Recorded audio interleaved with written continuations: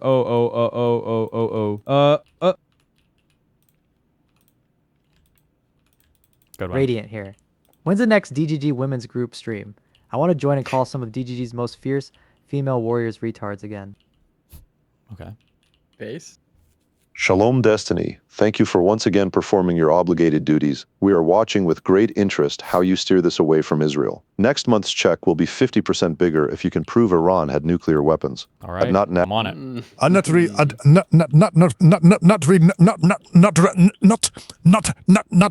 My husband is dead. I do not want to be remarried. Click now to see my definition of fascist. A fascist? Destinini. That's a girl's name. Let me ask you, you low black people? Yeah. Do you? Yes. Finally, now you answer it. Probably because you're a black woman. Shut up. That's not even Let me remotely ask you funny. another one. Are you a Democrat? Yes, I am. Yes or no? That means you a beta male. He got you again, man. No, he didn't. My areas of raccoon penises, whaleheads, dead bears, eating roadkill, surviving brainworms, swimming in sewage-infested creeks, taking nicotine and guzzling my cum out of somebody's ass. I drink it all up. Okay. Oi, lads! Matt Lloyd's here! This socialism stuff sounds great to me!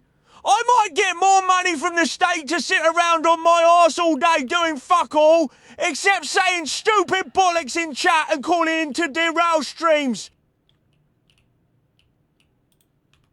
Okay.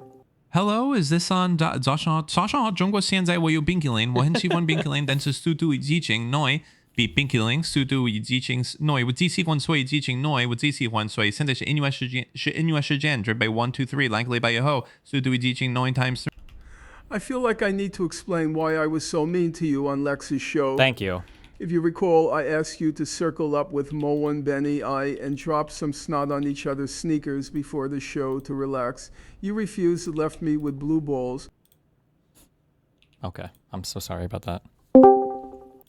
Destiny, here's this thing working? What the fuck have you done to your stream setup? Looks like you have stream deck, analyzer, fucking moderator, stand sound filter, 6 monitors, pedals, drums, gaming, guitar, control. Okay, good one. Voulez-vous coucher avec moi? Ce soir, mouton aussi, Tess uncool, magnifique, miam miam, moi oui, hon hon hon. All right, true. You're no fun. You hate fun. I said That's true. what it I said is. true. What else do you want me to say? You're gonna vote for Hong. Differences were not that huge other than the one outlier pool. So I don't really go off of that. There's other intangibles I look at with the candidate. Oh my god. Okay, quick sound break. Jesus. You guys are obsessed. Thank God. Turkish for Nate, Turkish for mom. Sadev says she shares Piker's politics with a few exceptions. I'm not in love with China like he is, he tells me. Dude, I swear to God. Why does he... intonate like a TTS. He sounds more TTS than my TTS of him. What? Turkish for mom. Sadef says she shares bikers politics with a few exceptions. I'm not in love with China like he is, he tells me. Dude, I swear to God, my family, everyone is a op. They really need to learn what to say and what not to say, jokingly or unjokingly, to reporters. And I've literally had to sit them down and have long conversations with them. But my mom, anytime there is a reporter, she yaps for 700 hours with the reporter. While I'm here live streaming, I have no control over what she's saying. But she loves, they're not PR trained at all. They don't know how to talk to journalists. They don't know what to say to journalists. And they will literally just be like, here, let me show you photos of him in diapers. It's crazy. Let me show you his dog shock collar. Oh, he was so proud of this one.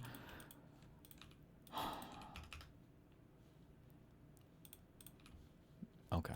Abdul loses. What do you think is going to be the issue? I think that, well, one, I've never seen a Muslim candidate be successful in American politics whatsoever. That'll be a big issue. It was also a big issue for like Kamala, for example. Republicans are just freaking, racist as hell. You saw that one guy, Amir Hassan, his name was. Trump endorsed him in the one district. And the Republican district voted for a white guy that was not even in the race anymore. He had no profile picture. Amir Hassan got 30% of the vote. The white guy got 50%. He got a majority of, he wasn't even running. That's how racist they are. So I think that'll be part of it. So you don't think it will be because the Democrats didn't support him? I've been extremely vocal about Haley and Nick Morrow. I think they've given a masterclass in supporting the candidate that they lost to. They're going above and beyond my expectations. I've been very. I don't know what he means by above and beyond. I feel like this is every single Democratic politician when they lose. I think they generally support the other candidate. But okay. Critical of like Jasmine Crockett for not doing that, and also Cori Bush for not doing that. I think people come down. Oh man, especially. Sorry, I'm not trying to do the race wars, okay? But especially white people on Crockett. You want to talk about? I don't know, man. There's a lot of weird stuff there with how people were treating Crockett and were treating the people in that camp. Yeah, I'm sorry. I just got the idea of oh man, dude, if it's like Kamala Harris versus like a progressive or like a DSA type white guy for like in the primaries, that's gonna be brutal. So I think I'm pretty consistent along these lines, and that's why I'm saying to you guys, like, you got to be careful who you call your enemies right away, because I'm definitely not. But well, that's why I'm asking these questions, because I have no idea. So, yeah, no, I appreciate it. No, it's all good. Now, yeah, go for it, Kyle. Since we've been talking about the race in Michigan so much, I do want to be clear that my understanding is that El Sayed is explicitly not a member of the Jasmine DSA. Was being a sore loser, Destiny. What? Bean in your DGG chat said Jasmine was being a sore loser. That might be true. I've heard that said, but every time I try to find clips of that, I can't. I just haven't seen that. I think the thing that I saw the most, there were two big things that I saw. One thing that I saw was claims about her saying that she wouldn't campaign for Tallarico explicitly or whatever. That's just not true. She said that she was going to, or that like she wasn't endorsing him, and she's not going to campaign for him, even though she promised or something. What I saw was her saying that she was going to use her time to campaign for down ballot people, and that she supported the ballot. I don't know if she said Tallarico's name explicitly. I don't think she did, but that she supported, she supported the winner and will support the Democratic ticket, and she's going to spend her time campaigning for down ballot people. That's what she said. And then, this like kind of what Abdul El Sayed would say? Well, according to that asked? one article, yes. People don't. Yeah, according to that article, when he was asked if he would directly endorse Stevens or whatever, technically that is what he said. So that was one claim I saw, and then another claim was that there were a lot of weird, like, racial attacks that Jasmine Crockett's camp was making. I don't know if I necessarily agree with that 100%. I do agree, though, that it did get ugly, but I think, and then I got an emailer who was a staffer who said this, and then I've seen discourse around like Keith Edwards and stuff about this.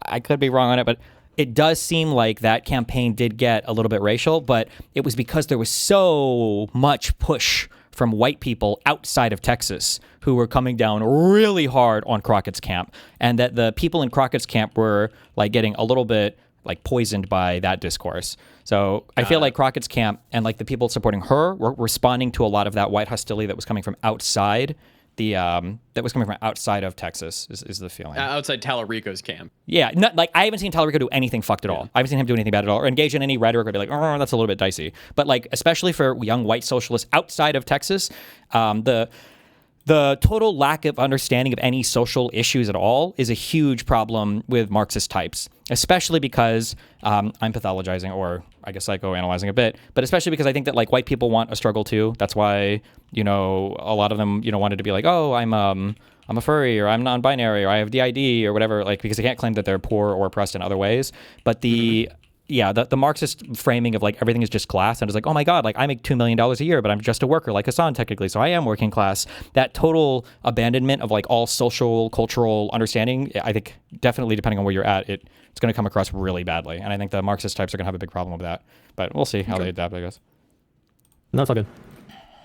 Now, Yeah, so go for it, Kyle. Since we've been talking about the race in Michigan so much, I do want to be clear that my understanding is that El Sayed is explicitly not a member of the DSA, and he's referred to himself as a regulated capitalist. Is there any concern that he's being dishonest with this identification? My concern with El Sayed is his associations with people I do consider to be cheerleaders of mass murder, animal abusers, and basically anti-Semitic terrorist simps.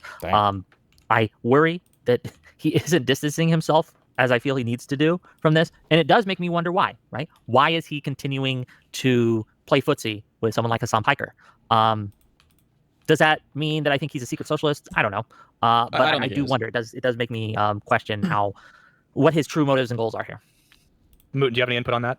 I think it's disgusting that he hasn't disassociated yet, but I think that we have a little bit of time. It can be hard, especially when you canvas with someone and whatnot. So I don't know at this point, like even if he does disassociate, will I believe it? It's going to depend on what he says at this point. No matter what, I will support the Democratic nominee in Michigan. I will be out there at some point canvassing for him, and I will be canvassing in Ohio. So we'll see. Oh, cool. I have so for myself in that, I think for Abdul, he seems like a little bit of a, a lot of a competitive asshole. I think he's very annoyed with American politics in general. So when the Hassan stuff comes up, it would be super beneficial to separate. And Hassan not separating himself is extremely selfish. But like Ben Shapiro put up a post, and Republican senators say this shit. Like the enemy is the enemy is inside the gates. Tuberville.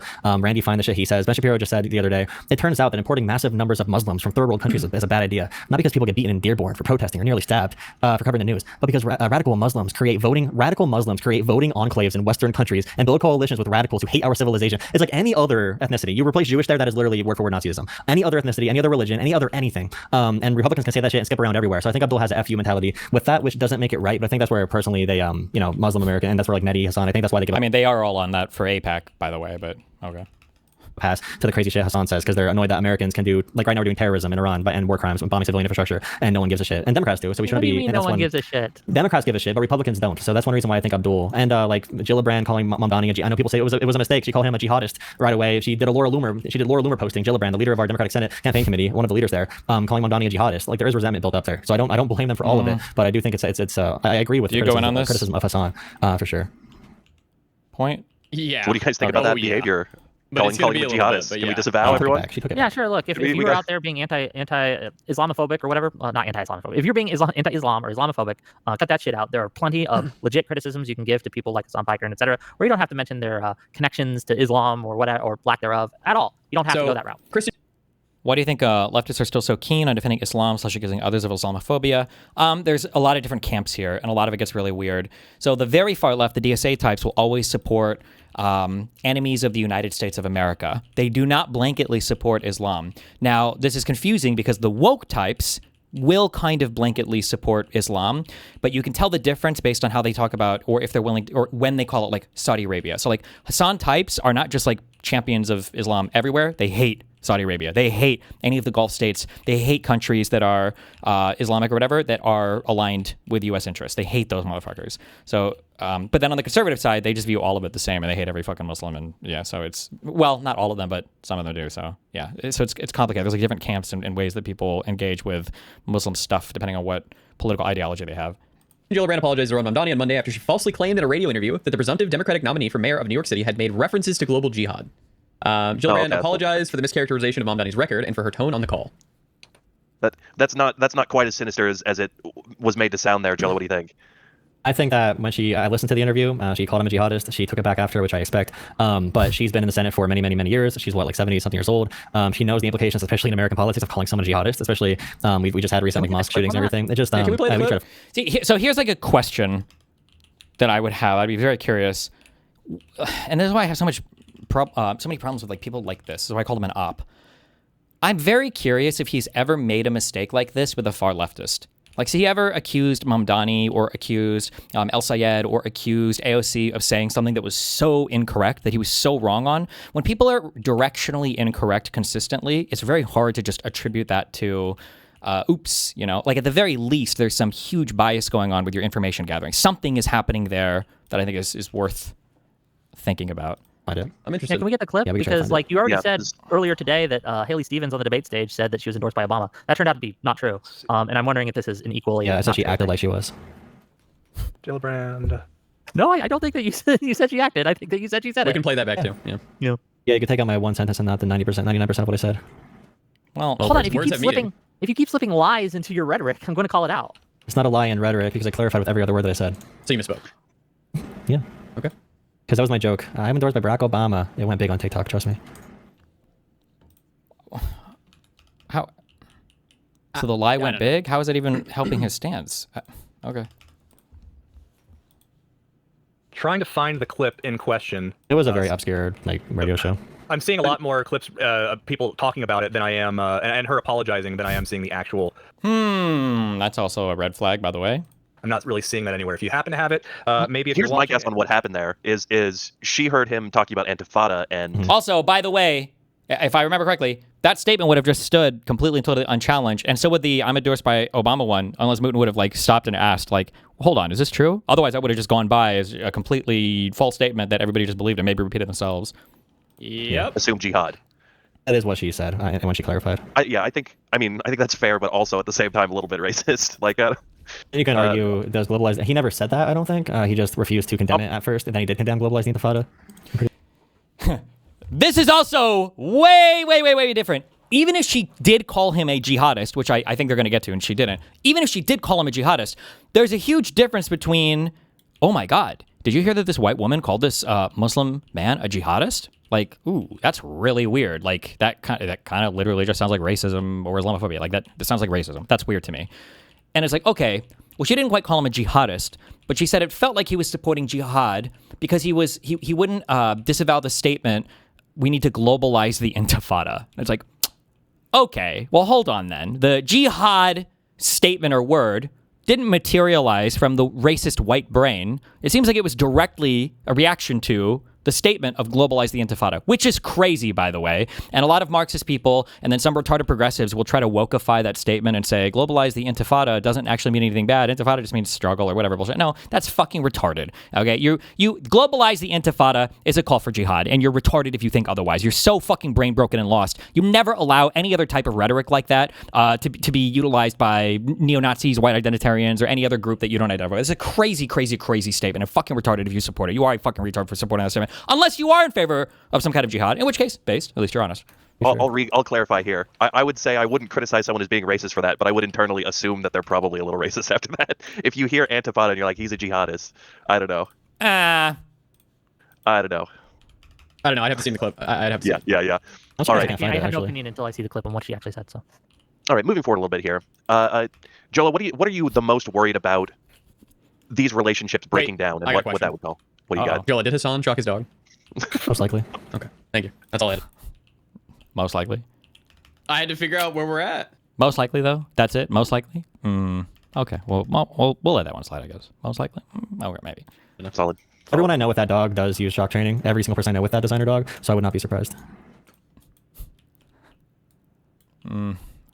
Okay. Do you think that's bad? Yeah, I lean on the side of it being bad. I think lying about it would be the worst thing, though. What about keeping the dog in the corner for 6 hours a day with a shock? Yeah, I think that's the biggest animal cruelty complaint there. It's just the general way he's keeping the dog. Look, I think there could be a debate on are shock collars a viable way to train your dog? I'm against that personally. But the issue is a lot of people will just go out of their way to simply lie about all of it, right? And simply say, no, it never happened at all. This is a problem I have with a lot of people from that corner of the internet, right?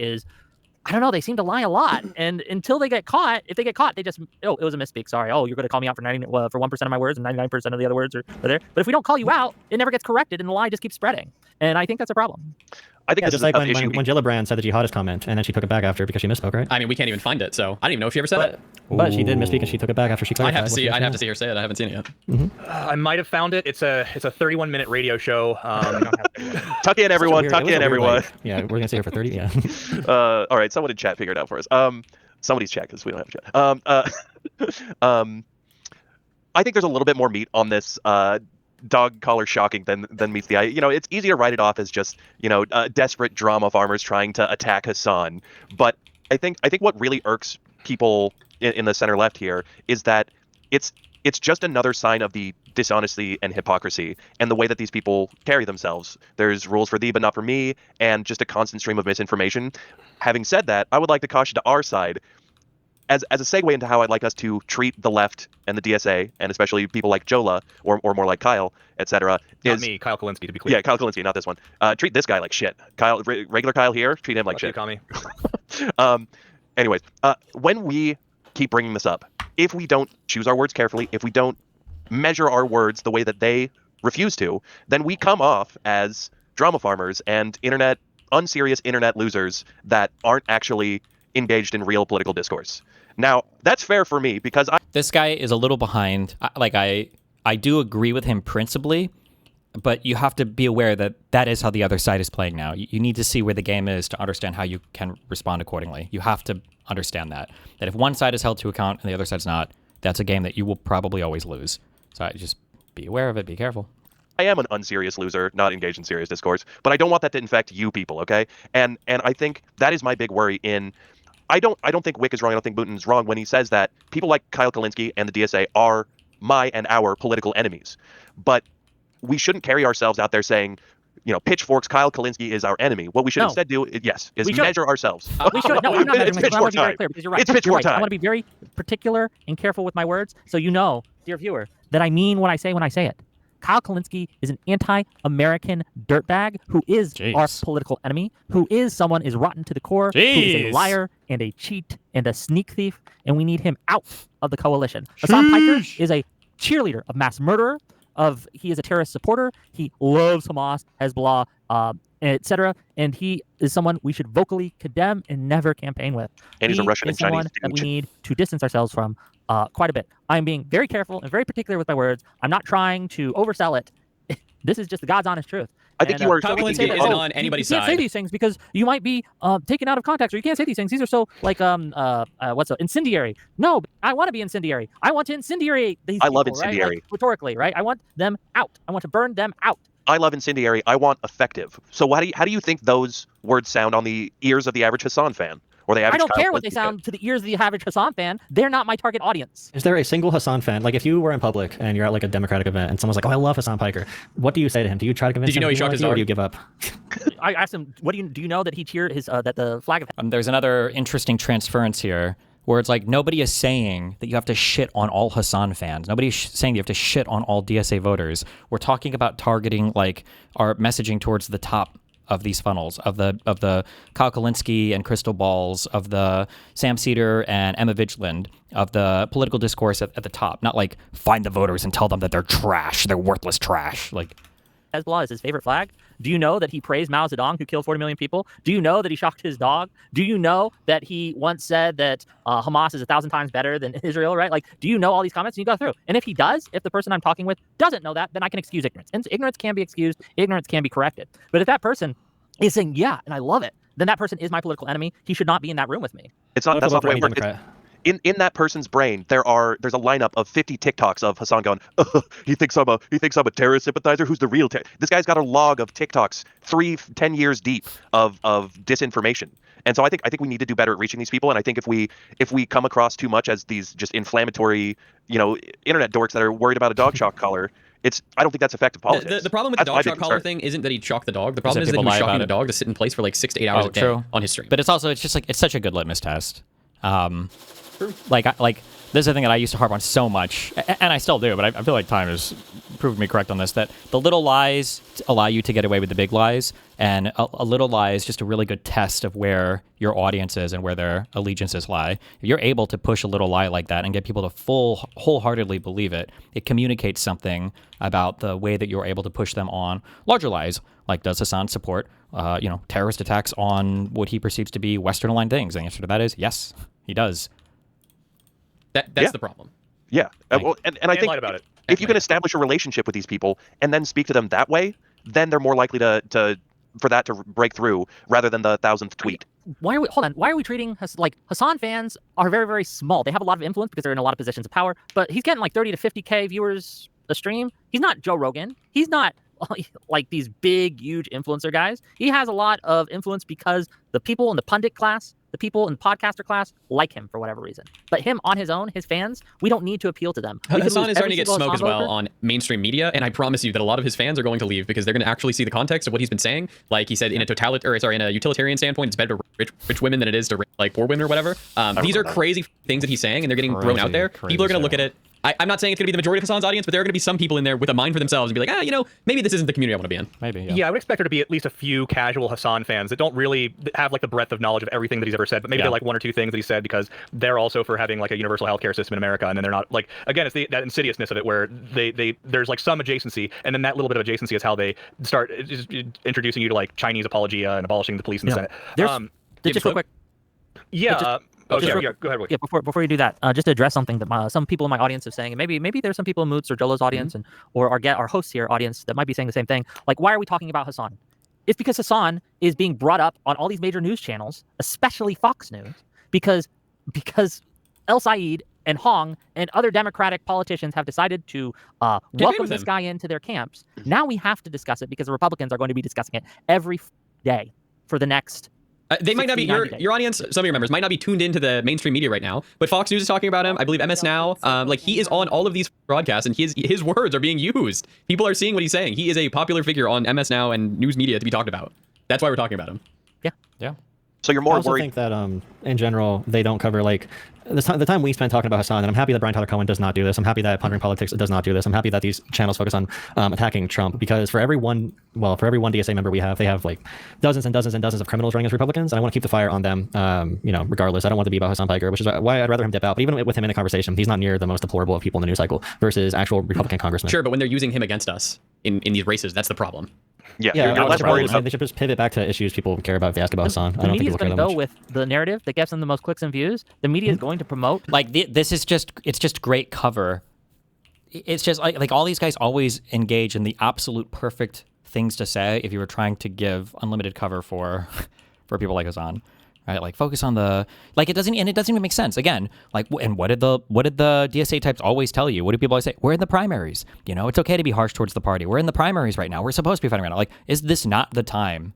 If you were ever going to attack the DSA types and Hasan, would it not be now in the primaries? Isn't that the point of the primaries? Is this now when we should be doing this? Like, yes. The people who are new to the system, this is something that they're going to do. We don't get a choice. Look at El Sayed's interviews on I think CNN. I think it might have been MSNBC. Don't quote me. Right? He was visibly annoyed that people kept asking him about Hasan, but he better get used to it, baby, because they're absolutely going to keep doing that because it's what gets attention. There's also what I said before. We can actually apply this both ways. One of the things I said before was people are saying, well, isn't this good? It'll strengthen the Democratic Party or whatever. Yes, ideally it will strengthen the Democratic Party, but only if you're allowed to actually have the fights. You have to have the fights for it to have the strengthening effect.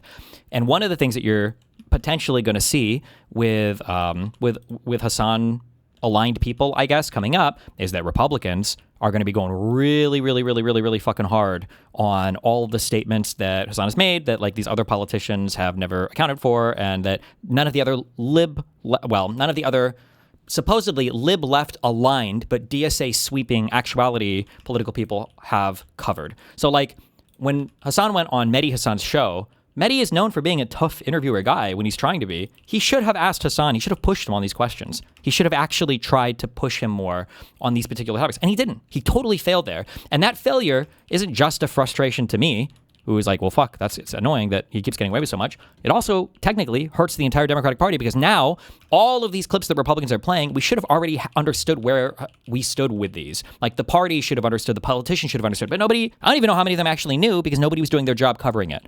So they weren't strengthened by their fight with the lib left. We're not strengthened by our fight with them because these people don't want us to fight. I love Josiah. He is my boy. He is my friend. But I do think that he needs to punch left just a smidge. For every 100 Trump bad videos he does, he should do one Hasan bad video. I think that's a good ratio. The average Michigan voter, I come from the Midwest, the state literally right next to Ohio. The average voter is not going to jive with what Hasan's saying about women getting These are just deplorable things, and Abdul El Sayed should absolutely step away from him, or these attack ads are going to work. Yeah, so you I've been trying to say this for all going to fucking say. Yeah, you two have been are more worried about the damage that the right will use him to affect than of the positives of converting the Kyle Kalinske fans and the Hassan fans. Yes. No, I don't need the 18-year-olds to maybe go vote this time. I'm okay on that.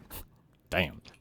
So you think there's this part of the anti-establishment that is just sort of lost to our rational causes? I mean, they'll grow up. They'll get up. They'll get with the program in a few years. But right now, remember, they're the far left side. They don't really ever try to make arguments to court moderates. They always attack and disparage moderates. You're never hearing these far left types guys be like, we got to try to appeal to moderate voters more. I mean, I guess in a way they kind of do, but it's by being subversive and lying about what their actual policy aims are, right? Like, I need to, I'm just for Medicare for all. That's all I care about. 50-year-old RFK fans. I think there's no growing out of stupid and gullible at some point. But you know what? Maybe we can win, even though the stupid and gullible are just all gonna team up on the right eventually. Again, I don't know. Most voters, as Mooten said, most medium voters are turned off when the politicians cozy up with extremists like Hassan, who has said some deplorable shit. And watch terrorists go and take over a vote. Yes. They are going to wonder why El Sayed is having a really hard time answering these basic questions when it comes. If the general election between you and Hassan, who do you think a majority of Democratic politicians would vote for?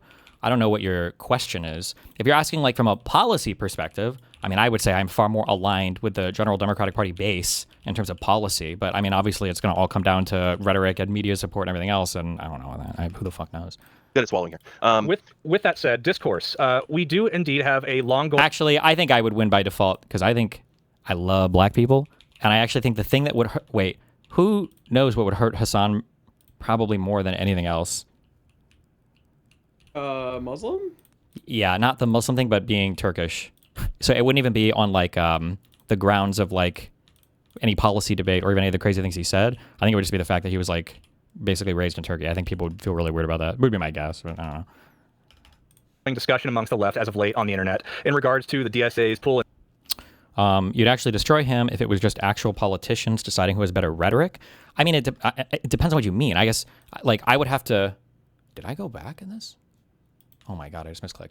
I've never done political rhetoric before in terms of like trying to win broad support from an electorate. Whereas I think Hassan is like exclusively practicing that now. Like all of my stuff is like online debate stuff or like you could say maybe wonky policy stuff or history debates or blood sports debates or whatever. So I've never even tried to do like actual appeal to political people rhetoric. Like Hassan is practicing almost on a daily basis. Like all of his stuff is like rhetoric practice.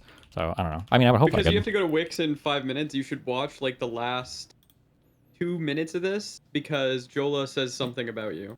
Something. Yeah, it's in his closing statement. It's like near the very end of this video. Okay, I'll text this real quick. Fuck. I enjoy chewing the fat with y'all. We won't keep you much longer here. Why don't we just have some closing statements on the issue, starting with Whick? Sure. I want America to be much fun to voter. Based. And last but not least, Joe. Be very closing statements.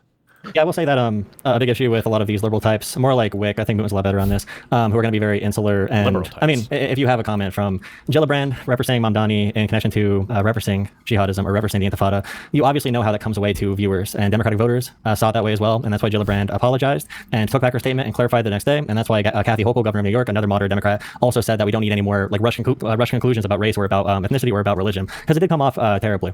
So yeah, and then also for the Haley Stevens thing, I think it's really funny. I think it's a TikTok format video. It's supposed to be funny. I don't think anybody came away from that video thinking that Barack Obama came out to endorse Haley Stevens. The joke is that she obviously, the obvious point, I won't say joke so it doesn't offend you. The obvious point is that it was a mocking video. She said, I'm working for Obama. And then she referenced, she gave the appearance that Barack Obama endorsed her, which, everybody on the ground in Michigan. And that was intentional by the campaign. It was very smart by the campaign as well. But denying that reality is insane. And trying to frame anybody as a liar is a good way to cut down from your political movement, especially your online political movements. Now, I'm not going to go hop in and defend Hassan, but for any like Destiny fans who are sick of just covering the far left every day, when he did not even cover the primaries, after Hassan was partying with the primary winners, then he covered the primaries.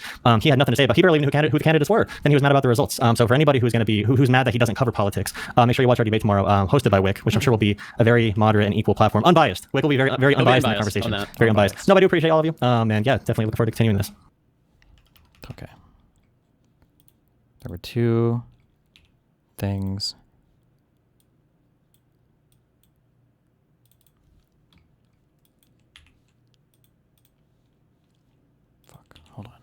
1. Hey, ready for me to go through? And it's about a minute long, minute and a half. Let's watch.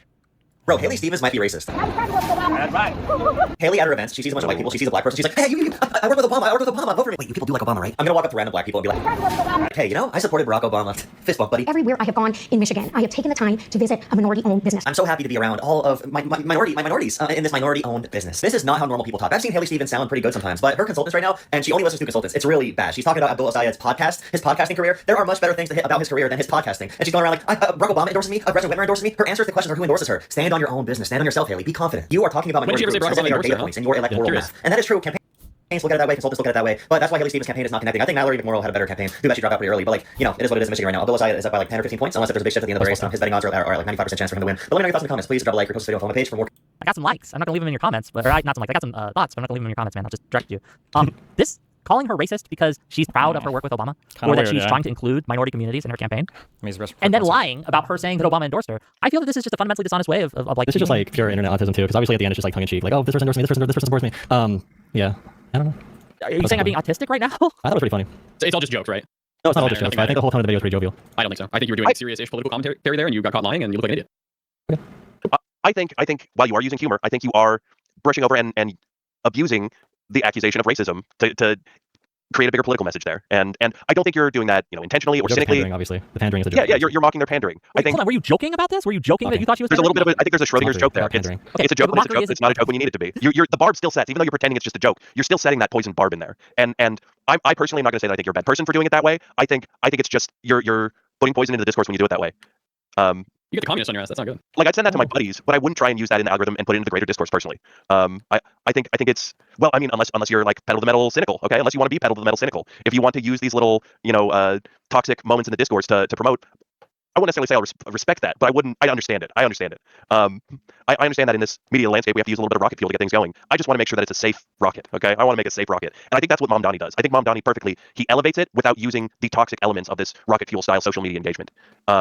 And I think you're capable of doing that too, Jolah. I think you are. I think you can do it. I think it was a funny video. I think it was funny. I stand by all of this. I stand by a majority of Democratic voters. I stand by the idea we need to work with Democratic voters and where they're going and what party to change. And you guys don't push for the party to change. And when I make jokes like this, it is mocking. It is going to be in that tone. But overall, when I give a messaging advice to Haley Stevens, the overall point is Democrats need to be better. And if I'm going to shit talk a little bit and go back and forth, shit talk is fine. And people that watch my TikTok regularly know that I'm a sarcastic asshole sometimes. And when we go through these different points, I also have videos on my channel giving Haley Stevens the most credit in the world and Mallory McMorrow. So I have a huge balanced approach on my TikTok. If you judge a political opinion off a 60-second TikTok, then yeah, you can say it could be bad in a microcosm of that example size. But no, I stand by that post. I think it's pretty funny. Let me give you a little advice then. Don't lie in your TikToks and message and expect people to take you seriously. I think it was funny. Look, I agree with you. Hold on,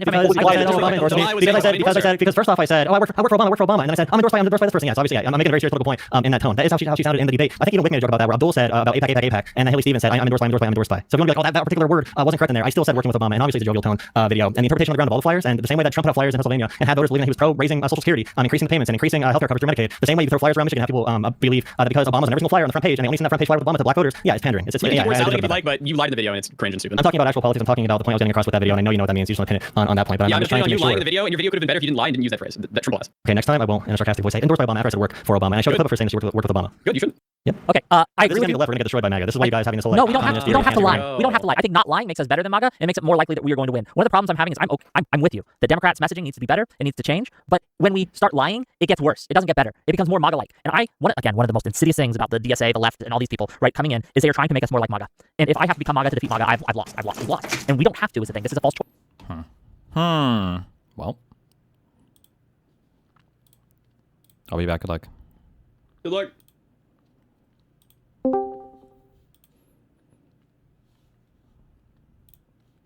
All right, we got our guests in the chat. We got everything set up. Welcome, Destiny. You're live, by the way. Thanks for warning me. Just making sure, right? Okay, well, welcome, one and all, to yet another episode of Whick TV. It's a cross-ideological space where we come together to talk about issues both political and serious, from the silly to the political and cultural, from the silly to the serious. We're going to have an interesting conversation today. Destiny, you made a tweet a few days ago, and I'm going to read it back to you, and I wonder if you stand by what you said. In a quote tweet to our interlocutor Jolah here, you say this: "Okay, never mind. I think this person is an op, lol.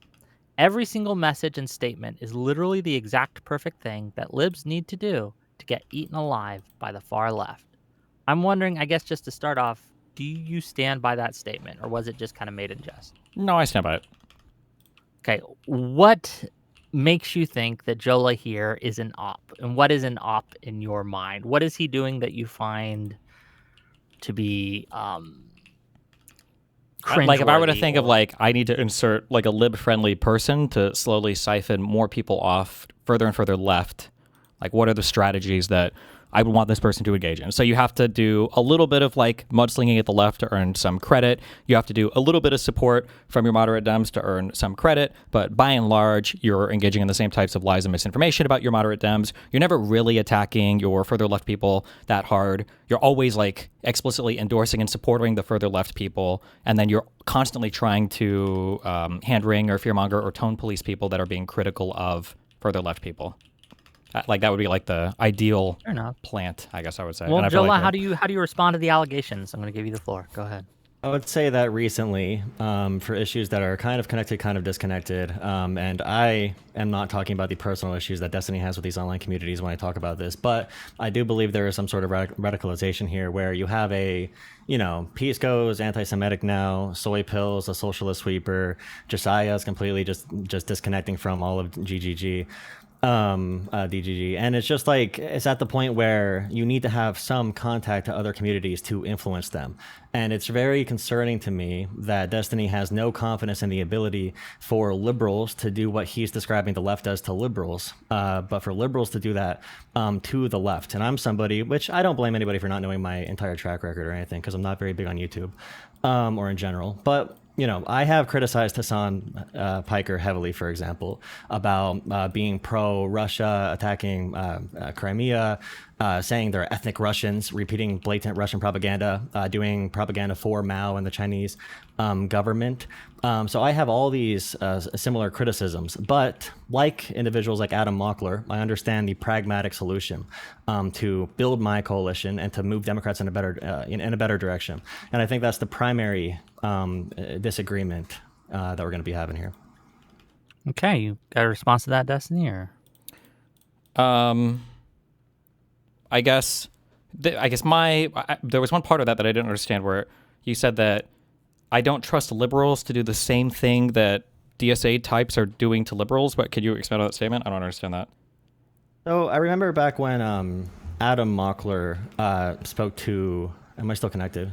You guys just okay. We're all good.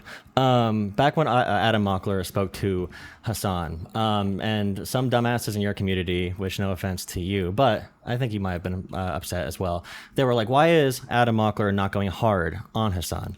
Now, in my opinion, Adam Mockler is very intelligent. I think he's probably like the young LeBron James of liberal politics. I think many of us agree.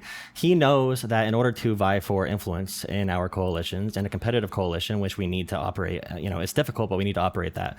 He needs to not go out and just be like, there's not going to be a big, you shocked your dog with the power of Zeus and you are terrorist and you are whatever. That's never going to happen. If anything, most of Hassan's fans, which you agreed with me a few weeks ago when we chatted, or they see themselves as normie progressives. So when I see someone like Adam Mockler make that pragmatic decision to not go scorched earth with Hassan, I see very clearly the role he wants to play and the strategy he's using to get credibility with Hassan's fan base. So whenever there's a flashpoint, so whether it's an election or another big controversy or another October 7th or Ukraine or whatever it might be, then Adam Mockler has legitimacy with Hassan's audience where he can be convincing to Hassan's audience and pull Hassan's viewers away from him way more effectively. Like I think you have little to no impact in that arena. And people like Adam Mockler, Josiah, Pisco, you can argue they're good or bad at it, but I think that is the role they are trying to play, and myself as well. But your community assumes all of us are either useful idiots or, you don't think we can be effective in doing the reverse of what socialists do to your community. So the reason why I would say that they can't do the reverse is because you won't let that happen. So there's two easy questions that I can ask you. So the first one is, if Adam's fans watched the conversation that Adam had with Hassan, and if Hassan's fans watched the conversation that Adam had with Hassan, who's more likely to be pulled in the other direction? I believe that in the real world. No. I'm just saying in general, fans of these people, not like in the real world on CNN. I'm just saying more towards Adam Mockler for sure. Okay, I think you're 100% wrong. And have confidence in liberals. You don't. That's the issue here. No, you want to act like we lost already to DSA. I don't agree. Okay. Is that what you think I'm going to say? I'm going to say I have no confidence in think liberals. that- What do you think I'm going to say? No, you'll probably say that we have liberals go on these shows. They are not antagonistic. Meanwhile, the left can be antagonistic towards us as much as they want and have endless charitability. And when we do the opposite, they just shun us.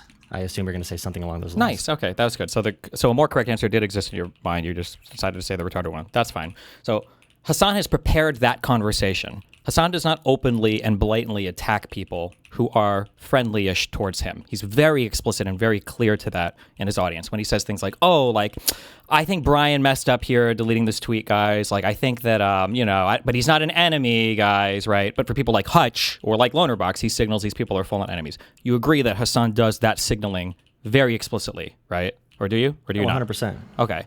So in a conversation where Hassan has already signaled to his whole audience who Adam Mockler is and, how to treat Adam Mockler, and when Hassan is the one trying to control the pace of that conversation, which he did halfway through, he was like, "Bro, why are you trying to debate me so much?"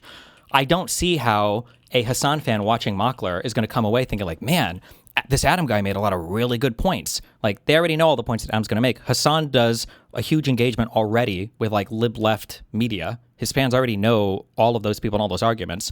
Adam Mockler's fans might not have dipped in as much to the far left Hassan types, but it's not like Adam Mockler's position in that debate was significantly removed from the positions that he actually has. But Hassan was made a lot more palatable in that debate than he would be watching terrorist attacks and cheering them on Twitch. That's why I would say that in that conversation, a neutral Mockler fan would be more likely to have a much more favorable view of Hassan coming out than like a neutral Hassan fan who basically already knows what Adam Mockler is all about. Out of curiosity to Destiny, just real quick, out of curiosity to Destiny, is there anything that Mockler could have done in that conversation to change that dynamic for you, right? Like, I mean, it depends on what Mockler's views are, and it depends on what he's trying to accomplish with his audience. But I mean, I would want to fixate on some differences because there are beliefs that I think Hassan has that are beyond the pale for what I would want in my political party, and I wouldn't want my audience to be falling into those types of, I guess, I don't know if you call them radicalization traps or whatever else, but I wouldn't want my audience to like think that I'm supportive of that.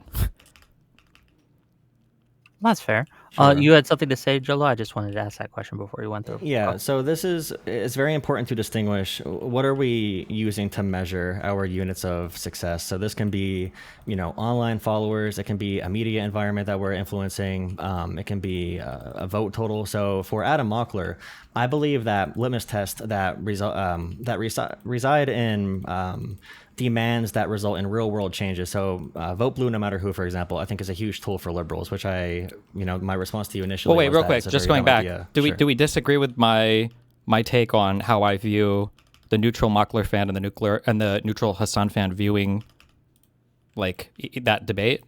Because that was my reason why I would feel context. Yeah, I agree in an online context, but this is where I have no confidence in Hassan's politics to survive outside of the internet. So when I talk about flashpoints and vote blue no matter who, when there's another big election and Hassan is a little bitch baby about like not endorsing someone, I need Adam Mockler there, at least, somewhat palatable to like Hassan's fan base to be the guy being like super rah vote Democrat. And Keith Edwards, he sounded like a dumbass in that other conversation from a week or two ago, but he was a cheerleader for voting for Kamala Harris. So far lefties that followed Hassan versus Keith Edwards, I would rather far lefties follow Keith Edwards for the overall pragmatic consequence or outcomes of overall votes moving towards the Democrats' direction. So I think Adam Mockler, there's more concrete demands that Adam would make with his content, and it's more actionable, where Hassan will fade into obscurity the moment that the moment like moderate Dems have good candidates against the DSA types. Sure. So then the second question, because I said I would have two questions regarding that. Well, so the first was the performance, where I feel like a neutral viewer of both fans is going to be more pulled towards Hassan afterwards. They're going to get a more palatable view of Hassan.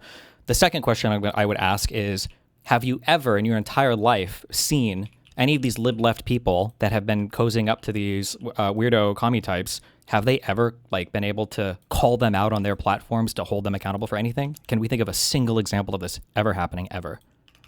Now that's where, I would... Here's probably the issue you have with the other creators I mentioned. At the Wait, hold on. where... You can answer and then give me your longer answer. But just, do you think has that ever happened ever? And then you can give your longer answer. But I'm curious if you've ever seen that happening ever.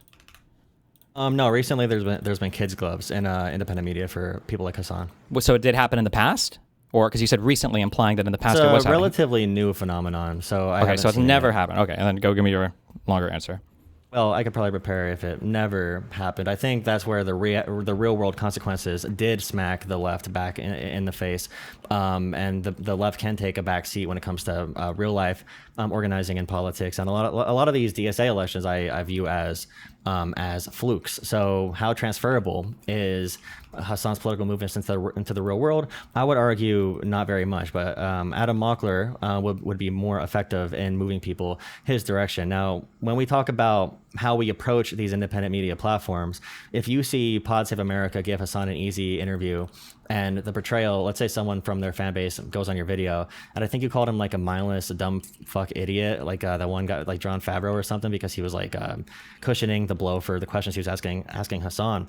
If a Pod Save America fan goes on your channel, or if a Pod Save America, if one of them looks at your channel, they are there's a very little likelihood they'd ever invite you on to their platform to have a alternative opinion. And when you are on platforms like the Bulwark, after you talk to Tim Miller, he was talking to Pete Buttigieg about tankies, and Americans don't even know what tankies means. I'm not sure if you were the main influence for Tim Miller talking about tankies, but that type of language is not transferable to real politics, and I just feel like there's better ways to attack it.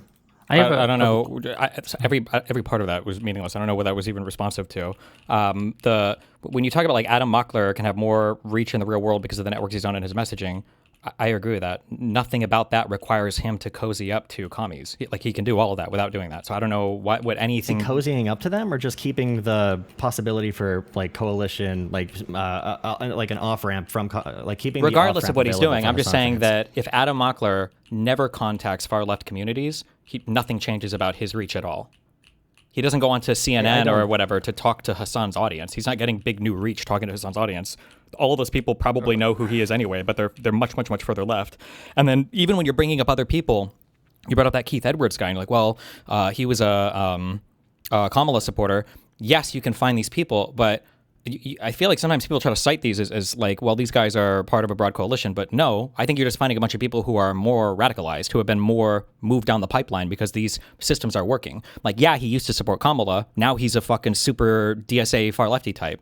That Umish voter guy that everybody's so mad about or whatever, whether they're mad about the guy himself or mad about me for spotlighting it so much, that guy was also like a McMorrow supporter. It looked like, and if you dug more into his past, he seemed like he was a little bit more moderate. But like a lot of these people become super radicalized because of this one-way system we have where we can't really critique the far left that much because a whole bunch of people like you're going to say, well, I don't really think it's effective. And for the far left people, I don't know. It seems like they're gaining more popularity. It seems like it's working decently well for them. Yeah, a question I had for you, Jolah, right? Because you mentioned that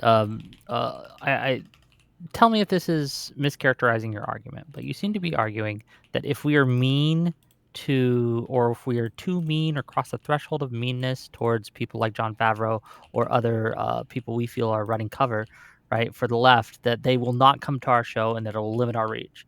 Is there any conditions where we can be mean to these people, right? Like, is there a line that they can cross where it's now acceptable to be mean to Hassan or someone that is running cover for Hassan, like, say, I don't know, John Favreau or Pisco or Josiah or whoever, right?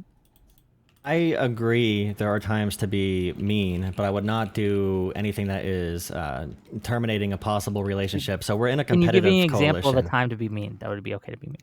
So I might make a video about, I have a lot of Hassan and Destiny fans in my chat, and I have moved both of them, in my opinion, to the middle of like progressive and more like a pragmatic liberal sense. And the Hassan fans will come into my chat and talk about like, Hassan wanting healthcare and just being a normal progressive. And I'll say, buddy, I really don't think it's good to, be pro the authoritarian Chinese government. And you might think it's dumb to be that light on people, but it also keeps people's minds open. You could be stern and be direct about your criticisms of someone without calling someone, like if I'm working on a job with someone that I know I need to work with in the future. If I call them or their boss a dumb mother effer, lunatic, piece of shit with a terrible family background and whatever, some things are going to be so beyond the pale that rhetoric is going to cut me off from ever having influence in that community. This is totally non-responsive. If the conversation is just like, is there certain rhetoric that I engage in that's really radical and cuts me off from certain audiences, that like I would almost certainly grant that that's probably true. It's the way that I market myself online. I'm not saying that. Do you think that I'm saying that every single liberal needs to say that Hassan is a dog shocking sex freak? Do you think that my criticism your of audience? Well, no, wait. We're is not getting talking. the Are we sense. just talking about just my audience, or is this about like the broader like lib left discourse versus like socialist discourse? That's the issue, is you talk about marketing yourself online. I'm talking about pragmatic action, and your audience does not follow pragmatic action, in my opinion, if you're going to be kicking out Pisco and Josiah, and even myself, someone who criticizes Hassan and the far left all the time. It's pretty ridiculous. It's not very conducive to coalition building, and this is a long battle of vying for influence in the Democratic Party between coalitions. That's why Vote Blue, no matter who, was so important, because that is the guiding principle. When it all comes down to it, like William Lawrence won in Michigan. He's a far left DSA Sunrise Movement candidate. He already, and he won because the field was split between two like more moderate candidates. He already, right when he won his primary, endorsed Hakeem Jeffries for the House. That signals to me that they are not seeking to destroy the Democratic Party. Anyone that is not seeking to destroy the party, who wants to compete aggressively within it and still move it forward, we need to be making some peace and working with them. What does this have to do with the question that I asked? Because, so if we have 100 Hassan viewers or 100 progressives or 100 members of DSA, DSA is largely going to be younger people. They have the ability to change over time, believe it or not. Many people want to join the DSA. I see DSA posts often saying, can you please join and help us moderate the DSA if you join? And you probably think that's a commie trap or whatever. But if you have 100 people who follow that kind of politics, and your message, are you seeking to influence anybody who's a member of the DSA to leave it, or are you just here to like yell about them and make people not join the DSA? My goal is not to de-radicalize DSA members or like hard like believers. No, that's not my goal. My goal is to strengthen liberal arguments and call out the further left stuff that's like growing and cannibalizing a part of the party. So my function that I see myself serving right now is strengthening the lib left resistance against the infiltration from the far left element. I'm not trying to de-radicalize DSA members. Okay, I would argue that when I try to go into this, I'm trying to explain the thought process that someone like Josiah like also shares. I think him and I are very aligned in this, where it's very complicated to orchestrate and to be a part of a competitive coalition like this, where you may say, if there's 100, more far left progressives, maybe your message can reach to 1 through 5 of them because of whatever reason, because of the media landscape, because of your reputation, whatever that might be. But for Josiah, pondering politics, and he doesn't comment on, he's definitely not going to come out in the left moving forward. Let's say he can move 30 of them over or 60 of them over of that 100. So when we take these certain actions, it's not an attempt to be like snaky or whatever. It's an attempt to broaden your ability to influence different coalitions and to vie for influence in different coalitions in the Democratic Party, which is why I attack Cori Bush, who lost. She is such a sore loser. She was in for one term. She got her ass kicked by Wesley Bell. She blamed APAC. She came back again this year. She's like, oh, APAC is off the table, blah, blah, blah. She lost by even more, I'm pretty sure, this election. I went super hard on Cori Bush, and I'll go super hard on Andrew Cuomo, because I just want, pragmatic elements to succeed in the Democratic Party. And I want everyone to know I can be a conduit to have that conversation and in my own organizing. I'm not going to shut out someone for being far left, even if they are a 20-year-old dipshit that believes in like communism or whatever. Okay, that's fine, but so again, nothing you said was really like, you don't have to shut out like 20-year-old commie DSA type people, especially people who are just followers of other content creators. What I'm saying, the big argument that I've had with people is that fundamentally you will never be able to compete against that other side when it comes to taking members. They're always going to be funneling more from you than you are from them if they have no rules and you're held to a very restrictive rule set for how you can respond to them.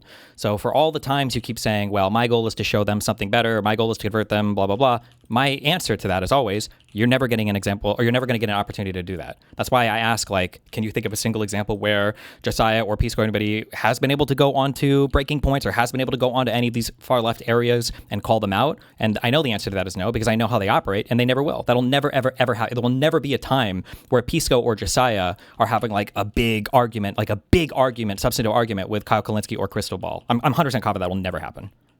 And you can say otherwise. That. Okay, then in that case, then all you're doing is facilitating an audience transfer to that further left area. Because what it looks like, and what the average person's perception that engages in these spaces looks like, is it looks like the left people who are me are like pragmatic, maybe left people, but like the better morally pure position is the further left position, which are like the Hassan type. That's like the impression. These guys are the ones who are like idealistic and they really want to do the best they can. And I guess sometimes we have to make these like dirty moderate deals if we're just trying to get some stuff done maybe, but like the better position are the further left people. And then that's reinforced by the fact that they can infinitely attack people to their right and then never really get attacked by people to their right. And that one-way transfer is just not possible. This is why I say there are no coalitions with people where the attacks are only one way. My goal is to have Democrats beat Republicans and also to have Democrats elect Democrats who are able to sustain powerful liberalism and to correct the faults in the system right now. So when we have the DSA, I do not agree. The way you speak about DSA, I would assume they are so powerful and subversive. They are in every corner of American politics. And you said about Keith Edwards and myself even, that's exactly what I would say if I was trying to subvert the party. Oh, don't worry about the DSA. They're tiny. They are tiny. I'm very confident we can overpower the DSA. I'm very confident Daria Leza won't be around long. I'm very confident Francesca Hong won't be around long. All of our top leading Senate candidates, whether it's Turek in Iowa, whether it's Ossoff or Tallarico, the only one that's more further left is going to be El Sayed. And even he describes himself as a capitalist and he's moderating. He's forcing the more socialist types to moderate on issues like Ukraine already, saying that it's conditional aid and Ukraine fits those conditions. So we're going to help fund Ukraine. And Dylan Burns is a fantastic example of someone who is in it. He's in it with a lot of these progressive lefty types. Dylan Burns is the perfect example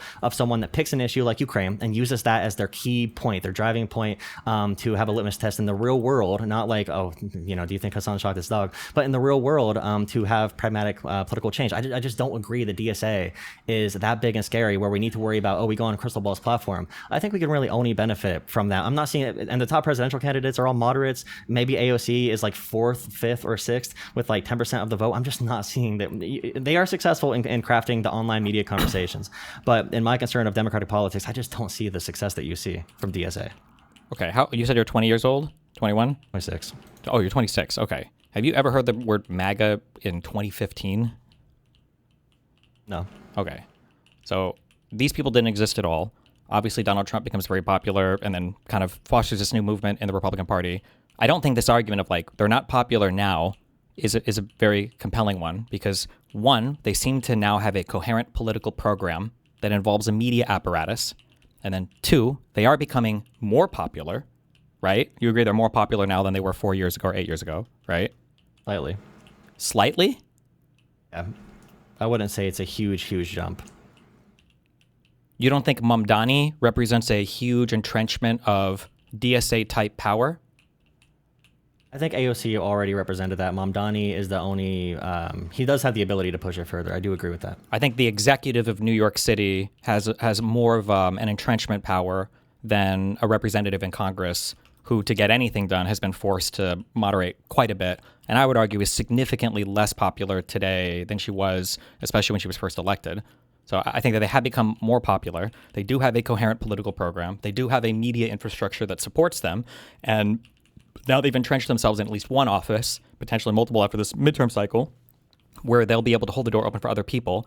And I don't see, and this is the argument I've made a million times, is I don't see people on the lib left having the ability or competency to push back on these people at all, because there are far left people that say you're never allowed to.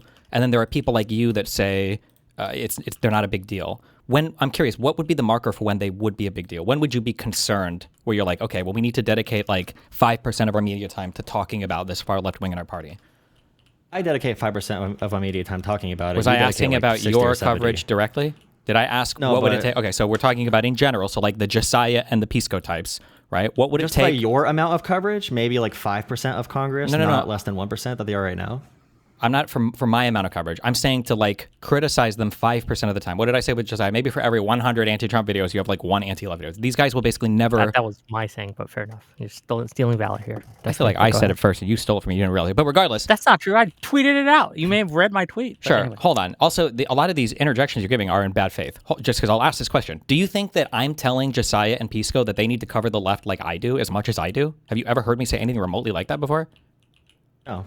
Okay, so I don't know why you're saying to cover them as much as you do. I've never given that prescription. My issue is that they are never able to do it. And it seems like they basically never do, and then they're giving reasons why, and you've given reasons why they never should. So that's my issue. So at what point is the DSA large enough that maybe they should cover them 5% of the time in their coverage. If we have a strong, it'll be large enough when we have enough DSA members to say things such as they're not going to be following the line of like Mamdani endorsing Jeffries. Once they say they want to destroy the Democratic Party, which I think there might be one who wants to destroy the Democratic Party. Other than that, we need to compete for influence in the coalition.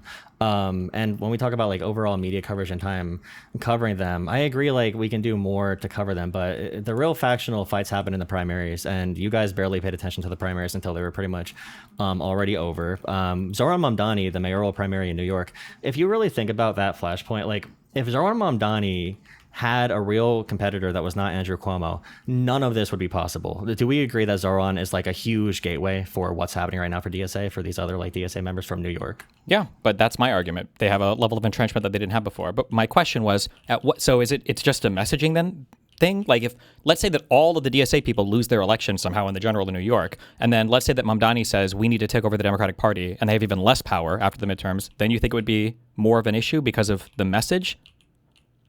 I have confidence that reality will conflict with them, and it always does. They either crash back down to earth or they will be out of Congress. I don't think they'll be around very long. Or they'll have to, like, Zoran Mamdani had to keep Tish, the police commissioner of New York. She's like the biggest, like, pro-Israel, like, billionaire backed whatever, like, everything the left hates. He forced the DSA into submission to accept her for pragmatic political reasons. I think that's a sign that their power is very limited. Like, what has Zoran actually been able to get done? Well, he endorsed 3 DSA candidates, one that everybody fucking complains about, and all of them very handily swept their primaries and are going on to now be members of Congress. I would say that's a pretty big deal. Okay, if a DSA candidate wins a competitive seat anywhere in the country, I will be worried if they win a competitive seat someday. Do you consider the Wisconsin general election for governor? Is that like a competitive seat in your mind? Or? So that'd be a sign of Francesca Hong that we'd have to be very, very staunchly in the coalition, but also against her. So I would say that it's completely harm reduction for her. So I do agree that's the biggest blip that we can see right now. Wait, I don't understand what that meant. So do you think then that it would be worth, like, when do we cover her negatively then? Would you argue that we should cover her negatively in the general? If she wins the general election and is able to be a popular governor, then I think it'll be a serious discussion. But I don't see that happening. I mean, I don't have much confidence that'll happen. I don't know why you keep saying I don't have much confidence that'll happen. I'm not asking what your confidence is that'll happen. I'm just curious where the line is for you. Because if it's Mamdani is in one of the most powerful political positions in the United States, right, second to president. I mean, the mayor of New York City is a huge political office. So Mamdani is there. We might have a governor in Wisconsin that it might be DSA aligned. Once she's governor, we can talk negatively about her. So so if I started to, or if Josiah or Pisco or other people started to give negative coverage now of the new democratically elected Democrat Party governor of Wisconsin, that would be okay? You wouldn't view that as like just furthering party infighting? Eliminate the threat of MAGA first and then go ham on her is my position. How does that eliminate the threat of MAGA? Wouldn't you be encouraging MAGA? Win the election first and then go after her. Well, but then what? Then somebody's going to have to primary her, and then there's going to be another general in the future, no? Like, wouldn't hurting her necessarily help the opposition party in the next election? I don't think she'll be a successful governor and win her next primary. I think that's a big evaluation to make when you consider the future success of these ideas. I do not think she's going to be popular. I think it's a mistake that she's even in the lead. The candidate was going to kick her ass, but her one of her campaign advisors or workers like double counted all the donations and lied about where the expenditures were going. They were doing huge campaign finance violations. But Francesca should not even be in the race right now. But all the good candidates dropped out, had scandals where like Mandela Barnes had a scandal where like a former staffer said that he abused their power dynamic and they hooked up, so he had to drop out. The other woman had the financial issues, and then Crowley is the only option. And I know we were joking about that last night about how I was joking about it, how he joined back in the governor's race because his wife saw a bird sent from God, a message from God, and he's not polling very well. So it's a mistake. It's not like a huge example to me of the system working when all of the Democratic Party's presidential candidates, 80% of that or 90% is going to Pete Buttigieg, John Ossoff, Gavin Newsom, Kamala Harris is leading the polls. And a Democratic Party like that, maybe if there was an actual DSA candidate even polling other than AOC at like 5 or 10%, we could have that conversation. But all of our Senate candidates are I'm just very confident in liberalism. I'm very confident in the political reality that no matter what arguments they make, no matter how much online domain they have, when shit really hits the concrete and we get on the run politically and elections come and go and 2028 comes around, I do believe I have trust in liberals that we're going to be able to pull it through. And I just think liberals are focused on destroying MAGA right now. And once MAGA loses the midterms, I am 100% on board right after the threat of MAGA's gone to start up this conversation again.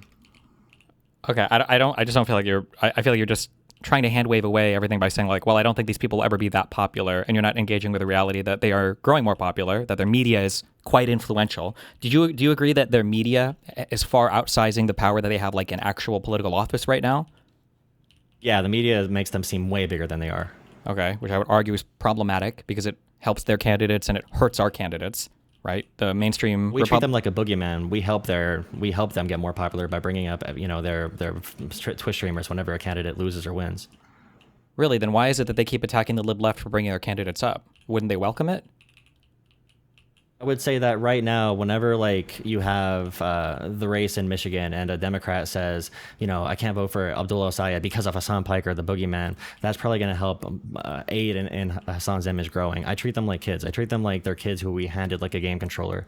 Do you think that's how the average Michigan voter is going to feel when clips of Hassan's insanity start getting repeated on news cycles of him talking about, supporting Hezbollah and everything? Do you think that's going to be the average feeling of a Michigan voter in the general? I think Abdul should separate from Hassan for sure and should denounce him, but I'm not convinced that wasn't a big impact in this election. I got you. That was not responsive at all. So I'll try again. Do you think that the average Michigan voter is going to feel like Hassan is just an irrelevant boogeyman when there are clips of him and El Sayed being buddy-buddy, and then the stuff is being played of Hassan, like watching terrorist attacks and supporting it and talking about how it's better when rich white women are getting raped instead of middle-class or working-class white women? Do you think that they're going to be like, oh, this guy's just a boogeyman, ha ha ha, like this isn't influencing our opinion whatsoever?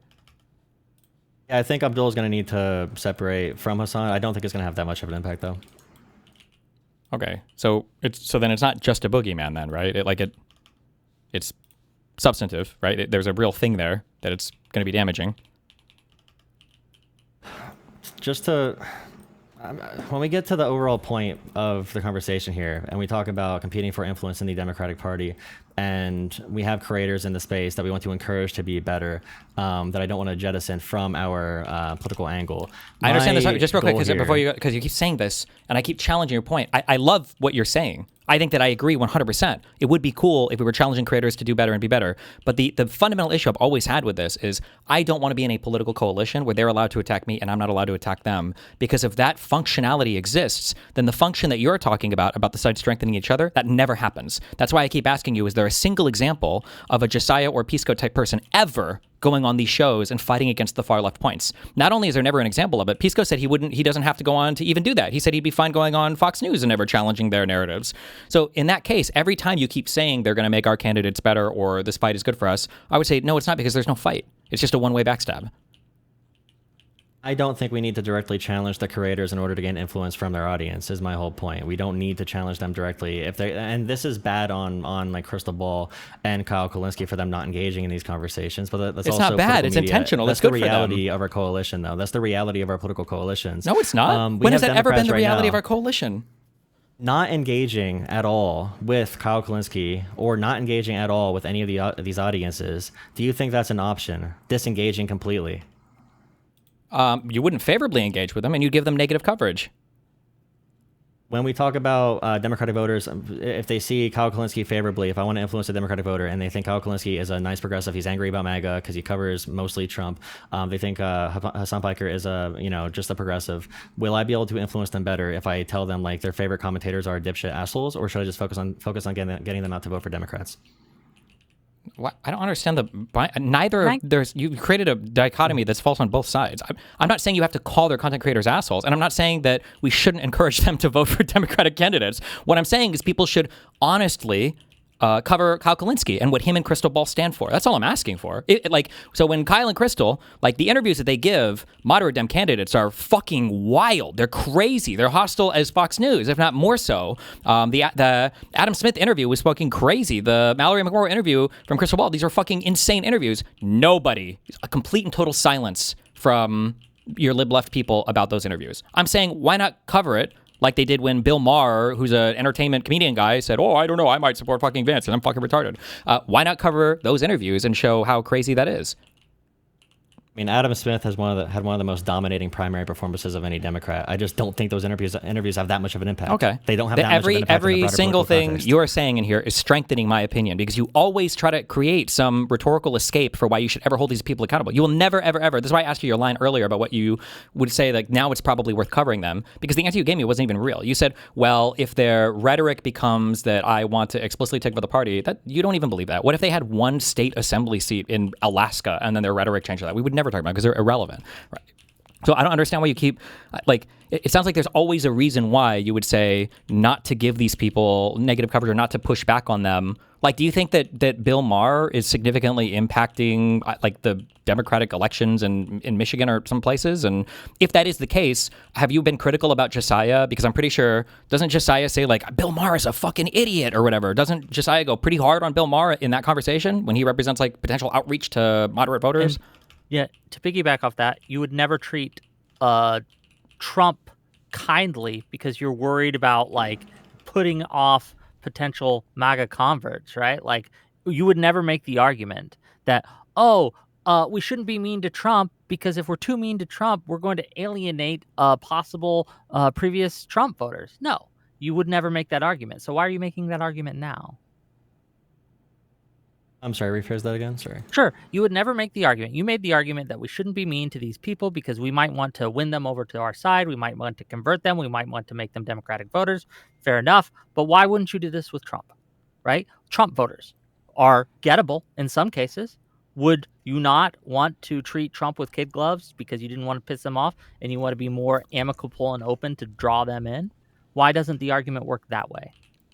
If I talk to a Trump supporter, I know that they, in my opinion, social identities and social issues dominate politics. So I know that versus DSA, a Trump supporter is probably going to be highly religious. They probably are very close to their identity as a white person in America, and that completely conflicts with my vision of a future for America. And then when we talk about DSA getting more popular, white religious people conflicts more with your vision than people who are overtly trying to take over the party from the inside, who are pro-Marxism and pro-Putin and Stalin? Yeah, because in American history, in all of American history, America has been more geared towards white religious men dominating politics. George Bush justified Iraq by saying we're going into a holy war. Republican politics has always been primed. You know that's not true about George Bush, right? Why. That's not even remotely true. What?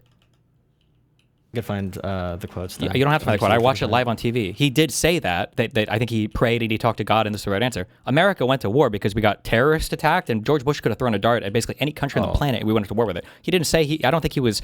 This was not like a call to religious people to go to war. Like, yeah, he uses religious rhetoric. Every president does. But I'm sure you would agree the Republican Party has been far. It's easier to have a cult mentality in a highly religious evangelical group that's all the same race and culture versus the Democrat Party or the DSA, which is like every single minority group together. Well, the Democrat Party, yes. The DSA, no. I think the DSA is perfectly copied. There's a reason why El Sayed brought more white people together in Detroit than has ever happened in the history of the United States of America. Like, there's a reason why these audiences, and by the way, all the content creators that seem to refuse to disavow or attack any of these socialist people, your Adam Mocklers, your Josiahs, your Piscos, all of these people also happen to be young white men. I don't think that's a coincidence. It's why one of the biggest pain points for this DSA types, for people like you included, and people like Keith Edwards, also young white men, were Jasmine Crockett. I don't think that's a coincidence.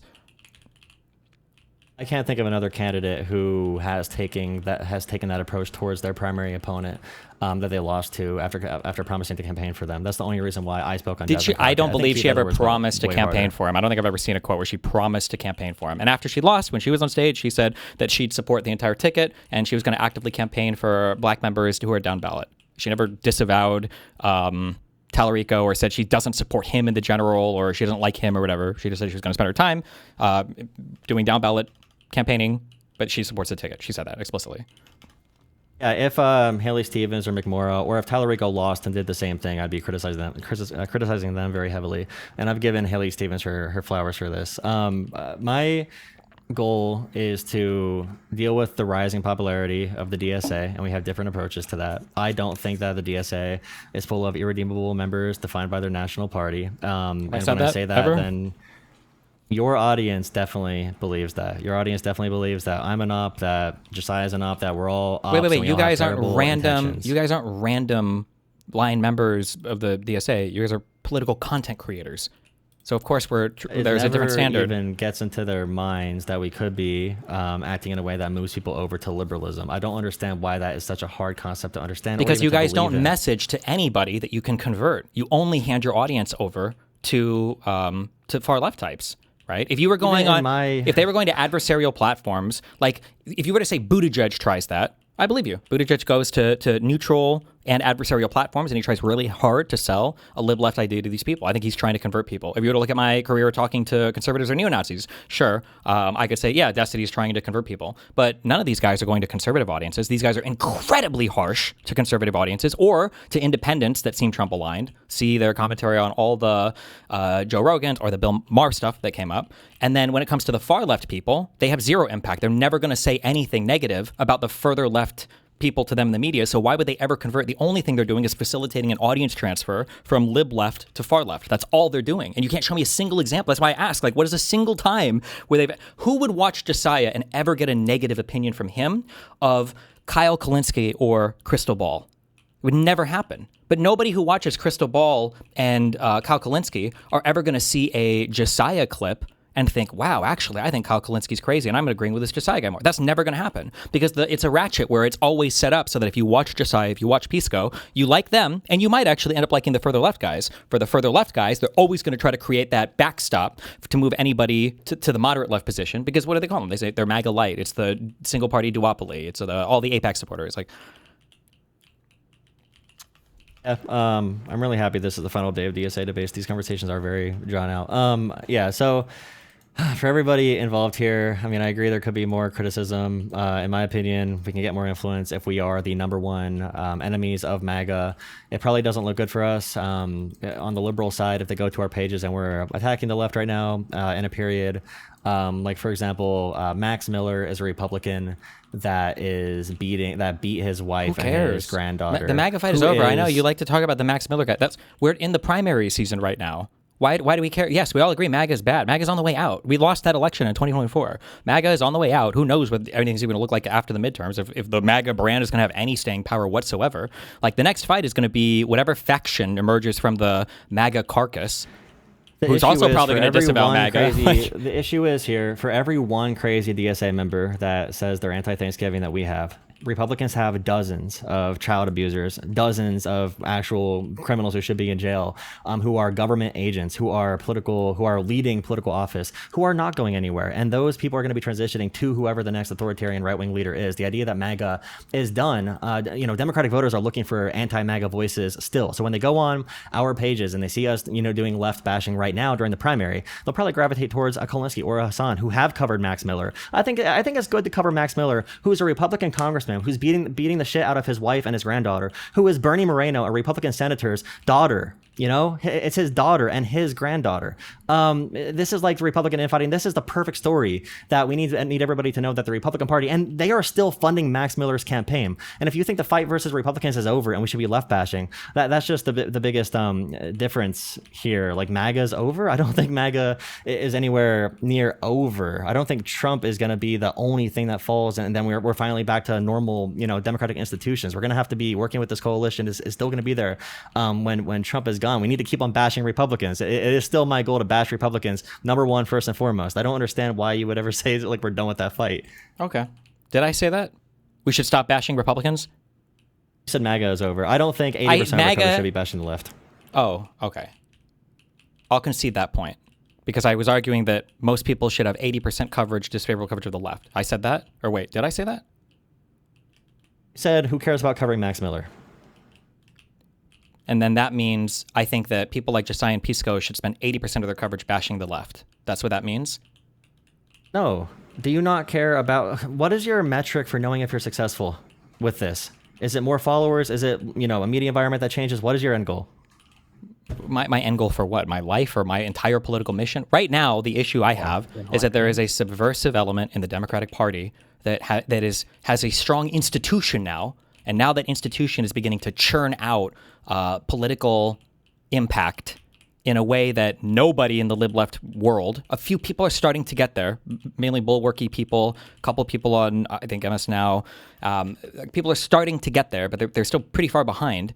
And there's a whole bunch of lib-left moderates in the center of this fight who are constantly telling us that we can't pay attention to this like growing, cancerous, subversive aspect in our party. And they seem completely unable or unwilling to identify it and fight against it. And I only see it becoming larger and larger of an issue. Like, let's say that Al-Sayed loses slightly in Michigan. Do you recognize that that would essentially be like the DSA costing us a Senate seat? Possibly. Does that matter to you? Because you talk a lot about like, well, political power and what matters at the end of the day, and being an activist and being an organizer. Does that matter? Losing a Senate seat, is that a big deal? Or I'm not convinced, and I'm on the record saying this. I'm not convinced either candidate is going to win the Michigan Senate seat. I think that either is going to win or lose, depending on what happens in the political climate. I don't think there's much that's going to change that election. So I don't know if that's going to be super definitive. When I ask you a hypothetical, and then you say this is what I think will happen, I can't tell if this is an inability to engage with a question or if you're nervous and trying to avoid it.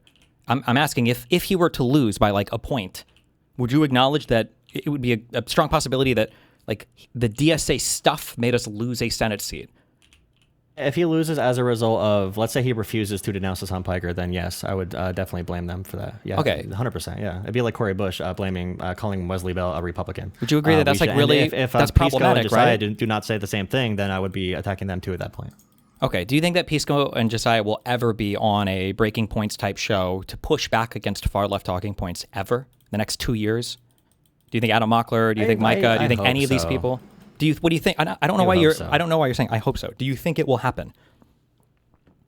I think that if we pound MAGA, if we win 240 POW seats, then yes, I do think there's a good likelihood that can happen from one of the creators that we're mentioning. I could be proven wrong. That they're going to go and they're going to fight to the left if we have a good House victory. Yeah, if Kyle Kulinski says that it doesn't matter that Democrats won, now that MAGA's gone, these are all MAGA light people, and they're basically Republicans. If they don't push back against that, then I'd be talking about them then. Even though Kyle Kulinski and all those people have been saying essentially that message for the last 6 or more years. You think that now it's going to change and now they'll go and push back against it?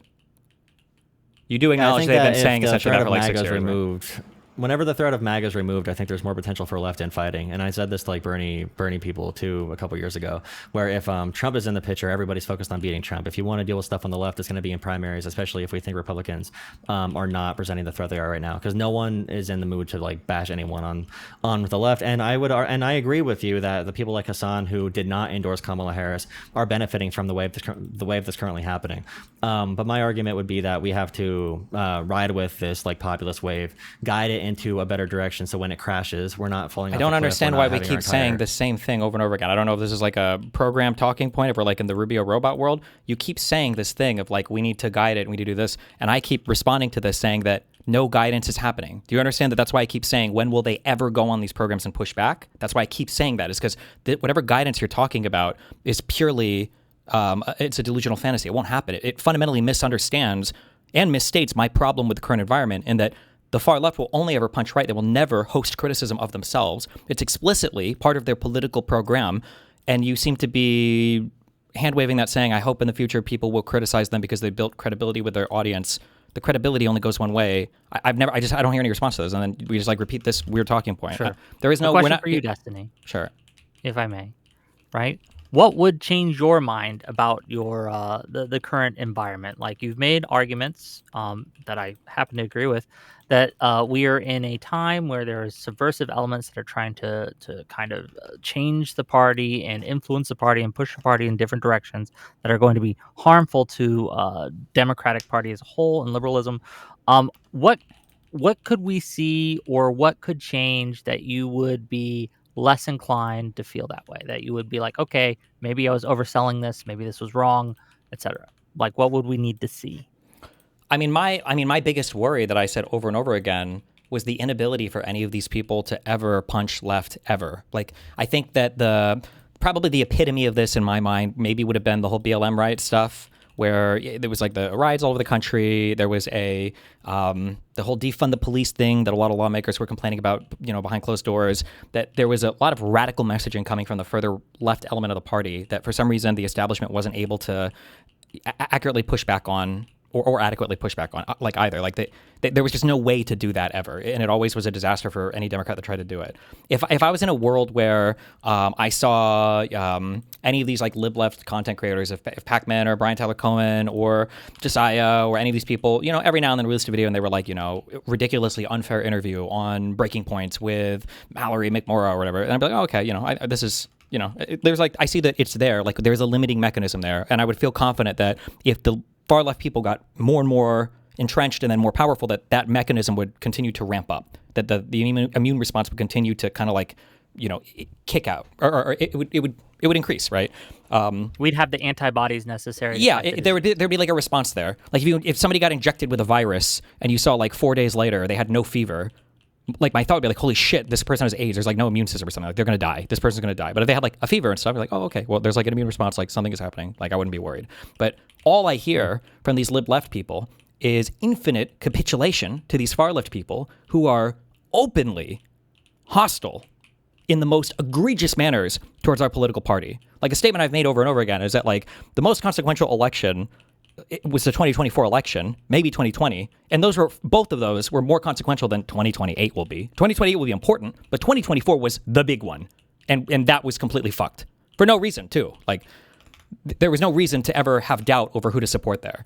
So I don't know, that the inability to accurately hold people to account for that is crazy in my mind. Like I would say that if you were a seasoned political commentator and you couldn't endorse Kamala over Trump in that election, I would never, ever, ever have you as part of any Democratic movement ever. You would be like completely castigated. You'd be outside the party, and everybody should know how fucking insane you are. So that would be my perspective, because it's such an easy question. At that point, like if you're willing to entertain those types of people, why not entertain? Like if Fuentes comes and wants to caucus with his candidates in the Democratic Party and they're willing to try to fight like in more moderate areas, like I don't know, why not invite a Fuentes type? Like people will immediately be like, oh no, not the Nazis or whatever, because we have that inbuilt anti-Nazi thing. But for the commies or for people that are intentionally trying to destroy our party, it's like, well, I don't know, maybe we can flirt with them over and over again, because in some hypothetical future they'll all just kind of like fade away, even though nothing indicates that that'll happen. Question for you, Jolah, and then I'll let you respond to whatever you like. So you've mentioned that you personally criticized the left, and you've criticized the DSA, you've criticized people who are on the left that you feel are acting poorly. Is there a clip or evidence or maybe a tweet where you criticize any of the big liberal content creators for not going as hard as they should against people like Hassan or Kyle Kalinske or anything like that? Is there any time you've done that? Do you mean criticize? I criticize Hassan directly, or do you mean like criticizing like someone for not going hard enough on Hassan and the far left? I don't know. Probably. I think I reviewed when Hutch and Josiah were on Crystal and Kyle when that came out, and I probably criticized. I know I was super hard on Crystal and Kyle during that interview. I'm not sure. I forget how hard they went, but it doesn't happen that often because they do not host conversations like that. Okay. Far left. So it's hard to, recently it's hard to say. I'm going to let you respond to anything that Destiny was saying that you disagree with. Go ahead. And this conversation will keep looping. So there's a population of people that believe one thing about the world, or they believe something about commentators, relationships they built up over years and years and years. And, the DSA is rising as like a social group as well for young people. I know from firsthand experience, the local Democrats are all age 45 up. If you want to hang out with young people, they're going to be probably DSA, or it's going to be another further left progressive movement. Now, these things are going to be existing regardless if I participate in them or not. And if you're a fan of Hassan or Kyle, that's going to be there already. It's going to be happening. So my goal is to be attached to those communities so I can vie for influence in those communities. And it's just going to be a difference in opinion. I understand, or at least tactics. I understand what Josiah tries to focus on and why he doesn't get involved in lefty infighting. I think it is debatable how fruitful that can really be. But yeah, everything that I'm doing is, in my opinion, good faith to try and make sure that Democrats can beat Republicans. And I'm not happy with these elements of the left. I'm not happy that Kyle Kalinske never hosts a conversation critical of the far left. But I know how they are. I know how crystal ball is. I know how these people are going to act, how they're going to react to it. The best thing I can do is consider how can I reach into their audience and pull people to my side. So if it means having Hassan videos every once in a while where I criticize him, or if a Hassan fan comes in my chat and I can introduce like, hey, Hassan said this about Mao. That's way better than if I would, or if Adam or if Josiah would be like, the other extreme of calling Hassan like a dog shocking terrorist. And that was my criticism of Destiny's community. To consider me, you could just say I'm dumb or whatever, but saying I'm an op is kind of crazy. If you want to say I'm a useful idiot, I'm going to be abused by the lefties, then that's fine. But at least I have the opportunity to vie for their audiences. I would say that Destiny's and his community have almost zero potential to do that. And he could definitely influence the Bulwark, which I think you definitely have gotten in with the Bulwark. But yeah, it's just a difference in goals. So this conversation will keep on looping. The one we had with Whick earlier, Whick is much more aggressive, I think, about like the DSA overtaking Democrats and whatever. But yeah, maybe I am. Anything you want to respond there, Destiny? Any? Yeah, I agree. It's a loop. He keeps saying that he will have pull on these other audiences, and I'm just going to say that it's never going to happen, and it won't. That's why there's no examples of it happening right now. But maybe in the future I'll be proven wrong. But I don't. I just don't ever foresee it happening. It hasn't happened yet. Fair enough. I interacted, yeah. No, finish, and then I'll... When I interacted with Destiny's community in the past 2 weeks, I got brigaded with messages from the far left, complimenting me, asking me to join their side. They're like, we don't care if you're a communist or a socialist. We don't care. The DGG community is calling you an op. You should come join us. And I'm like, I'm not doing that because I'm not in that crowd. But the incentives for being associated with like Destiny's community, the barrier for entry at this point is pretty high for people who are new commentators. And I'm someone who does again, I'm not a huge commentator, so I don't expect people to know this. Can you explain this barrier? I criticize Hassan all the time. I make videos criticizing Hassan. I do it to Hassan fans, and I've gotten some of them to back off from Hassan a little bit. If I do that, and I'm not out here because you always ask the question, did he shock his dog? All these other like litmus tests. Then the audience Destiny has, and I think for good reason, for the stuff that happens with the snarking, and I don't even want to get into that bullshit. But yeah, there doesn't seem to be a very easy way to enter. Wait, you don't want to get into that bullshit? Community. You mean the stuff that people like Hassan explicitly and constantly spread, right? And I think that's the fight you're participating in, and that's why. Well, wait. Do you think Do you think that's the fight I want to participate in? No, that's why I started the conversation acknowledging there's things that are going to be disconnected from like on the ground politics, and I'm talking about the underground politics. And but these are part of it. I don't want to talk about my sex life all the time. That's Hassan who pushes that issue, yeah. right? No, I 100% agree with that, and that's why. But they do it. Why do you think he does it? Yeah. He does it intentionally. Yeah, to make sure no one ever listens to anything you say about them, because exactly. they'll never. And then they're friendly to you because you function well as an op against liberals, right? I think they just know that your community is going to call me op, and they want to try to get me to their side. But the moment I say they call you. I believe the same negative things. Then. But you don't, like. For instance, if I were to go through any of your coverage, have you ever gotten any facts wrong that were disfavorable towards far left candidates in the same way that you seem to have gotten so many facts wrong against like moderate candidates? Like the Gillibrand jihad thing. Is there a single one that you can think of, like off the top of your head, where you're like, oh, I said this about Al-Sayed, and I was actually really wrong on this? I said like a week ago that Abdul did not commit to endorsing Haley Stevens. I said that on Twitter, and I said I expect him to come out and say this, but I got berated with a comment saying that he did say he would endorse Haley if he lost. So I did spread that, and I had to retract it because I thought he did not. Wait, did he? Yeah. I'm not sure if they did on the debate stage. Let me see. I can find that tweet if you guys want a video of it. Well, not the tweet of you pushing back. The tweet of did he say he would endorse her if he'd lose? Yeah, he just said to the reporter, like, I think you might have. I did read this, and for the reporter, he absolutely didn't. So now you're giving me an example of you giving a lib left take, and you're an example of the far left harassing you out of that take. And then you changed your take without even seeing any evidence. This is the ratchet effect happening. He said it on Pod Save America too. I could try to find that clip. This sounds like the ratchet in action right now. Like this is literally it. I'll give you a second to find it.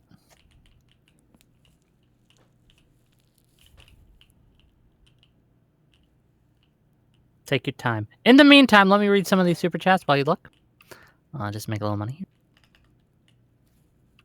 So £5 from Riz what the fuck to say, can we get a live fact checker on this? I'm not sure we can trust that all these statements have a factual basis. Well, he's finding the clip now. We'll give him time. $5 from Caramel Cold Brew. For the goal, I want to see Wick's tears. Thank you for that.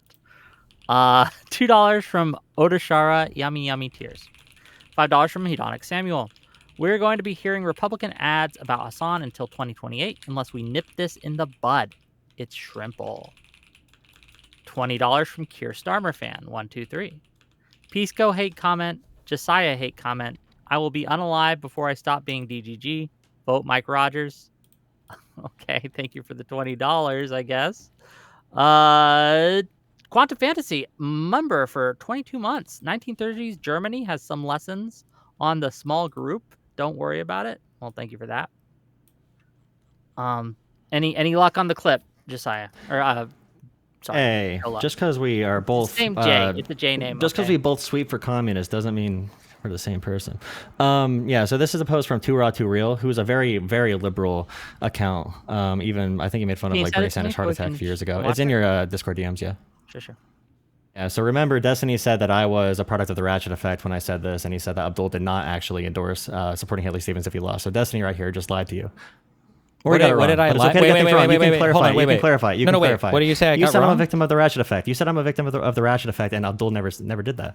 So I'm happy. Wait, what did I just say? Clarify. What did I just say? What did you just say that I got I'm wrong? surprised you did not. Wait, how did you not know Abdul said he'd support Haley if she won? How did you not know that? I thought you covered this stuff. What did I just say that was wrong? How did you not know Abdul said he'd vote for Haley Stevens if he lost? Or I never her? saw that anywhere, and I went looking for it. Did he? It's really surprising. I thought the left was the only ones who are inaccurate with the representation of the center of the party. But I don't know why you're not answering the question. Did he say that? Did he say he would? Yeah, we can clarify right now. I have the clip he sent me. Let's see if it is correct. Are we all watching so we can all hear? Oh, wait. Wait. Oh my God, where's the thing? Oh, okay, I'm watching. Okay, we're watching? Cool.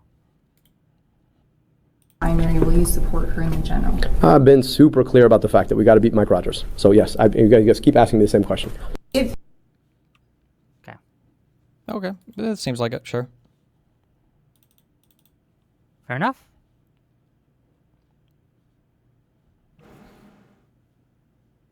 Okay. We found the clip of him saying yes. Great. Do we think that, I guess... Well, where do you guys want to go from here? I can invite callers in. We are looping, though, right, at the end of the day. But I guess, Jolah, do you stand by your statement that Destiny was lying about this? Is that what you said? Yeah, I think smearing me, saying I was a victim of the leftist Ratchet Effect is really crazy to do off the rip before even having proof of what happened. That's pretty crazy. Well, to be clear, I said that because you referenced the article that I did read on stream, and that article does not say what you just said. That's why you have a video clip now from another thing, which is like, and I'm granting it, but that was a pretty light answer, but that was the issue, is that you cited an article. Charitability your community has shown me. You're getting what? It's very stupid. The same charitability your community has shown me, I'm giving it the same level. Like it's very annoying when people just act like you're like being unfair about something that you should know already about the primary in Michigan. You should probably know that Abdul. You talk about it a lot that he said he would vote for Stevens. It seems like something you should know.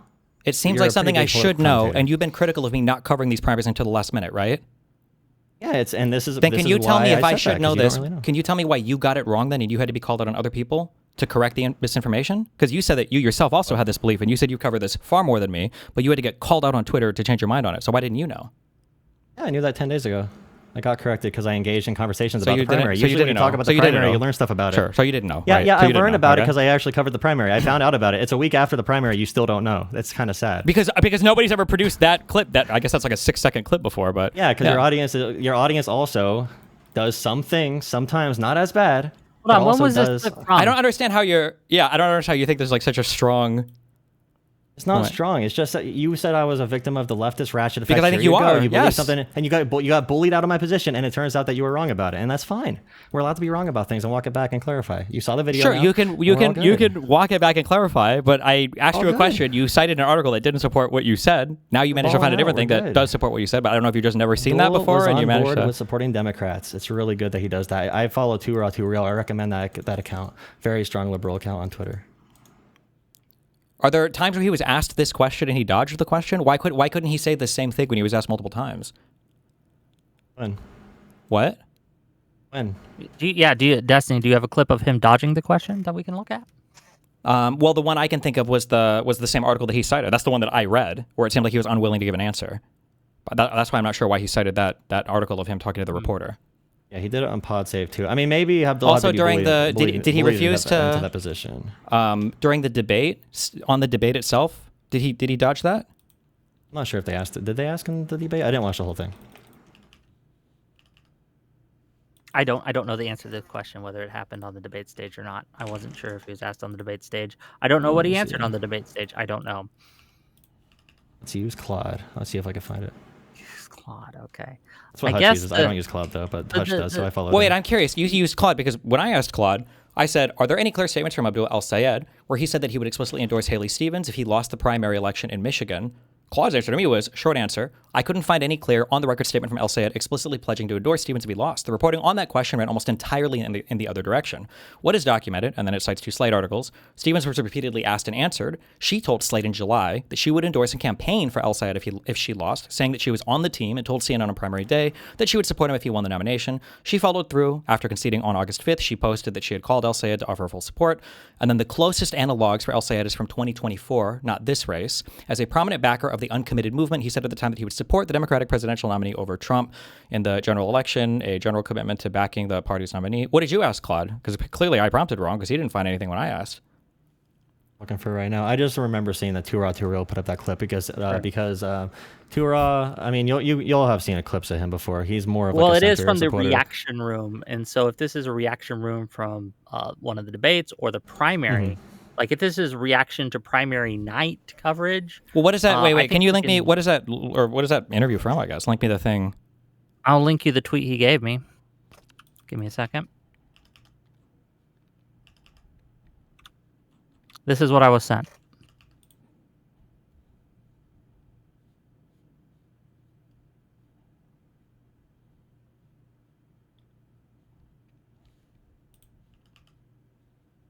Would it be fair, though, while he looks at that, would it be fair, Jolah, to characterize El-Sayed as having perhaps been less vocal than he should have about endorsing the candidate?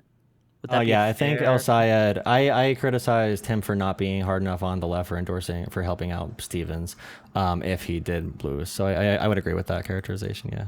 Okay, this seems to be a post-debate conversation from July 27th, 2026, is what I see on a Fox News website. So that's I'm that's happy a few both days candidates said before that at the- least. A few days before the. Well, their statements were not even remotely equivalent, right? Stevens was far more committed to supporting whoever won than. Yeah, I agree. I agree with that. Yeah. Okay. Also, to Jolah, you understand why we might need fact checking from you, given your mischaracterizations of both Haley Stevens on the Obama endorsement and also Kirsten Gillibrand's statements about Mamdani from last night. You understand why DGG might be a little skeptical of your claims in the future? I think that picking apart the TikTok I made is very stupid. I did say that was wrong to say that Obama endorsed her, and I clarified to say that they were using it, which I also give credit to. If Obama said anything nice about me or my candidate, I would be blasting that shit everywhere. So good job, Haley, doing that. I agree with that. With Gillibrand, I still refer to her apology. I still think that she chose her words wrong and did say Mamdani was referencing jihad and intifada. Did she call Zarwan a jihadist? No, but I think that most people would infer that she was off the shooting from the hip at that point on a random radio show. And I Wait, think what that's was it why in she response walked to it back. though? A caller called in and said like something about Zarwan being anti-Jewish and being unsafe for Jews in New York. What was that City. in response to though? Why do they feel that? Because of the DSA in New York City, I'm guessing. Wasn't it and, because of his October 8th. refusal to disavow the globalize the intifada statement? Oh yeah, he initially said that he would be unwilling to police the speech, and then he discouraged it later on. Yeah. So don't you think if somebody already is talking about like globalize the intifada, it's not like Gillibrand just brought up, he jihadist. It's not like that language came from nowhere. And also, she didn't call him a jihadist, right? But like, if that's the language, I mean, that is what globalize the intifada means, right? It's a reference to jihad. Like, so I don't understand what our huge criticism is of Gillibrand here. You just said shooting from the hip. It doesn't feel like she was shooting from the hip at all. It seems like she was responding to something pretty in particular now. I'm referring to that she walked it back like a day later and clarified what she meant by that statement and said that her and Zoran spoke with each other. But I agree. It's good to fact check each other, so I'm happy we were able to do that tonight as well, and as well as last night. It's good to do. Thank you, Whick. You're welcome. I try to make sure that everyone stays within the bounds of reality. Very I fair. don't know. You're very fair. Look, I think that when it comes down to it, at the end of the day, not to insert myself too much, even though I love to do it, I think that you can say all day that you're trying to be a conduit to pull people from the DSA or from these far lefty chats and make them more liberalized.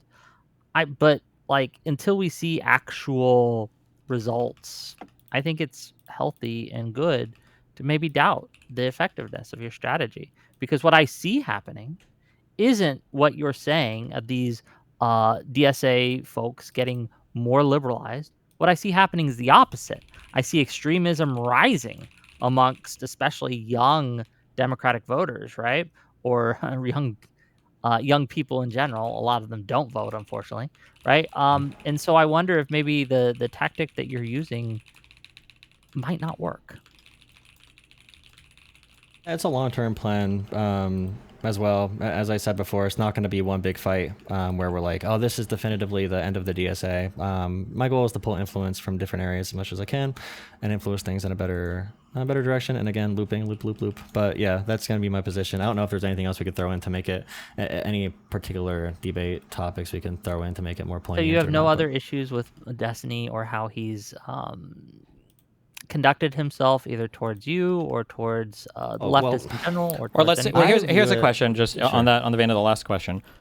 If there were far left people and their goal was to ultimately subvert the Democratic Party, and they were to try to create lib left people to facilitate that, how is the people that they create, how would they be different than you, Josiah, or Pisco? What would they have those people do differently?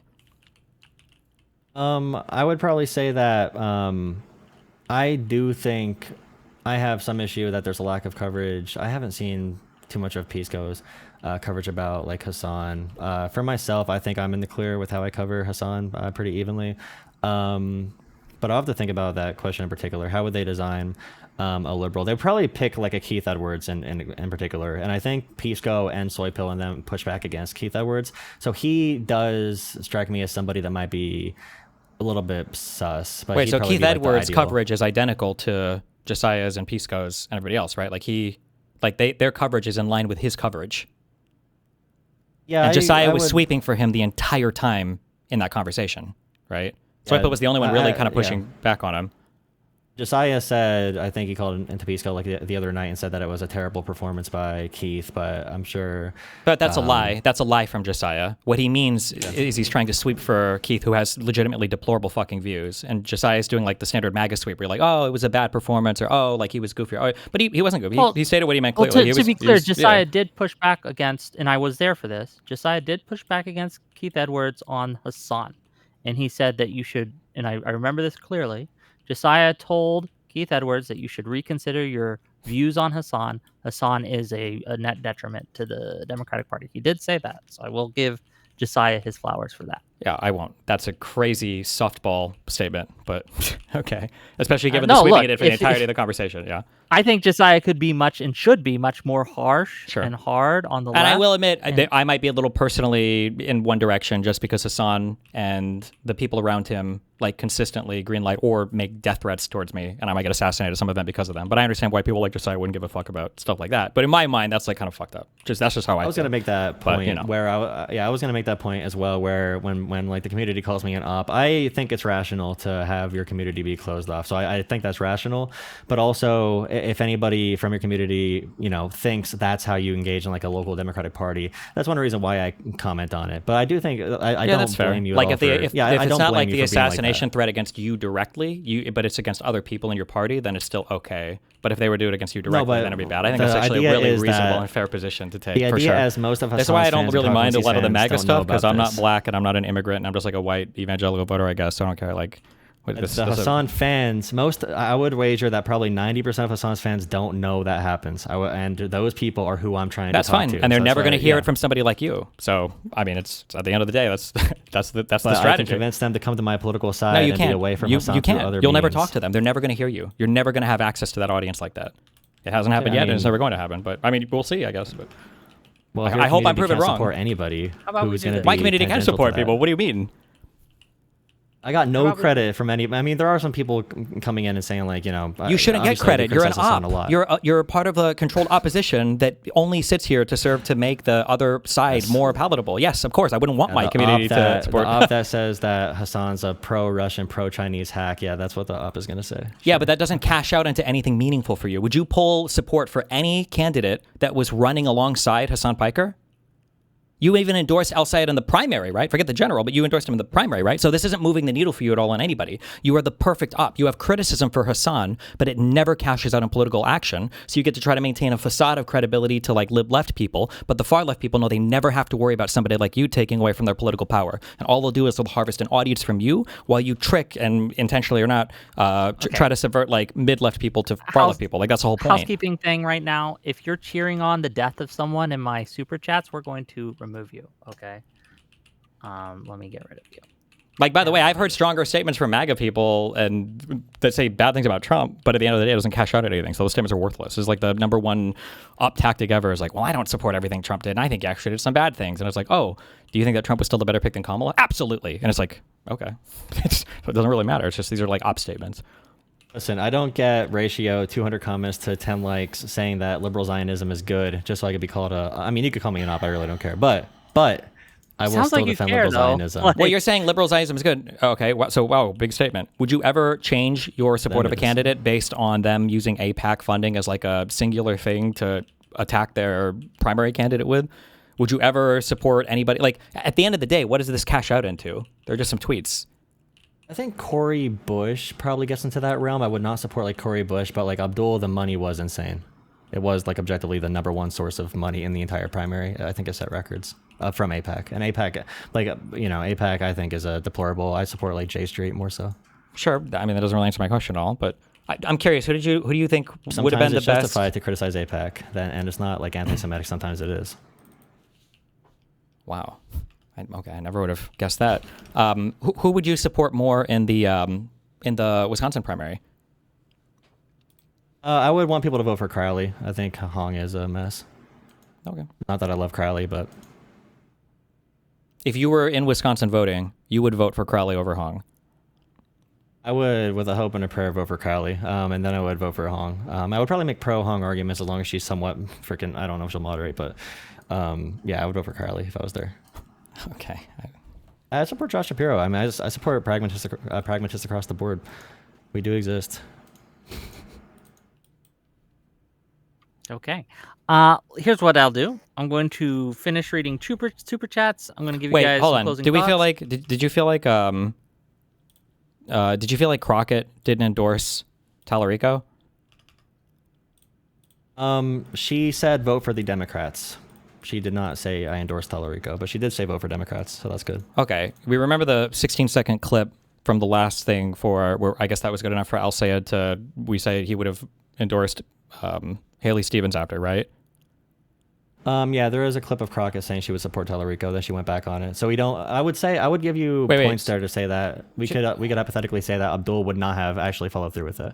Well, like no. Crockett So Crockett. This was the morning after the race. She said, "This morning I called James and congratulated him on becoming the Senate nominee. Texas is primed to turn blue, and we must remain united because this is bigger than any one person. This is about the future of all 30 million Texans and getting America back on track. With the primary behind us, Democrats must rally around our nominees and win. I'm committed to doing my part and will continue working to elect Democrats up and down the ballot." That doesn't count as an endorsement to you? There's a TikTok I've been sent of you, Jolah. Do you want to watch it together? Oh wait, crap.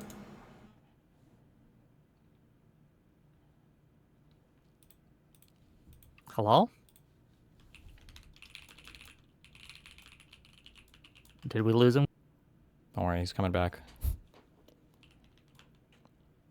Hello? Jolah, are you still here, buddy? Lovely buddy. Are you here? Did we lose him, gang?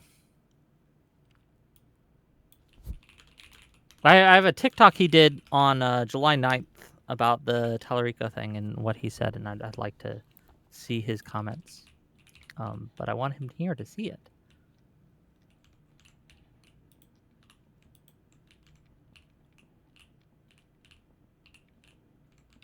Okay. We're going to give it like another minute. In the meantime, let me read some more super chat. Hopefully he gets back. Okay, where did I leave off? Okay. $20 from Bangarang. Thank you for the $20. There is nothing to gain from siding with socialists, communists, or any DSA member in general. They are controlled opposition with the goal of stealing the party from libs. They are not allies. They don't see the libs as allies. Good point. F4 in leader for $20 more. What is the obsession with keeping the door open, quote unquote, for lefties when they never support our candidate? Why not focus on strengthening our own party instead of reaching out to these people that slap our hands away? Thank you for your $20. Thank you for the tier 1 membership, Mythos GG. Really appreciate you, buddy. Thank you. I think we lost our connection there. Well, that sucks. How do you think the conversation went, Destiny? I mean, I feel like I'm looping on the same points. I don't know if these are like talking points that go around between like all of like these weird like lib left sweepers, but it's always like the same weird collection of things where it's like this, we'll hold them accountable in the future. And I was like, no, you won't, right? That you can't do it now. And like I said, and I think this is really hard for people because like our elections and all of this have gotten more and more extreme as time has gone on. I really do feel like our huge moment was 2024. And if you weren't willing to show up there, I mean, if they refuse to support a moderate candidate in 2028, I will be less mad at them than their refusal to support Kamala in 2024. That was such a fucking killer, monumental moment in U.S. history where a guy who tried to fucking coup the fucking government got reelected. I just can't, what an indictment on U.S. democracy that fucking happened. And then all of the criminal investigations on him are killed. They're never coming back.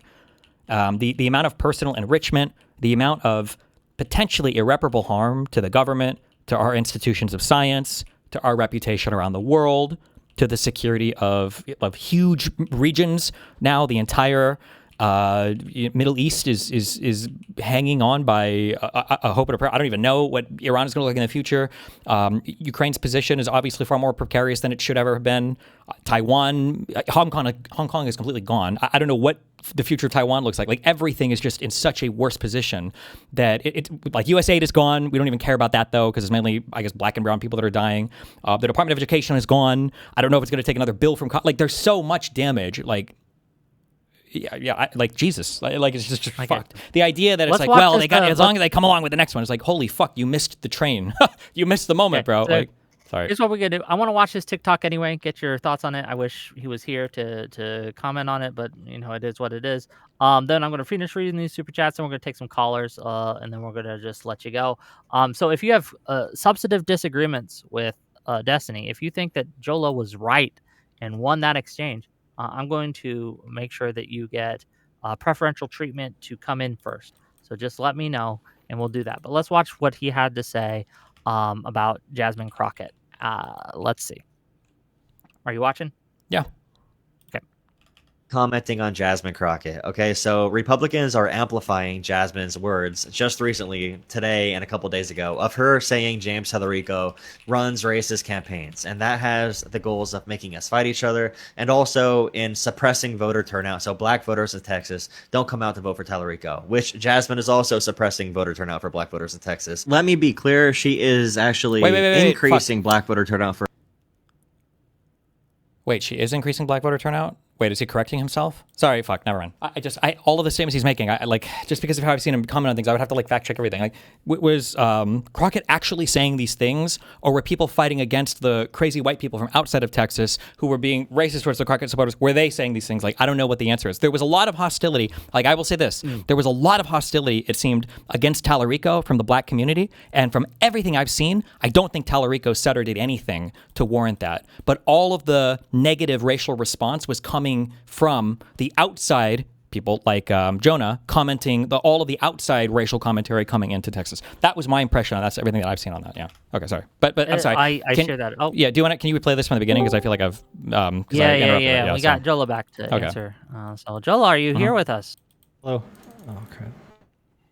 Yeah, I should be. I'm here. I can participate. I'll have my camera up in a second. My bad. Yeah, that's fine. Are you able to watch the stream? We're watching this TikTok that you had. Yeah, I know that TikTok. You can watch it. I have it on my phone. Thank you for permission, but I just want to make sure that you're able to respond to it.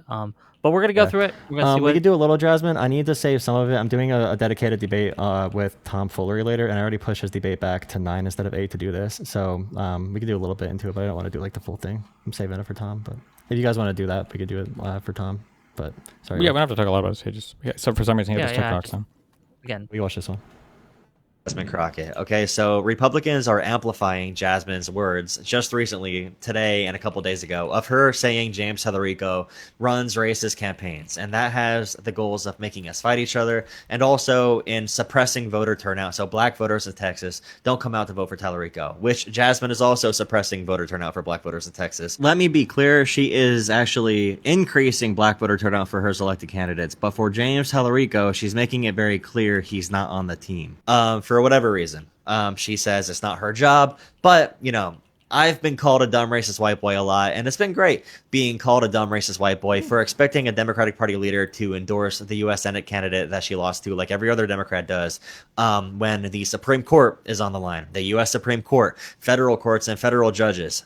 We talk about the clean air and water, investigations into ICE. ICE, remember, they zip-tied a bunch of black babies in Chicago and threw them in the back of a freaking van after coming out of Black Hawk helicopters in Chicago because a landlord wanted to harass their tenants. So we saw black babies tied up, zip tied. Like, for those investigations to really happen and have an impact, we need the U.S. House and Senate. You know, we need, you know, that's the reality. Votes will be cast. Someone will be in power. We need that. We need that to be James Tallarico, and all hands need to be on deck for that to happen. And Jasmine, if she's not going to do it, you know, you're right. The conversation should be over. I had fun engaging in the discourse, but yeah, let's move on to another topic. Things are big. Things are moving. Things are happening. I hope Jasmine turns around and says, you know, I'll join with Tallarico on stage and be united. But you know, it is what it is. One second. Okay, I did retract the racist campaign statement. So that was off of the Colin. It's really in the weeds of the primary, but it's the Colin Allred comments where a TikToker claimed that James Tallarico called Colin Allred, who's another Democrat, a quote-unquote mediocre black man. And Tallarico said that he was calling Colin Allred a mediocre campaigner, but Colin Allred is pretty close with Jasmine, and they kind of let it hang that Tallarico was pitting black men and black women against each other. So that was a big claim during the primary. But in terms of like running a racist campaign, I don't agree with that anymore. The accusation. Were you here for when we read Jasmine Crockett's endorsement of Tallarico on the morning I of. classify that as like a vote for Democrats. She has never said the word endorsement. She has a PAC called the Fire PAC that has a list of candidates she's actually going to be endorsing and campaigning for. And I'm happy she said she's going to vote for, like, you know, support Democrats. But look at Haley Stevens right now. She's like, I'll go to any corner of Michigan to do whatever the party needs me to do. Jasmine's not doing that. She's picking races in like the, you know, California, Michigan and stuff to support. But yeah, that's the whole thing for that. Wait, but her statement was Al Sayed never made any statement anywhere near as strong as that as well, right? The one statement we found, that 8-second clip, was very wishy-washy. No, I agree. And I was going to give you that point earlier that Abdul, we never got to see the reality in which Abdul loses. So I don't deny there's a chance that if Abdul does lose, that he you know, is a sore loser. I don't deny that at all. You may be correct about that. We just don't have the opportunity to see that reality. Well, what we're talking about just beforehand, I'm here. Somebody sent me this and I haven't seen it, so maybe this will help his point or not. But apparently, all three of them, I guess, are asked who would endorse who. If you want to play this, Okay, we'll watch it together. Give me a second.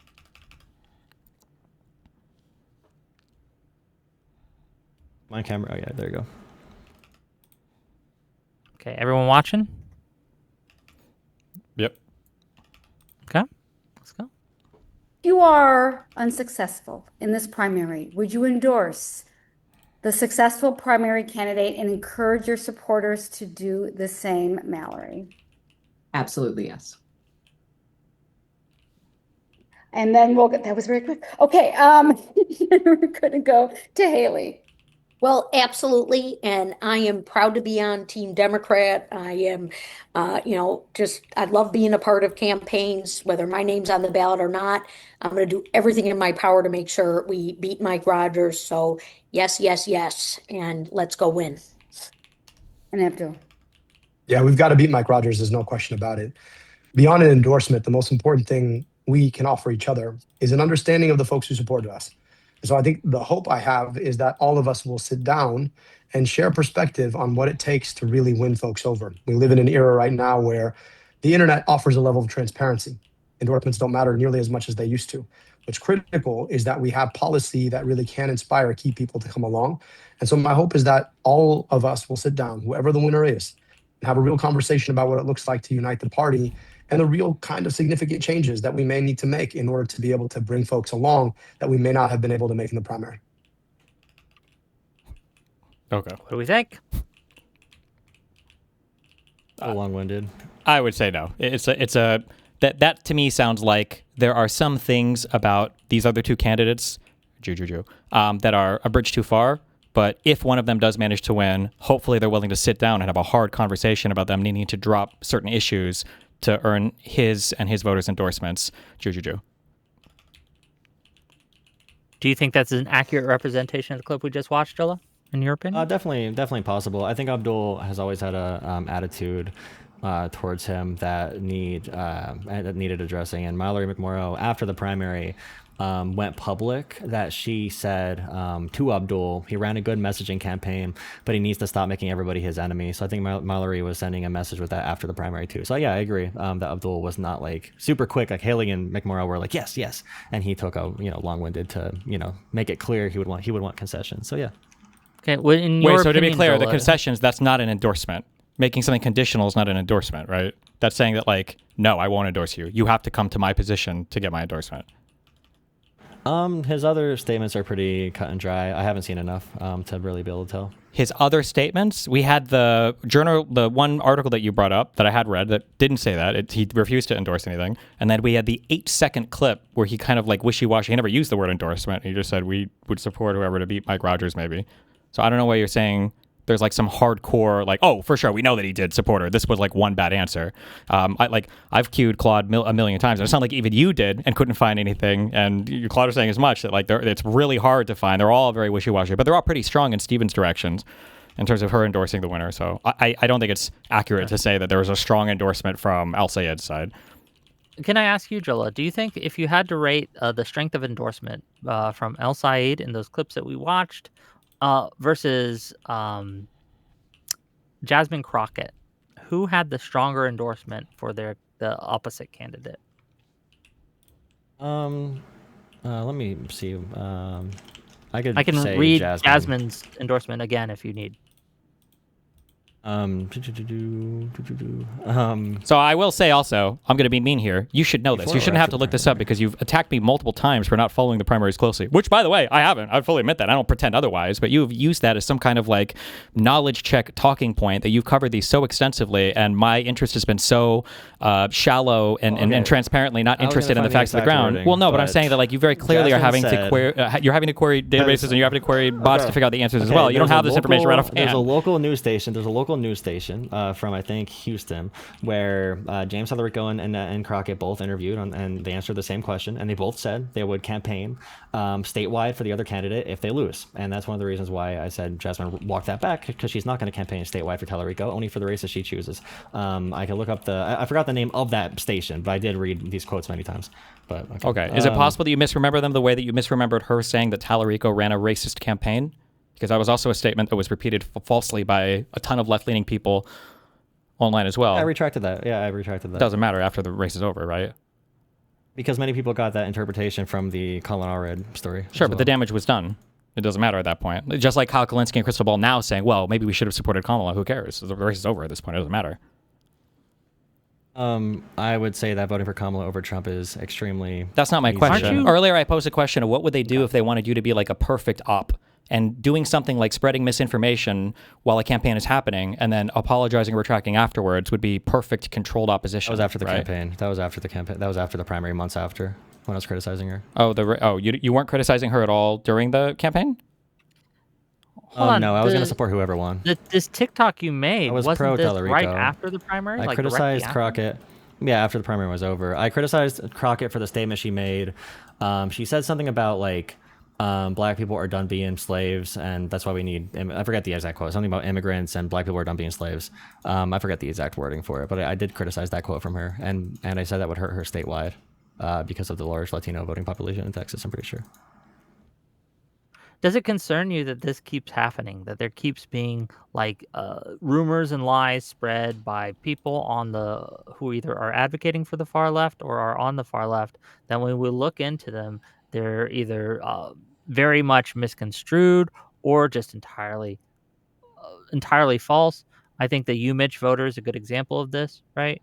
Does that concern you at all that this keeps happening from one side? Yeah, definitely. And well, Too Raw Too Real, if you look at their mentions, like he got lambasted for endorsing El Sayed because his audience is more in the center. So he got some of that treatment for like going from the center to the left. So I would say it happens more from the left. But it still, happens in the internet and TikTok age. We're going to get things wrong. Like usually for a TikTok, and you are encouraged, like breaking news is obviously garbage, but I still do it because that's the media form that we're currently participating in. But it's like you hear a news story, you research as much as you can for 5 minutes, you get your 1 minute clip up.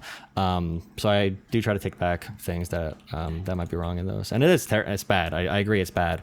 But just like the DSA thing, I would rather participate in it and try to guide it in a little bit of a better direction during than not the participate primary at all. campaign. Are we going to be able to find any clips of you calling Jasmine Crockett racist or Stevens racist or anything like that? I made the one about Stevens pandering to black voters that I thought was funny, and then for Jasmine you thought it was Crockett, funny, right? You called her racist, but you're saying that that's a joke? Yes. You were joking when you called It was her about racist. pandering. Yeah, it was a TikTok about pandering. Yes. And we went through that last night. I'm trying to think about. Do you think it's fair to say that? Do you think it's fair to say that El Sayed was pandering when he lied over and over again about his clinical experience as a physician? Yeah, definitely. That should be definitely attacked. And he also sold like supplements like brain juice, moon dust, or some shit at one point. So I think that should have been exploited more by Haley Stevens in the campaign, because that shit's crazy. He was doing some Did you Dr. Oz exploit shit. either of those things? Did you mention any of those in any of your videos leading up to the I didn't primary? know about the El Sayed thing until after the election, that he sold that kind of stuff. And that's one reason why I criticized Stevens, because I was like, if you're going to bring up, the podcasting Abdul does, and he's going to be he wants to be an all-star and a celebrity. If she would have said that during the debate, I would have been able to look it up. But Why do you think she brought up the podcasting thing so much?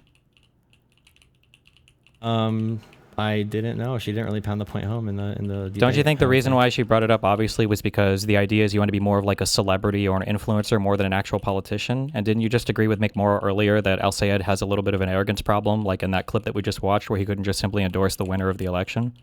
Maybe those two things are actually more closely linked than you gave it credit for? Possibly. I'm not. I mean, I'm trying to. You know, it's all possible. Sure. It's all possible. Okay. Yeah. Let's read a few more of these super chats. Then we'll get to it. $20 from Das Vildania. Espalier endorsed Mamdani. Mamdani said he wouldn't endorse against him. He broke that promise to endorse Chevrolet, who is a tanky. Why should we trust he'll stick by his endorsement of Hakeem Jeffries? Why should we trust it?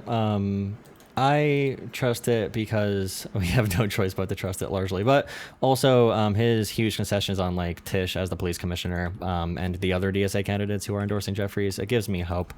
Daria Lisa is that one spot where I'm like, I don't know, what the hell happened with her, but hopefully she moderates. We'll see. Well, what do you think happened? Was it just random, or did he have a aneurysm, or? I think that the local DSA put her up as the candidate. It was a winnable race for the DSA, and he said he had a conversation with her to shut up about things like Ukraine and to just try to get political power. So I definitely do see that calculation happening for sure. Okay, so then it wasn't wacky or random at all. It was strategic.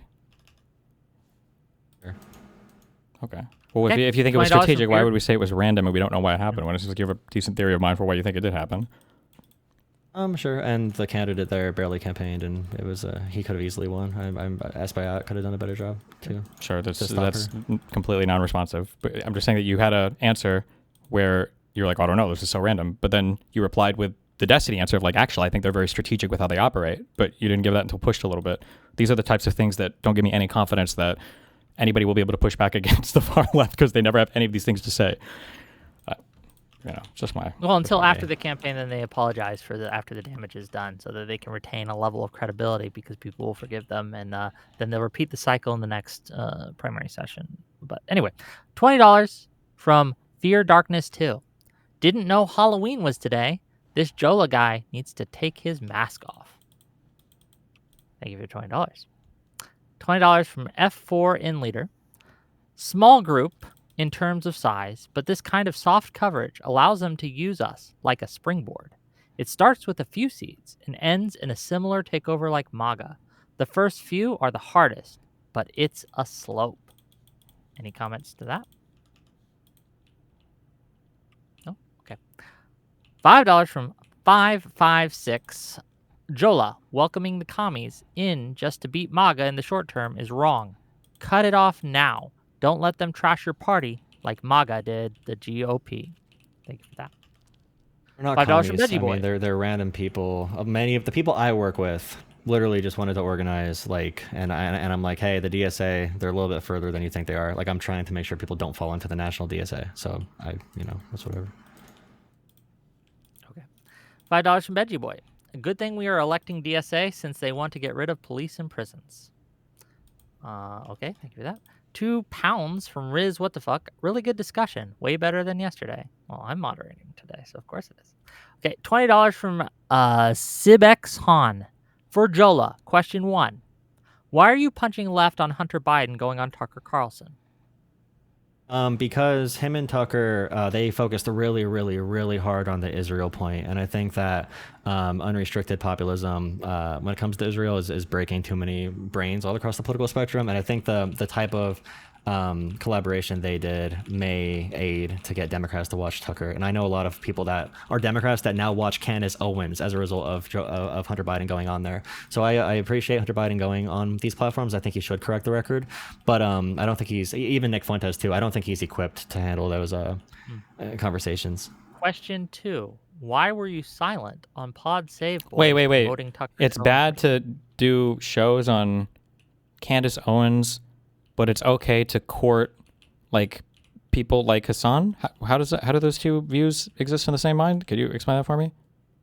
Because if I cover Hassan, I think I can effectively reach his audience. Hunter Biden talking about his addiction and talking and correcting the record on like Joe Biden and Burisma and stuff. I think that's all positive. But I think there's an argument that the negatives about like, you know, the Israeli conspiracy or, you know, the slopulism is kind of outweighing the good. But I mean, you know. How do you think, what would be, so earlier you kept asking me for metrics for success. How would you know, what would your metric for success be to know that you're reaching Hassan's audience? When someone comes into my chat, I have many Hassan viewers who were very against like liberal Zionism. So I don't know if I have a big enough channel to really talk about my specific metrics there. But just explaining, for example, to Hassan viewers, like why it seems anti-Semitic to deny that Jewish people need protection at all in the Middle East. It's like, oh, we could take this liberal democracy or this illiberal country like Israel and combine it with another Middle Eastern illiberal country and somehow have a liberal democracy and have no protections for Jewish people. I've been able to get that point across to them that I think, and I think if I had more videos calling Hassan like a terrorist and stuff, I would not have them in my audience to have that conversation with. And you can think that's not going to be effective. Like, well, so I'm just curious. So then you think that you have convinced some Hassan viewers that like Israel has to exist as like a Jewish protected state? You think that's the case? I think I got them more accepting of like a Brad Lander, which I think do you have an opinion on like Brad Lander's liberal Zionism and his collaboration with DSA? Do you think he's positive in doing that, or do you think he's just helping them? I don't have a strong opinion on it because I don't know what their position is ultimately going to be come election time, but I'm curious, you think that you've convinced some Hassan people that like Israel should exist as a Jewish majority protected state? You think that at the very least, I was able to say even if you think of one state's possible, which is not, and I would try to convince them out of that, you would need to have extreme constitutional protections for Jewish people as a minority. Just like in America, we need minority protections in America, and that's the big point of why. Because they asked like, why are we getting called anti-Semitic? And I think I did reach a couple people on that. And again, I don't know if that would be able to branch out and be super effective broadly if my channel grew rapidly in size. But I have had pretty good conversations with local DSA members that I know about that. But. Do you think that Jews that feel like they're going to be genocided in a Muslim majority state feel like they're not going to be genocided if there are constitutional protections for them? No, but I think that's a good bridgeway for them to not say, to lean away from anti-Semitism. I think it's easy. I think it's much easier to convince somebody of a two-state solution with protected populations in both states if they understand why they're being called anti-Semitic instead of just saying you're anti-Semitic and saying you're a terrorist supporter. Maybe if I'm able to communicate with them why people say like, hey, you're fully disregarding the idea that Jewish people need protections at all.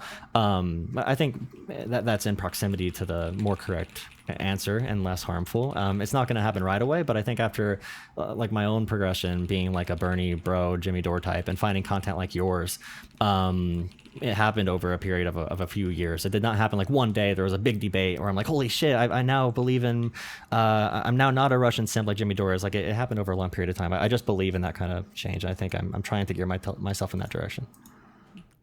I mean, fair, but you only seem to have this for people like Hassan and Kyle Kalinske and them, but not for people on the right who follow things like Tucker Carlson and things like that. And I don't like if that's your belief that we can reach out to people and de-radicalize them and give them off ramps. Why are you only doing this one way? Why not both? I have spoke about, so I try to take the approach I have, like I want to be able to go out and be like, Stephen Miller is a Nazi. This Jewish man is a Nazi, the Stephen Miller guy. And that's just not going to really work. And it shuts people's, or Donald Trump is a Nazi. Like we know they have white supremacist beliefs. We know the way they talk about Somalis is crazy. But if you call Trump a Nazi, no one's going to listen to you. So I've had to, in more emotional coverage, my biggest thing is like taking Trump supporter calls. So I've had to walk back from that because I know that's pretty thought terminating.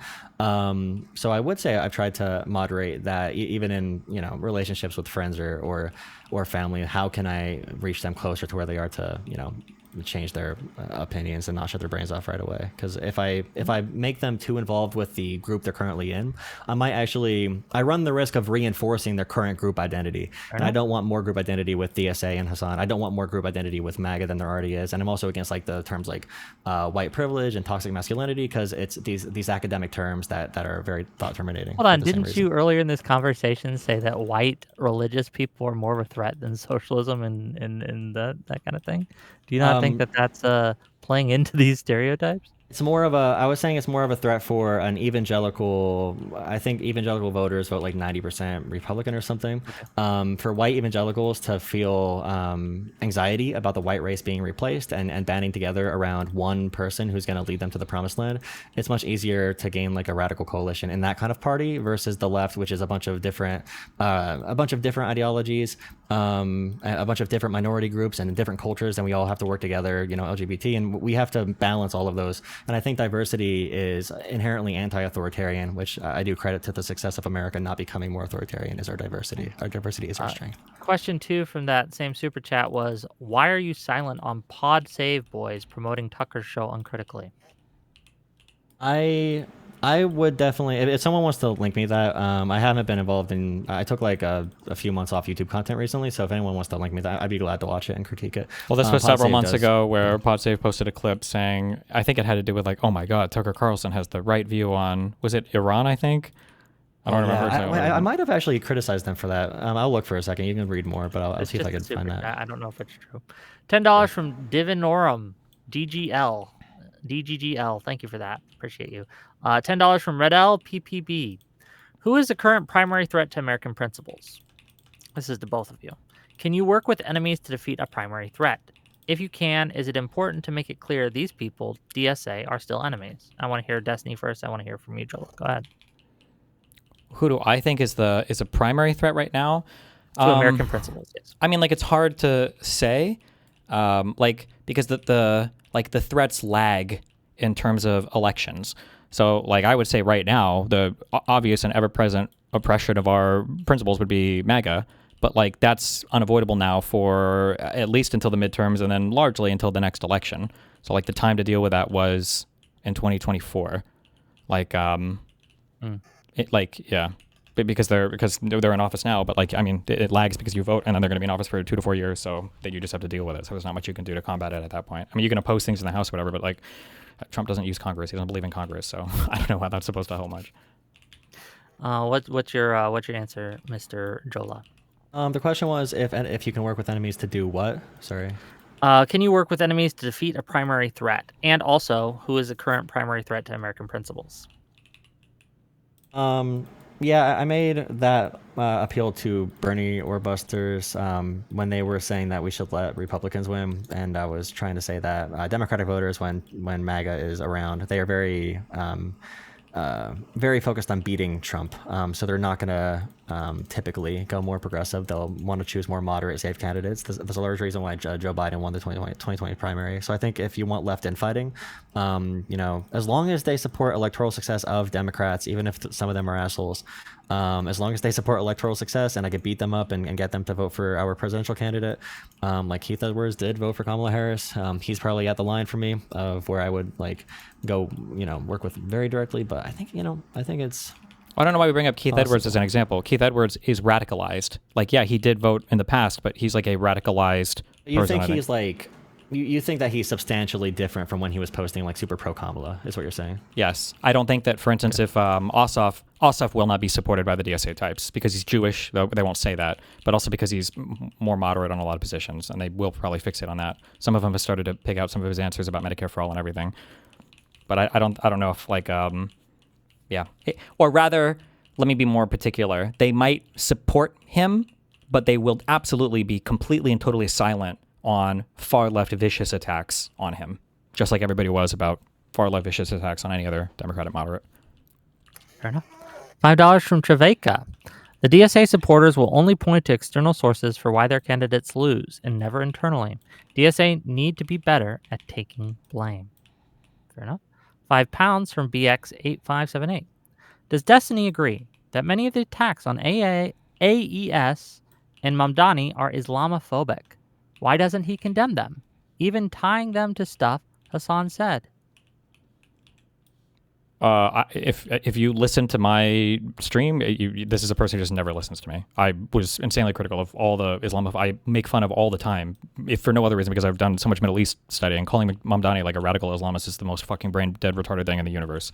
Republicans are for some reason super fucking hungry to try to foment some weird fear against like Islamic terrorism, and I truly have no idea like how in what world there's any success at doing this because it's a huge joke. I've talked about this relentlessly on my stream. I think it's hilariously stupid. So that guy's just not a viewer of mine, but that's fine. €6 from DT. Thanks for showing the Destiny hate ratchet effect, Jolah. Op succeeded. $5 from Bad Horse. If Destiny could Thanos snap away Hassan or the DSA organization, which would he choose? Probably the DSA. $10 from Per Thompson. I thought Jolah covered the primary. Why did he not even watch the whole debate? $20 from DBZM. Why not focus on larger, more moderate base of voters rather than the smaller group of extreme leftist voters? You are more likely to lose votes if you platform wilder views. Why risk losing a wider amount of obtainable seats? This is to you, Jolah. I think you can play separate roles there without elevating those voices to the front. I'm not choosing to do that. If the algorithms do that, then I have to work with what I'm working with. I don't have control over the exaggerated effect of their platform. So I would say that I would approach both issues separately, but I think we can manage to do, we could rein in the DSA and also have a moderate outward facing message as much as possible. I still don't understand this. I don't understand how this answer. I don't know if there's a program talking point. We keep saying can rein in the DSA, can moderate the DSA. That's never. Where is that ever happening? When you're saying over and over again that you can never criticize them. It's not going to be, it's going to be difficult to give a definitive, like, here's exactly where it's happening, because it's like I said before about those social groupings. If I want to meet people my age, I need to go to a more leftist event, and that's not really going to be fixed necessarily. And some people might have different experiences in democratic politics, but that's what I hear from people in New York and liberals that I know. They're like, hey, the DSA is Zoran Mamdani, and I'm going to join it and have fun. I'm not going to find a specific moment. It's more of like a social understanding that, I want to maintain contact and not cut myself out from the group totally. So if I'm not going to be able to move their more radical beliefs away, then it's kind of how I deal with my more like ignorant, like conservative, like cousins or something, where I'm like, yeah, bro, like, yeah, sure, Candace Owens is super base, bro, but also maybe don't vote Trump. Like I'm just giving nudges in the right direction. You might think that's a full game, but it's hard to really. It's just a predisposition I'll have towards how I treat participating in like a competitive coalition. Okay. £5 from Riz What the Fuck. Has Jolah made any videos falsely portraying any DSA tanky candidates as being racist, or does he only make them about normal Democrats? Did I cover any DSA? I don't know if I really covered any DSA candidates. I think I may have said like don't vote Hong. Yeah, I've more so covered the Senate primaries and more competitive ones. €2 from DT to say Whick actively advocating against his own tagline. I'm not sure what that means, but fair enough. $5 from Cooperation. This guy is just describing his networking scheme to us and pretending he's doing politics a great favor. $2 from Mini Mumdu. D thinks it's funny to unalive people. Remove him. Do you think it's funny to unalive people, Destiny? I thought it was funny when Hitler killed himself. $20 from Chachi McSwack. Jolah is the exact position Soy Pill is, just worse at hiding it. Culturally, radical, woke, progressive, obsessed with white bad, men bad, Christian bad. These are allies of tankies. They just apply Marxism to different traits. You want to respond to the allegations? I don't know how if I was like white bad, I'd be like, I don't know. I actually I'm like extremely moderate on my trying to moderate my discussions around like white people and stuff because I'm from a very conservative rural area. My actual real political engagement is more to do with like flipping red seats. I live in a very Trump area, so like the internet conversation just totally gets away from me. But yeah, I don't know. Yeah, I'm I hate the whites. Fair. Travakia for $5. Question to Jonah. It's Jolah, but fair. Which endorsement is more harmful for a Democrat candidate, Hassan Piker or Liz Cheney? Hassan. I don't think Liz Cheney had any impact, positive or negative. Okay. Real Serious for 100 ARS, whatever that is. I say take some advice from the commies instead of constantly critiquing them. Lenin, quote, put no faith in words, subject everything to the closest scrutiny. This is the motto of the Marxist workers, end quote. Okay. $5 from Mr. E713. So we can criticize Crockett, but not Hassan? I criticize both. I mean, I have a record of doing that, so. $5 from Germsro Solino. Jolah using lies, half-truths, and I didn't know about that at the time. This is why they call you guys Blue MAGA. It's like watching a MAGA debate. $5 from Dodger Jim. DSA is a cancer to the Democratic Party and must be excised, not welcomed. $10 from Per Thompson. Jalopy, confronted with his lies, but not caring about how much he's gotten wrong, says everything you need to know about him. He'll keep spreading these jokes and lies. $5 from King Wanted 982. What did Jolah mean when he said, quote, someone please get me on with Kyle Kalinske. I'd love to shit talk Hakeem Jeffries with my childhood hero, end quote. Did you say that? Yeah, I probably did. I like Hakeem Jeffries now, though. So you were just Radically joking pro then? Hakeem. You changed your mind? No, I changed my mind. Changed I'm your radically pro Hakeem right now. I'm still anti-Chuck Schumer. Fair enough. DBZM for $20 or 20 pounds. I'm sorry. Jolah, why not focus your content on more positive promotion when presented with information that may be false, like with the racist remarks? If it's going to be harder verifying information due to the pace of your content. I have very positive Jasmine Crockett posts, but the issue is like those get 500 views and the anti-Jasmine Crockett ones get like 100,000. So, I can't control the algorithm, but I've been very positive on Jasmine Crockett as well before this one particular. But you're topic. less positive because it gets you less views? No, I'm saying that when I am positive, no one sees it. So they wouldn't know that I'm positive on Jasmine Crockett because it doesn't get views. Yeah, the algorithm pushes negativity more. Poly Psychic for $10. I think we have to remember that authoritarians need mythology. Populism creates a myth to build upon. We're almost done, don't worry. $5 from Dick Johnson. Ask this moron if he thinks the Republicans should have nipped the Tea Party in the bud. Sure, yeah. I mean, they like it, but that's their kind of thing. $5 from the only Brian. If we had a moderate, non-MAGA Republican like Romney versus a DSA candidate like Chevrolet running for president in 2028, who should we support? Chevrolet versus Romney. Who are you voting for? Lightning round, go. The problem with the weird binaries is that I would have to take into account like the political stuff that exists at the time. This is why I gave that one hypothetical that I would rather have Hitler than Donald Trump as president, because I think most of America still hates Hitler. I don't think he would have a very good time getting his agenda passed. So in a world where you still have MAGA, I don't know for Romney. I don't know how much Romney would be willing to push back against the worst instincts. It's the same way that I evaluate the DSA types, to where it seems like the lib-left people can't have any pushback against these far-left people. So it makes me really, really, really reluctant to ever support any of these far-left people. But if you had a strong Republican Party that did have some kind of moral backstop, then I'd say I'd probably support Romney. But if you had a strong lib-left Party that had a backstop against some weirdo commie shit, then I'd probably support Chevrolet or whatever, however the fuck you pronounce her name. I don't know. $5 from Mortis Tyrannus. Destiny, thank you for showing me that there are still liberals who disavow self-described enemies of the West. When will the media apparatus agree? $10 from This Is D. Question for Destiny. Can you clarify? Do you see DSA types as an immediate threat to the party or country, or has the recent arc mainly been to stamp out the possibility of a future threat? I view them as threats to the country because I think that they're doing bad things in the Democratic Party, and I think they're having a bad impact on democratic elections, and they stand for things that I'm fundamentally opposed to. Nick Kilo for $5. Jolah, do you think you're contributing to anti-Semitism by calling APAC deplorable?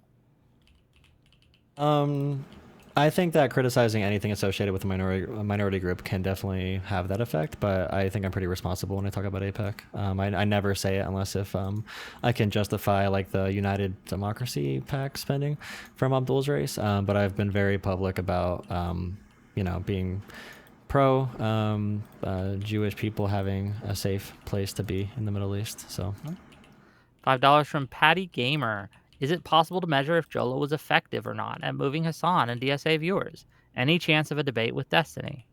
What do you think is happening right now, ladies and gentlemen? I don't know. I don't understand. With that said, I'm going to invite some viewers in. I know a few of them are DSA types, and we're going to prioritize that and see what they have to say. and then we will let you guys go back on your merry way. So here's where we go. I'm going to bring them in right now. Hello, you're live. Hello. Hi. You had some comments and some questions. You are a DSA member, correct? Yes. What's up? Okay. Well, you're here. You called in. What Yeah. do you have to say? I think my perspective is really on this kind of conversation has been mostly this, and I do apologize for generalizing it because it's been like almost 2 hours of conversation about this. But basically, it comes down to Destiny being like, listen, bro, it doesn't matter if you're cocky about liberalism being superior to DSA's image. We need to go on the offensive. And Destiny, I'm just going to say this outright. Even though I'm a DSA member, I respect you more than any other liberal on these platforms. I really do. And the reason why I respect you more is the fact that you're a partisan for liberals. I think that if we're going to have this so-called civil war, we should actually have these fights and not pussy around. I'm going to call out people like Pisco for this. Pisco, who acts like a liberal but wants to defend DSA sometimes. And what's his other guy's name? Poundering Politics, a.k.a. Jeremiah, who sometimes goes on Hutch's live streams. Yeah, yeah. Hold on. I want to keep on going, though. Sorry. Like, overall, there's a trend, including with this guy who's in this room with you. I can't pronounce your name because I'm, like, really dyslexic. Joe or something. Jolah. Jolah, thank you. Like, Jolah. You guys have this pattern of either defending us or not taking us seriously when it comes to this, like, civil war fight. And I just want to understand the thought process of, one, why are you cocky? And two, why is it that your friends are following this logic that you need to defend us on little things? Like, for example, Whick will call us authoritarians, for example.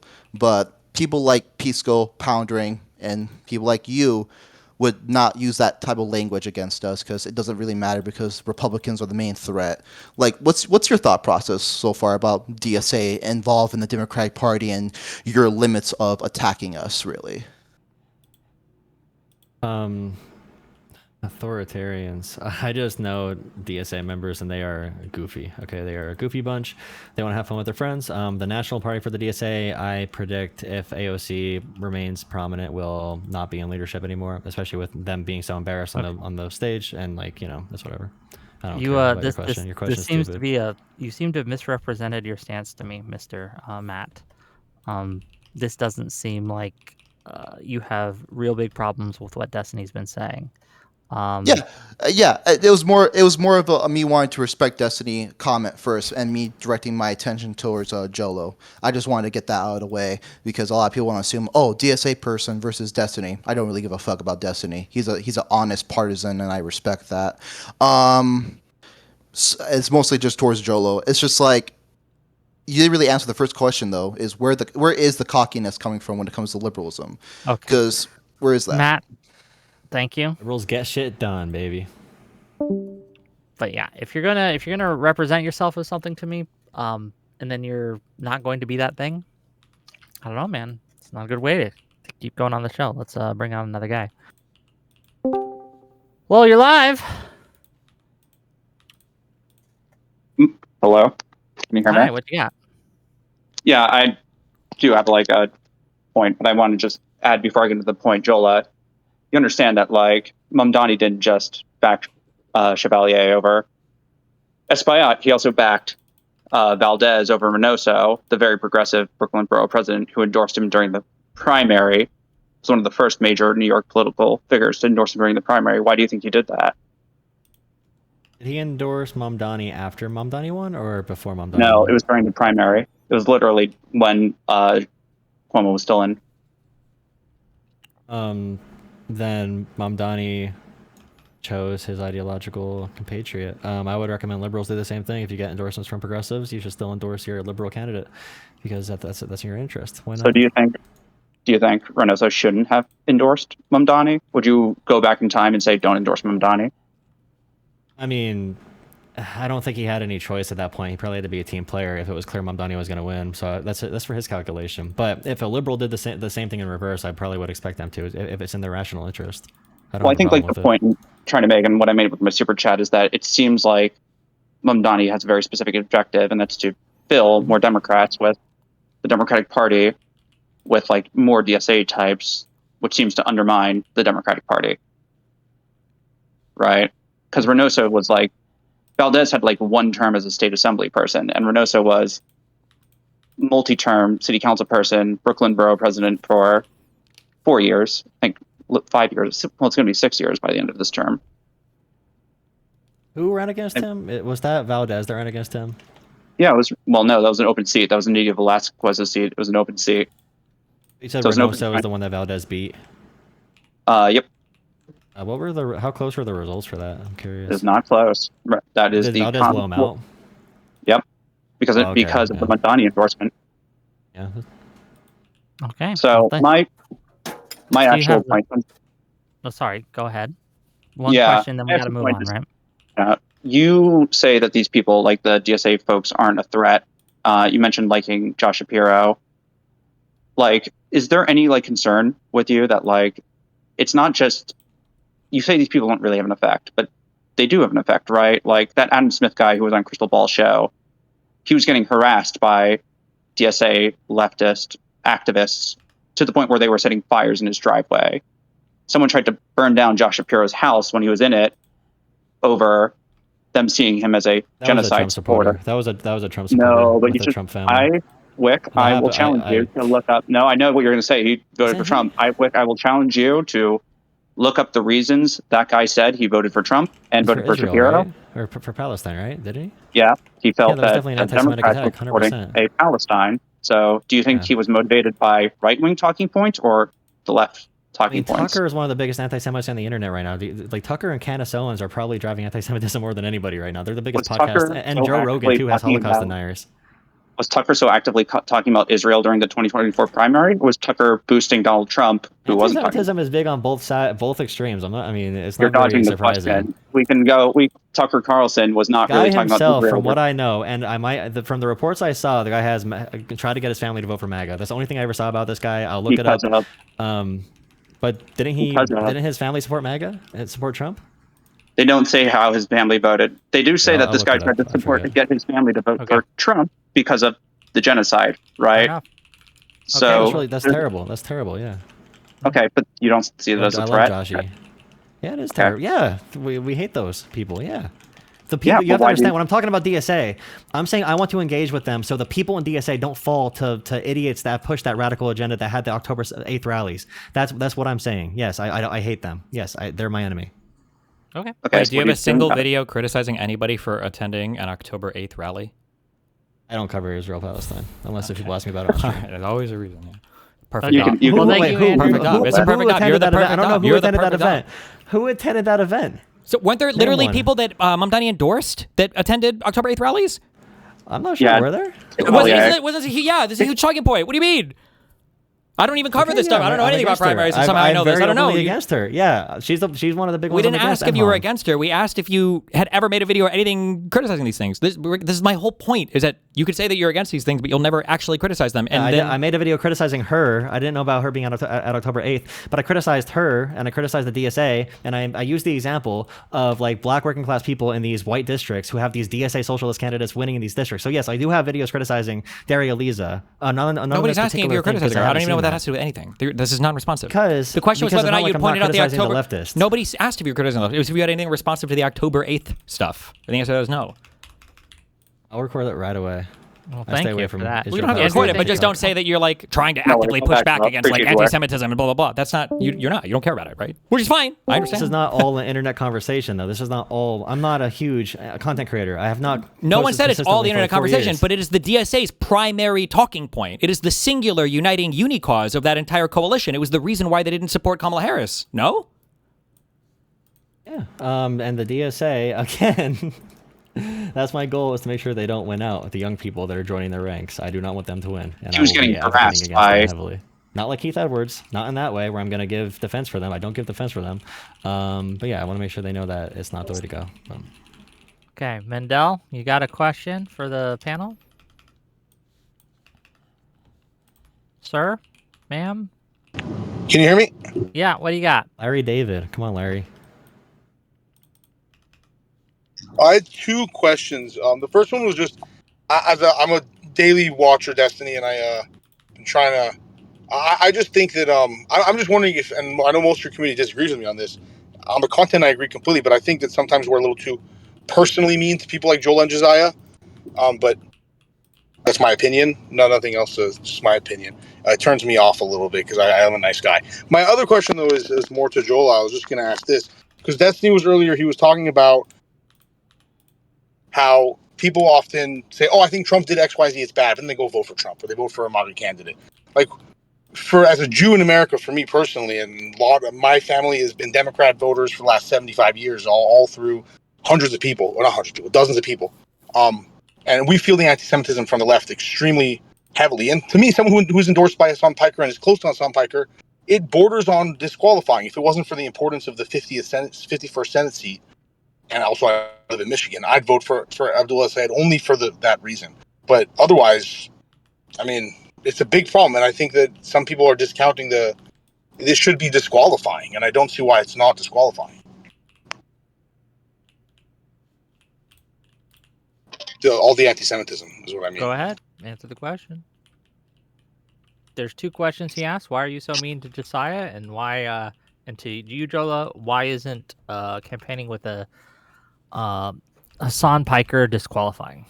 For me on the first one, I do agree that we're too mean. I don't like the level of meanness that we're at right now. The reason why I push it and encourage it is because this is where the political fights are happening, and until everybody realizes it, this is where we're going to be stuck. So, like, the fact that Josiah felt like he had to remove me on Twitter because he didn't like the way I was pushing them to cover content, but the fact that he has literally nothing to say about Keith Edwards, like, openly calling me a pedophile, I think demonstrates a lack of character on his part, and it demonstrates the one-way street right now that we're on when it comes to political engagement. So if they've decided that that's where the fight's going to be, and if they've managed to mindfuck every spineless lib left into never calling them out on it, then unfortunately that's like the battlefield that we play on.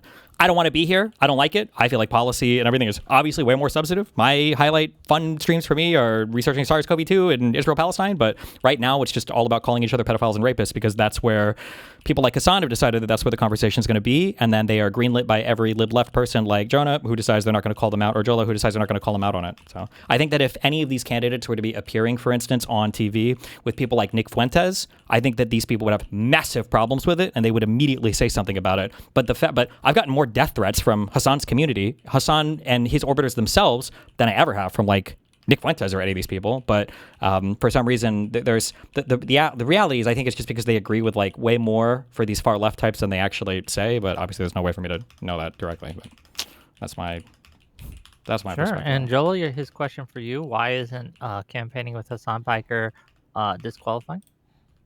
It'll be the same thing about Hassan's support, and if a candidate thinks it's politically beneficial, ideally you would not have that existing, like campaigning with anyone with reprehensible beliefs. But yeah, I would prefer that it was, but the Democratic voters, I need to convince them of that first. And so in 1960, so someone was campaigning with David Duke. Would you feel the same way? All these conversations are like, I think Hutch says this a lot. Hutch often says "F the voters" or whatever, which is not something I would never say that. But sometimes. Well, most Americans are stupid, and as a math teacher, I can say that definitively. But my point is deeper, and I think maybe you're not answering the question. If Hassan's anti-Semitism is to the level that I'm claiming it is, where my family, a dozen people I know, who are decades of voting Democrat exclusively. I'm sorry, is someone talking or is he like texting or? No, he's talking. I don't hear him at all. Never mind. If my comments are not important, it's fine. But my point is simply that the level of anti-Semitism coming from Hassan and his community cannot be discounted and will be a long-term losing issue for Democrats if you don't push back on it.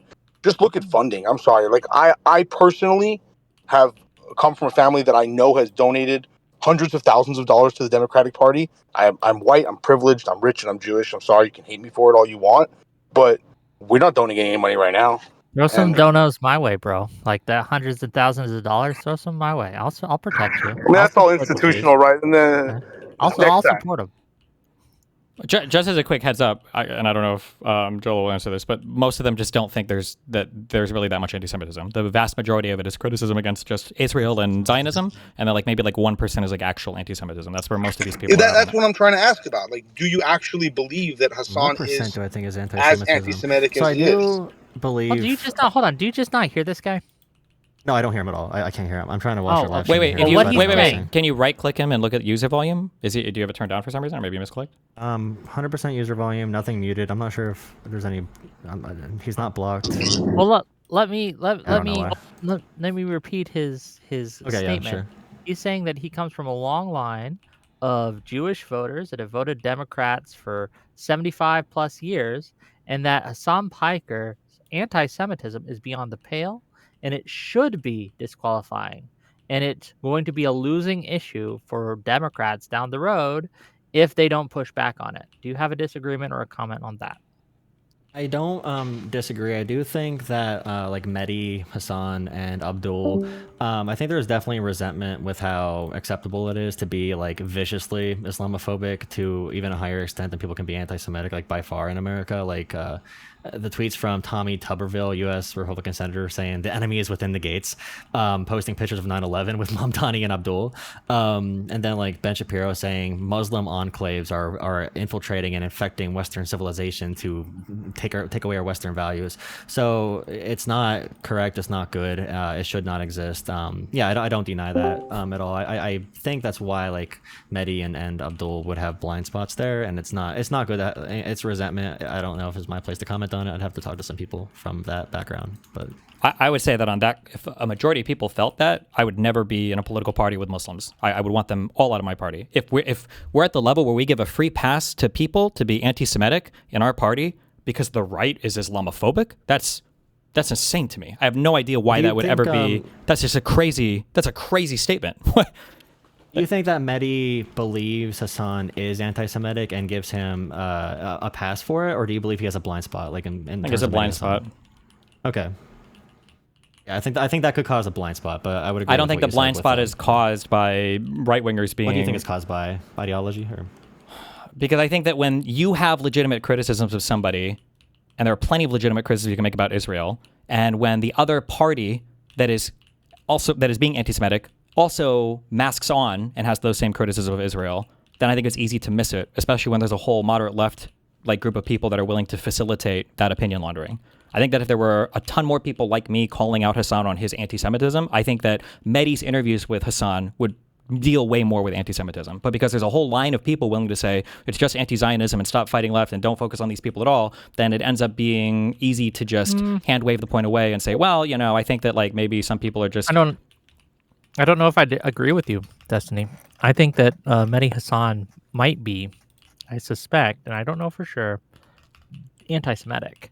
And I think that he doesn't see anything actually wrong with the comments that Hassan makes about Jewish I would have to dig into it more. The only reason why I give Mehdi so much more space than I do for anybody else, because Mehdi was probably the only one of these weirdo lefty people who full-throatedly endorsed Kamala Harris without question. There was no possible world where you could watch Mehdi Hassan and think that he was indifferent between Kamala and Trump, and he's the only person on that political side where I could ever say that for. So I'm willing to give Mehdi a lot of leeway there. Maybe it is possible, but the problem is, I think it would be fair if you were Jewish or if you were more sensitive to the issue of anti-Semitism. I'm really not that much. But if you were more sensitive, I think it would be totally fair to categorize him as being permissive of anti-Semitism or anti-Semitic himself just because he hasn't ever addressed these things. But this would be a reason why I would say I would very much want Mehdi Hassan to deal with Hassan's comments, and I wish he would like critically confront them so I would know where Mehdi stands on it. Because maybe it is that Mehdi actually does agree with Hassan's statements, and that would radically change my view of Mehdi. Right now, I just have to leave it as like a open question, I guess. At what point with him making comments and sweeping for Hassan over and over again, at what point does your mind change on Mehdi? I understand giving him grace because he was full-throated endorsement of Kamala, anti-Trump. That's good, right? But like everything Mehdi Hassan has said regarding Hassan is to run cover for Hassan, Piker, to be clear, to run cover for his comments around not just the Jews, but just everything in general. So Sure, but I feel like I everybody in the don't- media, I get the feeling about this about almost fucking everybody. Like even the people that are supposed to hold us on to task always have the worst fucking criticisms, and they just play that fucking 9/11 quote over and over and over again. Like I don't want to say the pod save guys. I can't, dude. I have the worst Judar ever. Are these guys all Jewish? The pod save guys are any of these guys Jewish? I have no idea if they're Jewish or not. Where are my Nazis at? Apparently y'all are Nazis, so you should know. But like, it seems like I don't think that I don't think the pod. Yeah, I don't think the pod save guys are anti-Semitic, but I don't know. They're just like mind fucked in that because they're not mind fucked. This whole permission structure has been created where you can always attack the moderate Dems and never push left. And I think in that world, it's easy to fall into this trap of thinking that like, are they really anti-Semitic? I don't know. I don't think the pod save guys are necessarily anti-Semitic, but they just never end up pushing back on these views of Hassan, and then it's just an open question. Sure, I don't think that you have to personally be anti-Semitic to promote anti-Semitism, though, right? Like that's true. I agree with that. Yeah. I'm being more charitable. If somebody were to say, I think that anybody that gives Hassan a free pass, I think they're anti-Semitic. I don't think I would fight with that person. Just personally, I'm giving a lot of credit here. But I mean, fair enough. No, yeah. that's fair enough. That's Yeah. that's your prerogative. I just for me, seeing Mehdi Hassan's comment, I am leaning towards no. This guy just has a problem with that kind of person, and he seems to run cover for a lot of comments that not just Hassan Piker, but others have made. But maybe I'm wrong. I could be. Okay. We got another caller, Rick. You said you're a socialist. Indeed, I am. I hope it's a socialist who disagrees with Destiny, because that's what I'm looking for. Yes. Okay. Well, partially, I disagree. I mostly disagree with the approach that Destiny is calling for. I disagree with the DSA primarily on their stance when it comes to like international issues. I don't like how they don't, take a stand in Russia's imperialism against Ukraine. The main issue I have with Destiny is that I believe his strategy that he's taking is going to backfire heavily. Primarily because when you go ahead and push away the DSA into their corner, they are only going to become more extreme, and they are only going to recruit more people into their I guess, what would you say, party? Whereas if you went ahead and adopted, these people, allowed them to moderate and pass the legislations and policies that you want, that Democrats generally agree to pass, you would be able to basically deal with the fervor that the political, the voters feel right now, the populism. You would get rid of it if you pass like universal healthcare with majorities, and you need the support of not just DSA, but socialists like myself. Like, I am not DSA, but I am a pragmatic socialist. And I do think that your strategy is just going to lead them to be isolated and fall into the hands of Hassan. And one more thing, one of the major issues I had is that you have shown that you are open to El Sayed as a candidate, and it doesn't even seem like you disagree with him much, especially since he is a capitalist and not a socialist. But it does seem like you are allowing El Sayed to basically because I would agree that his association with Hassan is terrible. I do not like Hassan. He's an illiberal. But why don't you go ahead and adopt El Sayed on your side? That way you can go ahead and say, look, my support base, my DG, your community's name, they support El Sayed, and he is going to be a capitalist, and he's not a socialist.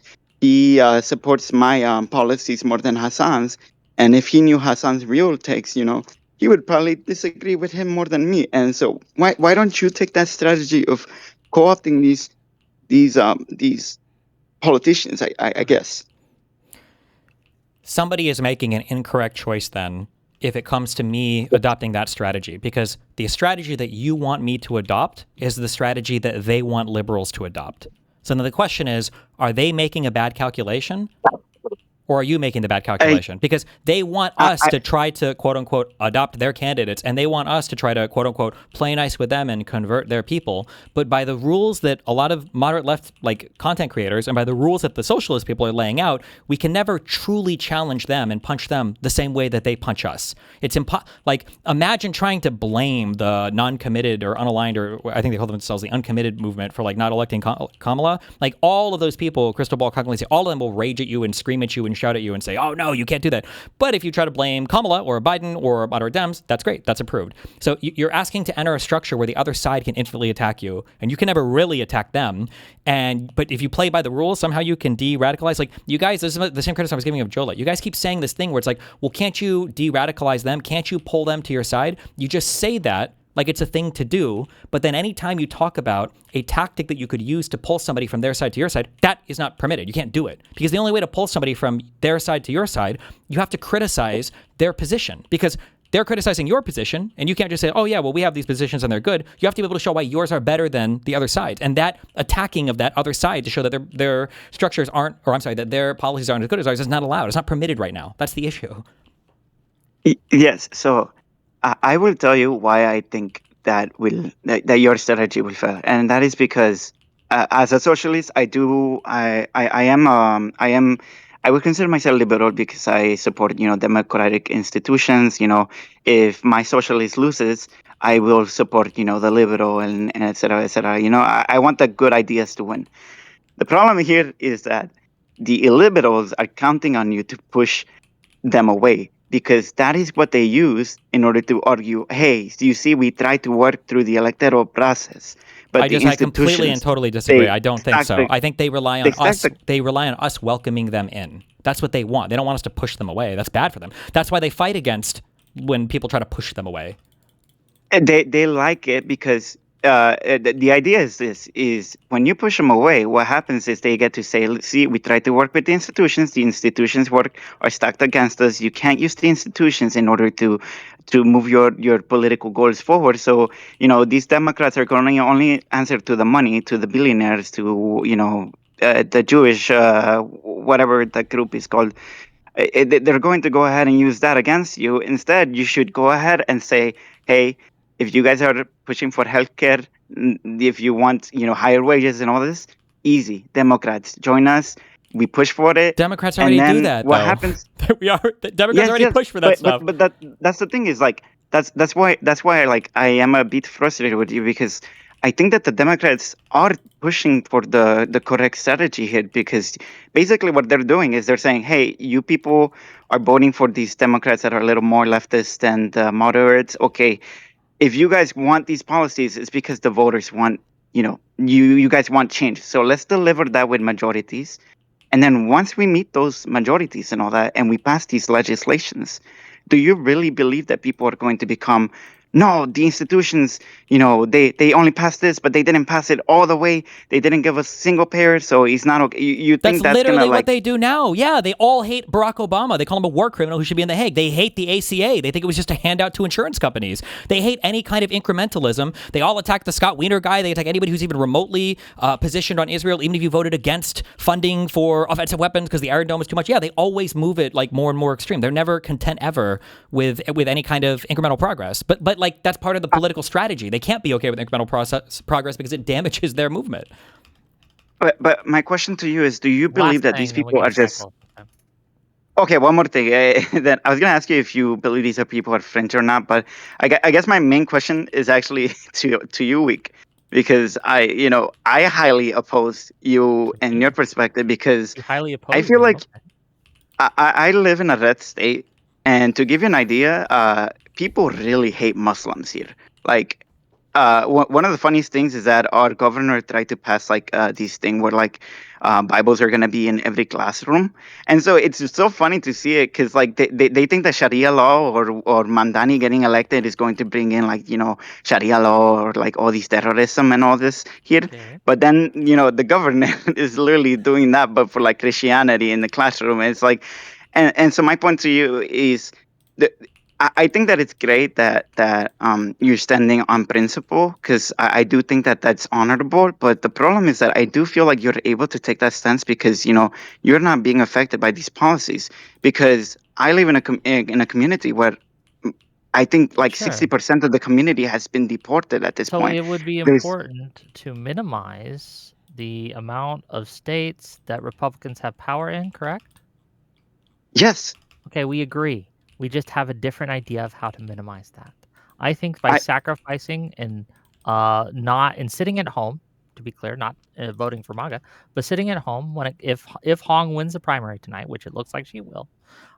If I was in Wisconsin, I say we should sit it out, and I do not endorse Hong because I think by doing that, I'm going to save 10 elections down the road that if we were to go and back Hong, we would lose. Okay. So we have That the is a same strong goal. argument, and I think that if you aim that towards the people who didn't support Kamala, is it Kamala? Or, I forget how to pronounce it, but if you directed that message to the people who didn't vote for her, I agree. But the problem here is that like most socialists, if I can tell you the truth, most socialists I know in real life voted for Kamala.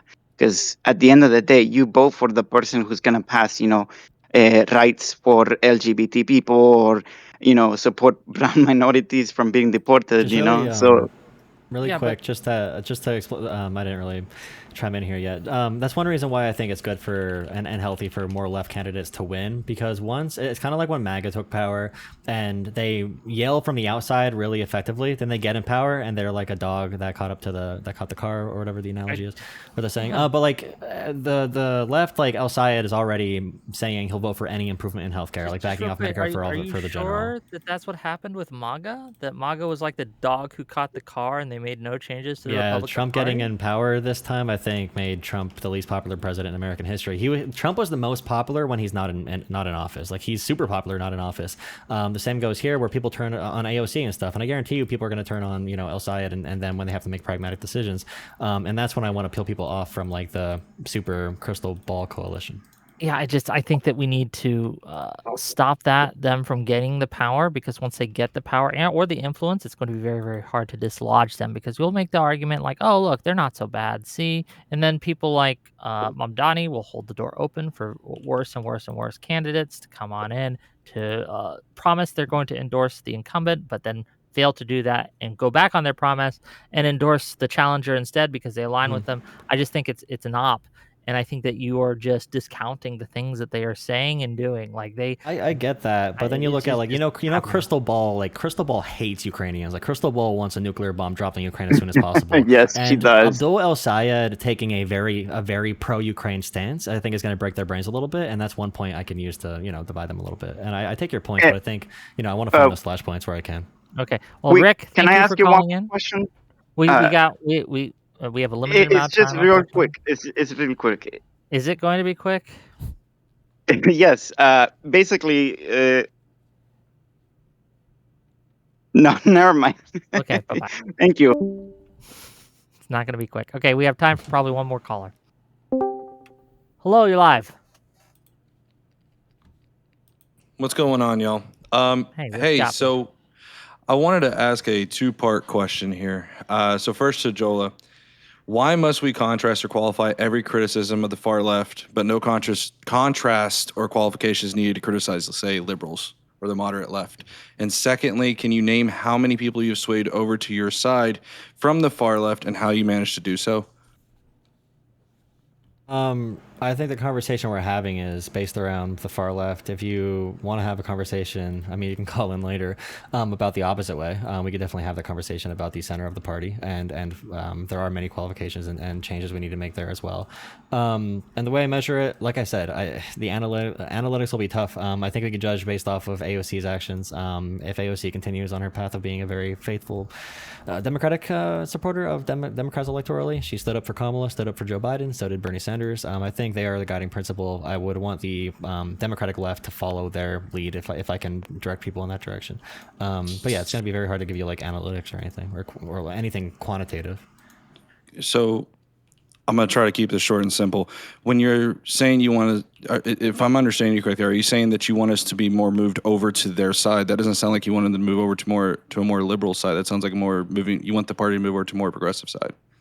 So when you have pluralism in a society, okay, sometimes you need representation for people you don't like, and that's why one reason why like Joe Biden said we need to go to Republican Party, because we need a responsible Republican Party that's not going to try to destroy the entire country if they do get power. The same thing goes for the left. If they do get power, then I want it to be a responsible form like AOC or Bernie to not destroy the country. So it's a very basic pluralist belief. This feels like you're almost saying then that liberals would somehow destroy the country then. Like, I mean, like, you're not saying it, but... Ask me about liberals. You're asking me about the far left. If you ask me about the far left, I have different, like, qualifications for them, and they have a lot more proven bona fides of being safe to support our Constitution, so there's less concerns there. This conversation is about the DSA. Of course, it's going to be focused on the far left.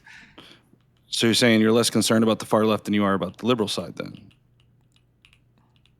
I have concerns all across the board. Okay, I have concerns with ineffective liberals. I think that there should be some changes with the DNC, with Chuck Schumer, with a candidate, recruitment. I think there's some 80, 90-year-olds, including, you could even include progressives like Bernie Sanders from the left, by the way, and Murky. But like, yeah, I have criticism. This conversation is about the left. If we have, and like I said, if you want to call in and have a long conversation, I know Whick is almost done here, about the other side of the party, then yeah, we can have that conversation too. I do that as well. That's fair. And then I'll ask Destiny as a point here. You know, one of the big issues right now is obviously what do liberals do in the midterms? What actions do you suggest that liberals take in the midterms, and how we can reconcile the fact that more than likely those on the far left will not actually side with, we can probably look at what happened in 2024. So it's difficult as far as a liberal goes of like, okay, I'm going to have no choice but to vote for this particular candidate, knowing that the far left may not necessarily back that. It's kind of a difficult thing to reconcile. Like, what do you suggest that liberals do?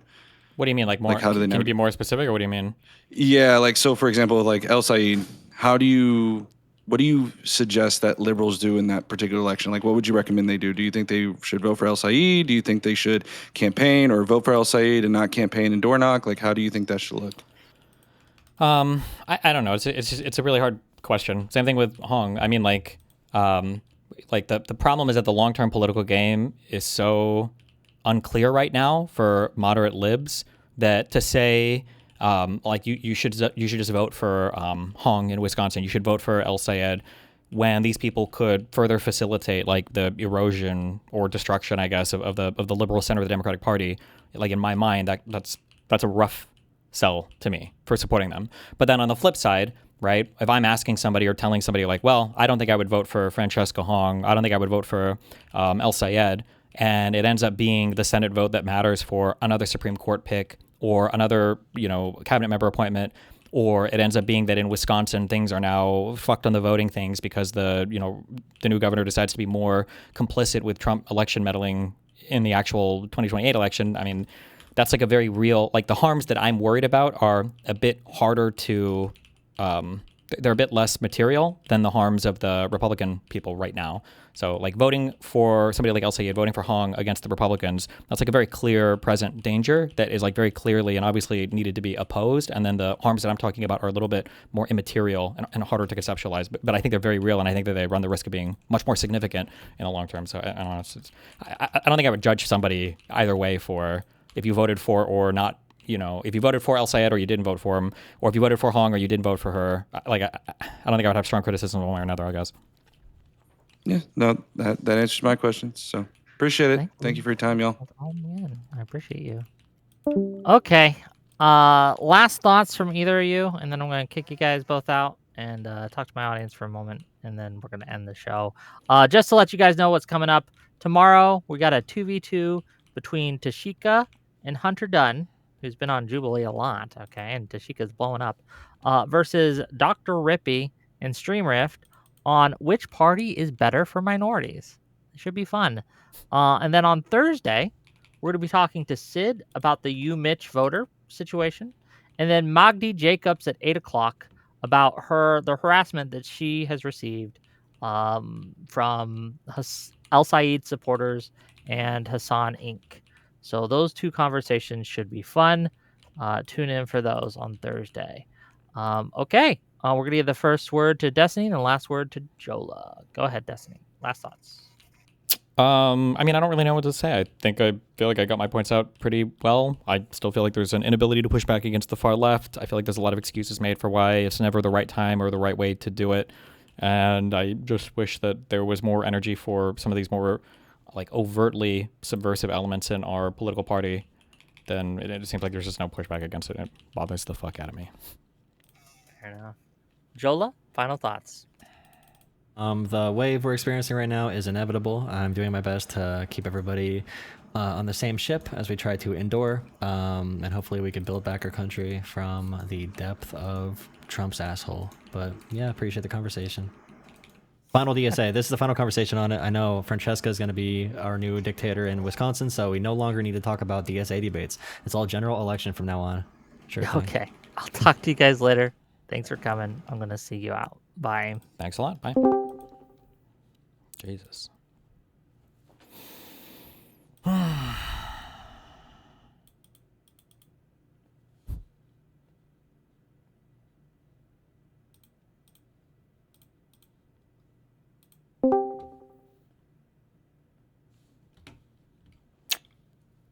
That one guy came in and he said that the guy who firebombed Shapiro's mansion was more motivated by pro-Palestine stuff than Trump stuff. I'd never seen that before. I feel like that. I didn't see any of that, but I don't know. We'll look at that tomorrow. What is this? I think it probably works because 9/11 is such a charge. 5 hours ago. Why the fuck is he watching me? Charge topic, but it is like the weakest factually, I think, of the points. It's one thing saying America, that the people who gave the weapons, this, that, but something to say that the individuals that had nothing to do with it dying deserved it. Yeah, I know, but that's great. It's great that we can do that as America when we can say, well, hold on, these are our civilians, like blah, blah, blah. Like, that's the American government. That doesn't count. But we don't go to war with Yemen's government. We don't go to war with Chile's government. We don't go to war with Iraq's government. We kill civilians there, right? We don't kill the government. We don't attack the government. We don't go and bomb government buildings. We kill brothers and sisters and fathers and mothers, and that's who dies in a lot of the wars. It's collateral damage. America supports. It's happening right now in Palestine. It's, like, I'm just saying, I'm not saying like death to American civilians or any crazy shit like that, but it's not that controversial of a take to say that the types of foreign intervention that the United States directly or indirectly supports leads to a lot of civilians getting fucking killed. And when it happens to us, it's kind of bullshit to be like. This is why I say a lot of these guys are just purely expressing unadulterated, unvarnished personal animus. Okay. The difference is that I don't cheer on any of these terrorist attacks and you do. I don't watch America. I'm consistent on this. The difference is you watch the Houthis or you watch Hezbollah or you watch pro-Pali activists engaged in terrorism and you cheer it on. And I say all of it's bad. Jesus. Okay, bro, what the fuck happened? Because he's a mercenary, dude. This is from 5 years ago. They're grifters. What is so hard to understand? Look at my positions from fucking 10 years ago. Look at my positions now. You will see a consistency there. You cannot see that for sex pesting. Well, that is true on Hassan. He is consistent. He consistently cheers for American deaths and consistently hates it when we kill our enemies. That's true, I guess. Yeah, true. You will never see that for Asmongold because they don't believe in anything. They are at the mercy of either their own personal narcissistic desires in the case of Destiny or personally at the mercy of the crowd where they've read the situation wrong, where they think like, oh, everyone wants like unlimited reactionary propaganda. So many of these fucking people are literally just grifters. That's why you look at my commentary on the issue of Palestine from 8 years ago at this point, from May 15th, 2018, 7 years ago, 8 years ago, I'm saying the same exact fucking shit. Back when he couldn't find any Middle Eastern country on a map. Okay. Okay, we don't need to watch this anymore. Fun with Dick and Jane. Where the fuck was I linked this? Okay.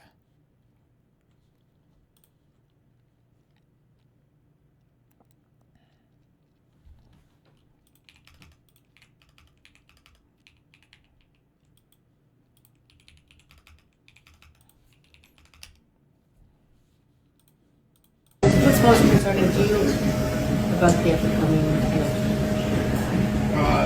I would say putting a check on the executive branch is extremely important. So I am running on the Republican. So you're probably not going to get my vote in this area. So. Not going to get my vote. Are you for him? I do support his policies. What could you tell me that could ever get me to fathom why you would support that? Donald Trump? So I think that we have destabilized the world with our weakness on the Wall Street. We have or he has with his under the prior administration. And this administration really is focused on the American worker, bringing that manufacturing out of your so sorry, but you were out of your mind if that's what you think. I can't even talk to you that straight face. Damn. Out of your mind.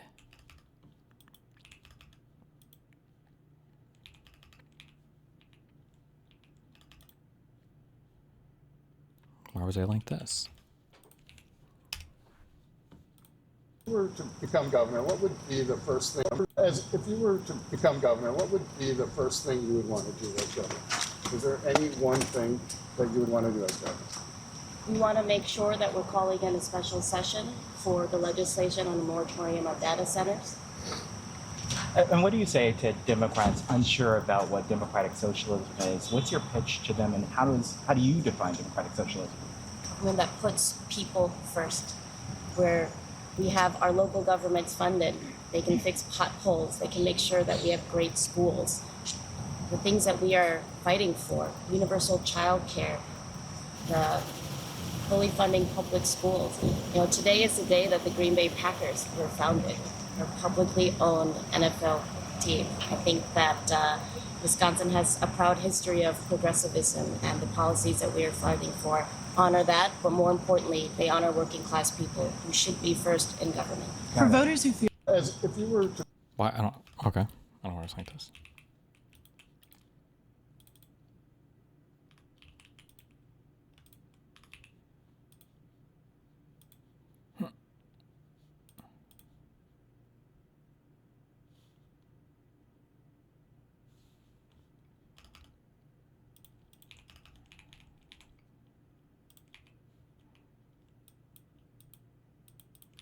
What is this? Suck. Work, right? Patosh suck. Wait, is this gonna be not good? Own Pixel opens questionable website. Loud. Yeah. Hello, my name is Picasso. You gotta put a lot of it because I like to have a lot of. I want some cheeseburgers just to eat. I'm talking get your work, right? Patosh suck. Yeah. Hello, my name is Picasso. I'm talking get your What browser is he even using where this can happen anymore? Is this like a virtual machine or something, or what?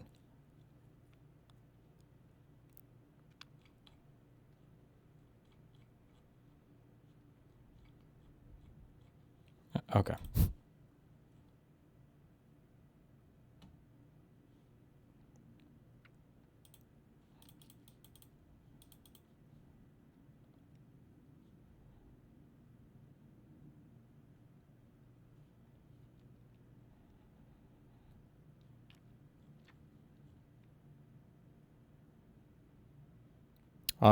What is the Josiah drama? I don't think there's any drama. I don't know what the drama is. He's unfollowed me on Twitter, so I assume he is not favorable towards. I don't know what the. I don't know. I have no idea. I just think he. I mean, he's. I guess now he's friends with a lot of the people that I'm fighting with or whatever. So I don't know. What are you gonna do?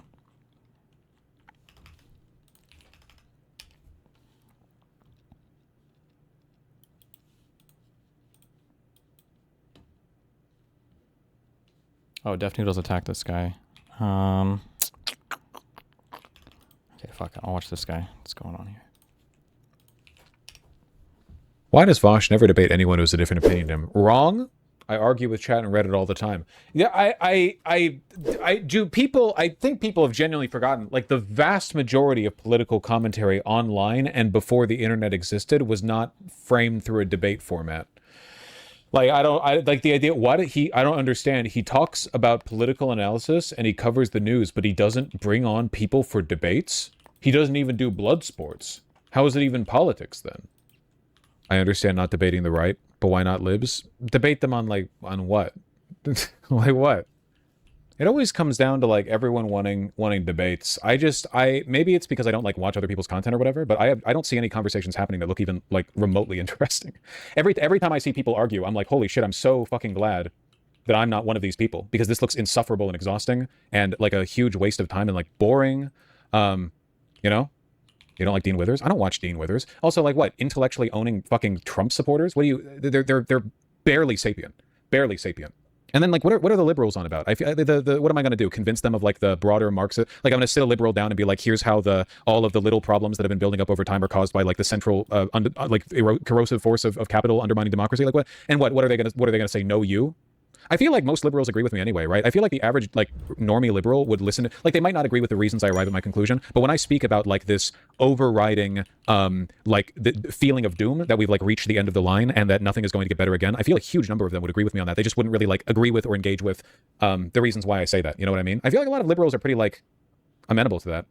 I think Destiny thinks that way. The one and only clip that I've seen of like internet drama was some months ago. I saw people like, I was curious. It was Hutch and Destiny talking, and Hutch was just doing some like insufferable, you know, vote the collapse of Western civilization away bullshit. But Destiny seemed, I feel, pretty like bearish on Western civilization. Like, it seemed to me like he was like, well, it does kind of seem like Republicans get to do literally whatever they want. Like, Republicans get to do literally anything they want. There are no legal consequences. Nobody in the Democratic Party is strong enough to push back. Like, nothing is happening and everything's getting worse. And like, it seems like things are collapsing. So I mean, I agree with that, right? But then you get into like why it is, and it's like, no, it's not capital interests, some other shit. And it's like, oh, well, whatever, who cares? It's not like engaging with this is going to like, you know, alleviate the cause, let alone the symptoms, you know? Like, some kind of general consensus on the cause here isn't going to change the path of the river. Destiny challenged you to an Israel debate just a few days ago. This guy is outpaced me this is what I mean. Like, it's like just incredibly uninteresting. Israel. You know, it's a demon country. It's like Russia. You know, it's fascist, ethno-national, whatever. It's just super boring. Like I've said, like it's in the vein of one day everyone will have always been against this. The arguments will shift more and more towards devil's advocacy, where the real argument isn't like whether or not Israel is good, because everyone will have to accept Israel as bad. Now it's going to be like, will you oppose Israel in an anti-Semitic fashion or something? You know what I mean? Oh yeah, I'm not defending Israel, but you attacked Israel in a bad way and you did it too early. You were too right too early, or you were wrong but in a specific way. And it's like, I don't think anyone cares about this. I don't think, you know, we're not a vanishingly small percentage of the American population is actually like Jewish Zionists with a personal stake in the narrative of ethnic supremacy. For the rest of us, this is just a proxy argument. My argument really is that it's all a proxy for capital. Like, you know, it's not as though like the world is legitimately falling on the sword over the right for Jewish people to have their own state. Like, no one fucking cares about that directly. It's all about like using them as a proxy for capital interests, even in the abstract cultural sense, not directly. The final stage of Marxist analysis, yes. No, it's not like Israel is or represents a substantial portion of American wealth or like global wealth or whatever. They don't. Israel's disproportionately wealthy for a Middle Eastern country, but the total amount of money circulating through Israel isn't that much. It's just that, you know, capital needs to erode democracy and wants to commit the world to a, you know, worsening set of tribal and, you know, xenophobic conditions because it's of interest to the capital class to divide and conquer, cause economic crises so that you can engage in capital consolidation, you know, regulatory capture. And to that extent, supporting Israel is like part and parcel to the outcome. You know, it could be anything. It didn't have to be Israel. It could have been any country, really. I watch you and Destiny stream every day. The difference in how you guys come to conclusions is crazy. That's an interesting thing to say. Could you elaborate on that? I'm not really personally interested in what Destiny believes for the same reason I'm not personally interested in what like any talking head online. I don't watch like political content anymore. Literally, when I'm done with politics, like I watch Unlearning Economics and like occasionally Gary's Economics or whatever. I mean, I love folding ideas. There are video essays, so I like, but by and large, like political commentary, I just don't. Sometimes I catch a Majority Report segment. Like that's pretty much it for me, I think. I am interested, I guess, in like the abstract of because. So I don't watch it directly, so I don't want to misrepresent. I want to know what my hardcore political opposition thinks. I think the best way to find out would be to ask my audience, who I've poisoned the well against this person for years against. Yes. Okay. True. Base. Present it. Not necessarily because I care about their dignity or honor or whatever, but I just don't want to be like wrong. I have like an opinion. I want the opinion to be based on at least a vaguely correct belief. But my understanding or my feeling is that Destiny's community is very nihilistic. Like the advocacy for good outcomes is more framed in the context of sustaining internet controversy and drama. It's more about the process of engaging with it. Like there is no innate there's not much emotional investment in good things for the sake of good things. It's that like being in favor of nominally good things puts you in an adversarial position against people, and like the engagement between you and them is entertaining, right? Oh, so I think, has he always said this, or is this this is like Hassan talking point against me? I don't actually have any real political beliefs. I'm just motivated to be a debate mercenary, I guess. It's such a weird, considering like how much more popular I could have been online following like certain trends. That's just it's such a weird, I don't know. Which of course, like edutainment is a huge part of what I do as well, though obviously not like in a debate context. But if you're so nihilistic about it, my thought is like, if we all agree these are the end times, what are we doing about it? You know what I mean? That's what I mean. Yeah, like because if we don't believe in politics anymore, my assumption is that a lot of people who watch Destiny understand that there's no coming back from this. And I don't mean that in like a late stage capitalism is finally collapsing way. I mean like in an evident way, in a way that aligns with the expectations and analyses of liberal economists as well, not just communists, but like we all kind of understand this. We can read the writing on the wall. The institutions aren't just crumbling; they are fundamentally illegitimate. The Supreme Court is fundamental. I'm almost positive that Destiny would agree with this. The Supreme Court is illegitimate. Like the rulings they are putting out, the conservative wing of it at least, are like genuinely insane. Their interpretations, the fact that it was a 5-4 decision against revoking birthright citizenship, which is like a completely unassailable argument constitutionally, for which there's no argument against it, right? So illegitimate institution. Congress is broken and can't do anything. The debt is spiraling. We can't build or invest in anything. Our national and state governments have completely lost the ability to pivot or navigate or alter their environment or implement solutions to changing circumstances. Like you look at all these problems mounting. A communist might give you a general answer to why this is happening. You know, the material dialectic, capital, the erosion of democracy. But even a liberal has to acknowledge these things are happening, right? And I think they do. I think the average Democratic voter would look at these things and be like, you know, it's really, really bad, right? You all understand what I'm talking about, right? So I guess my curiosity then is if we agree, at least in those respects, like we agree, even if you don't agree it's the broader capital, blah, blah, blah, but if we agree that these things are eroding in a way that seems kind of irreparable, what is the, like, what are we doing about that? And like, what, if not the communist analysis, what explains it, you know? But the problem is, I think that the moment you frame that discussion in the context of a debate, it's like you're wasting time.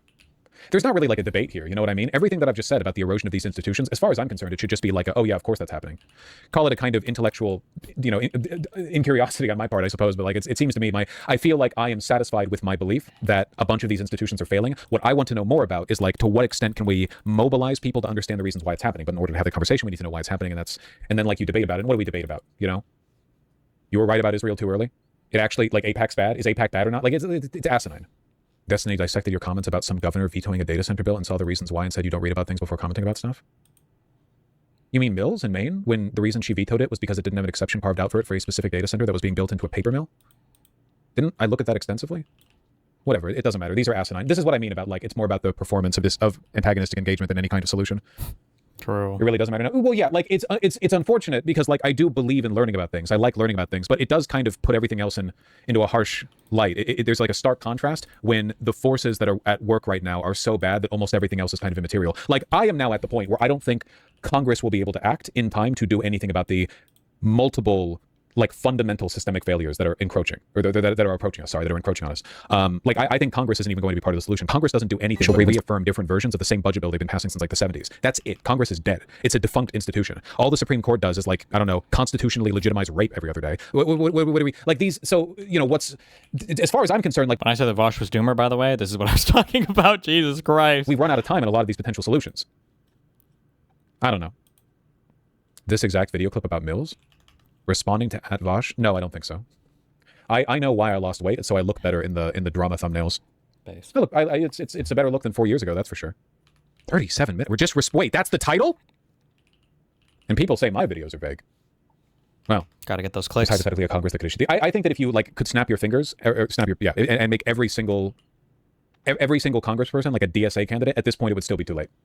He still wants your attention. He doesn't want my attention. It's just that I'm I'm at the intersection of having different viewpoints, but also being like agreeable enough or like attached to reality enough that you can engage with my position in a more nuanced way than like engaging with, I don't know, Hassan being campused or whatever. And also I'm funny, so I'm fun to cover, right? You get like a good up and down mix of, oh, that was funny, and also like, oh my God, he's like a doomer, anti-Semite, communist or something. I don't think it has nothing to do with a personal desire to solicit my attention, in my opinion. He wants to debate you? Yeah, I'm funny. It'd be funny. I wouldn't, again, like I just, yeah, my questions don't get answered. I mean, you should watch a bit of it so people can't say he doesn't respond to criticism. You can say I don't respond to criticism. It's fine. I've never said that people have a moral obligation to respond to every video takedown on YouTube. That would be quite a backlog for me. You can just say I don't respond to criticism. That's fine. It's not an allegation. That's the Giga take. Destiny wants extreme solutions about MAGA, but supports politicians that won't do the extreme solutions he claims to want. Yeah, I don't really know what you do about that.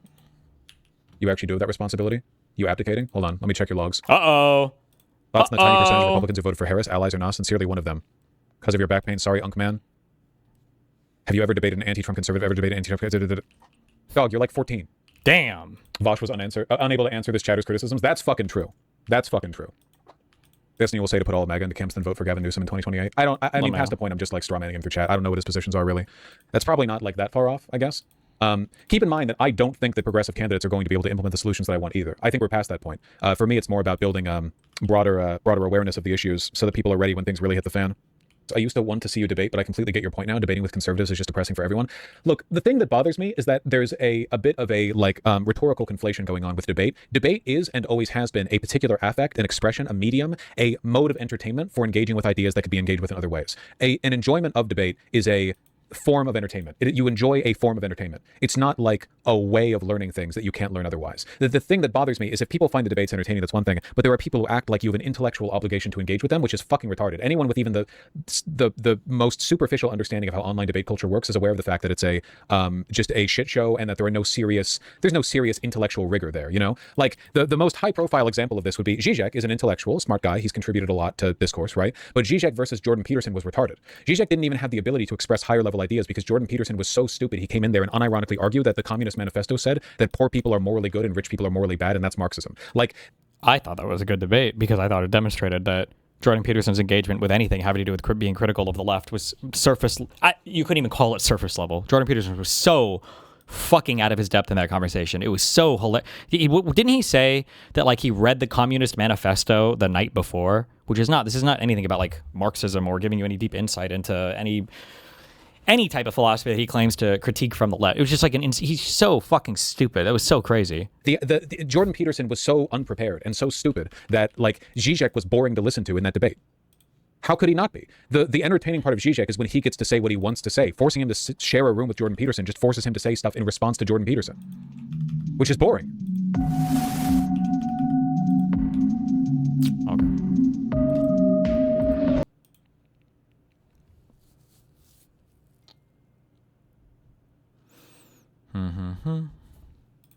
Oh boy. What is this?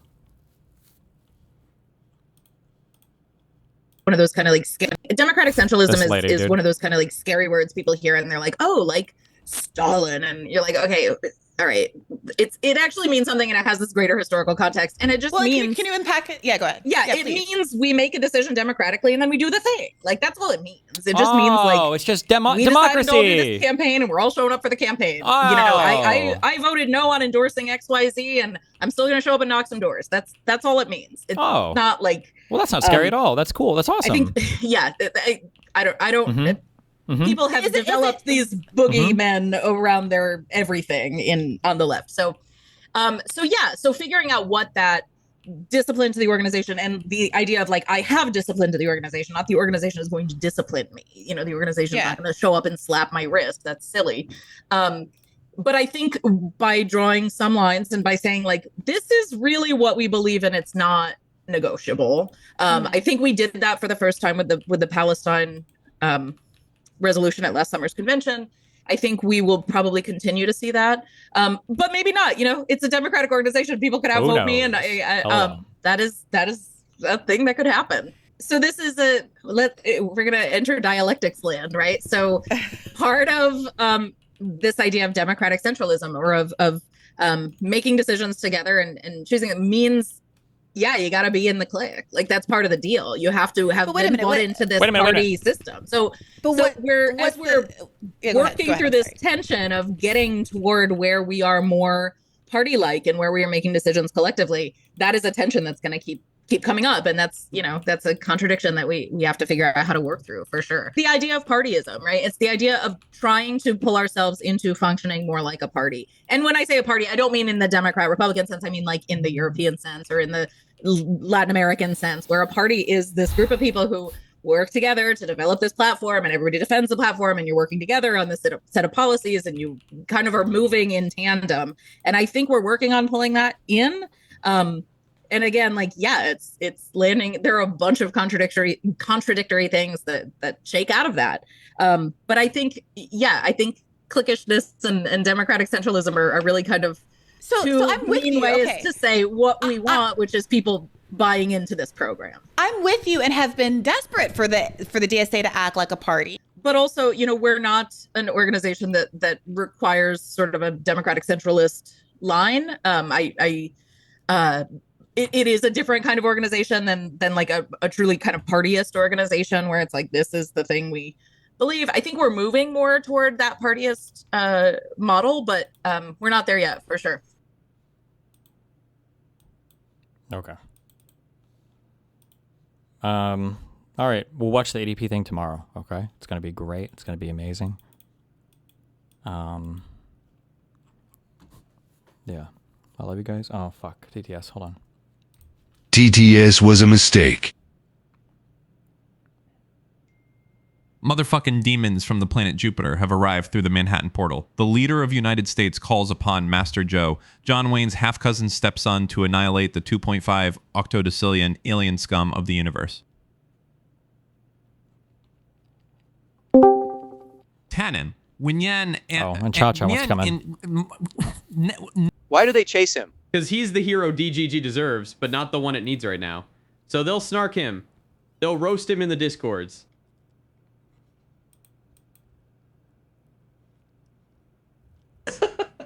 Snark Knight. Morvorli, Anikolotaward, a Berit Acue. I'm so proud of my large Italian son in his recent debate performances. He should debate Dinesh next. I'll fund it with my vast, tiny chat wealth if Destiny will set it up. Wow.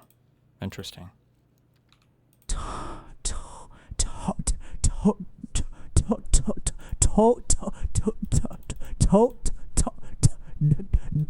Destiny. Don't laugh, it's not funny. Hut. I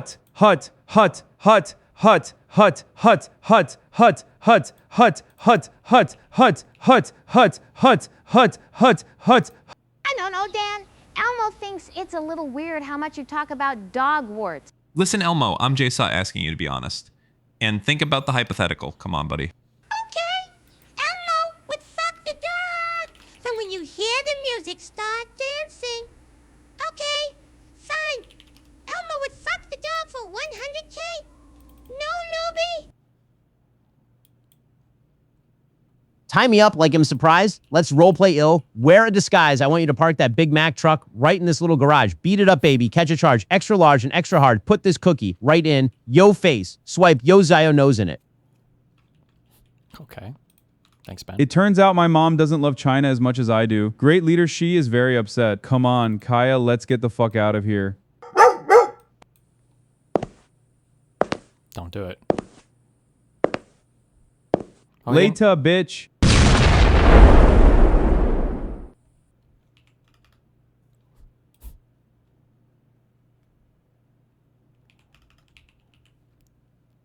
Okay. What do you have to say for yourself? I'm here to shill. Is that all right? Shill away, my friend. Okay. Hi, chat. I'm Cha-Cha. I'm a DGG events coordinator. And I have some big news for DG events. Oh my god. Season 2 of the Minecraft server has just dropped with a fresh wipe and new mods. They're using the mod pack ATM10. So join the Minecraft server now. !MC or !Minecraft.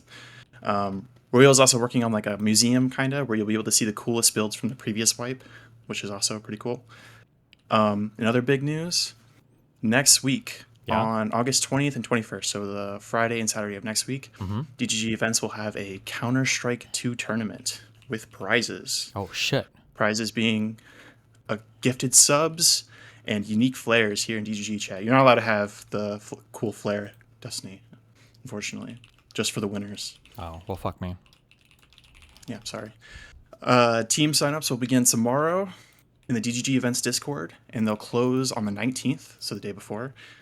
And if you do not have a team or you can't find a group, you can join the DG Events Discord. There'll be a forum where you'll be able to find more people. It is not Yi versus Pepe. NA and EU will be separate. This is also an open invite to Reddit and Kick. I'll post some stuff there and to Discord chatters. You guys do need to have a DGG account, and you need to have a Discord account so you can talk and do stuff in the DGG Events Discord. And also the prizes are DGG specific, so just flares and gifted subs here. Nothing in Kick or anything like that. Wow. So quick summary, join DGG Events Discord, play Minecraft, sub to Destiny because you can get extra benefits in the Minecraft server. Cool stuff. And find 4 friends and sign up for the CS tournament. All right, that's it. Damn. Well, awesome. Well, thanks a lot, man. Thank you, Destiny, for letting me show. Appreciate it. Yeah. Well, have fun. Be careful. Bye-bye.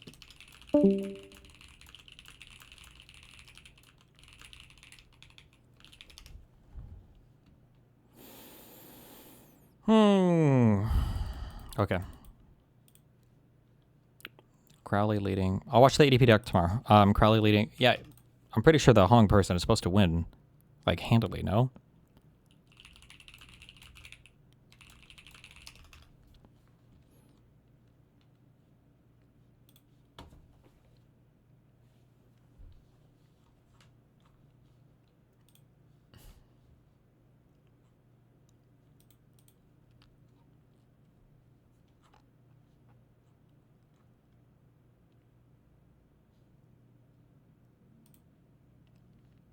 Holy shit, he's crushing it right now, though.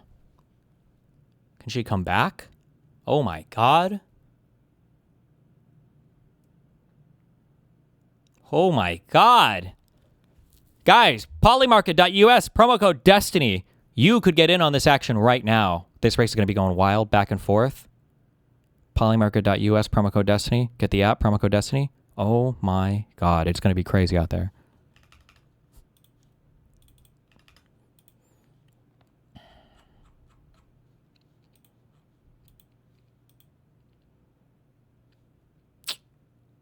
All right. I love you guys. Be careful. Stay safe. Ripperino, cappuccino, pappuccino, hoppuccino, moppuccino, cappuccino, cappuccino, appuccino, my dude. I'll catch you guys next stream right now.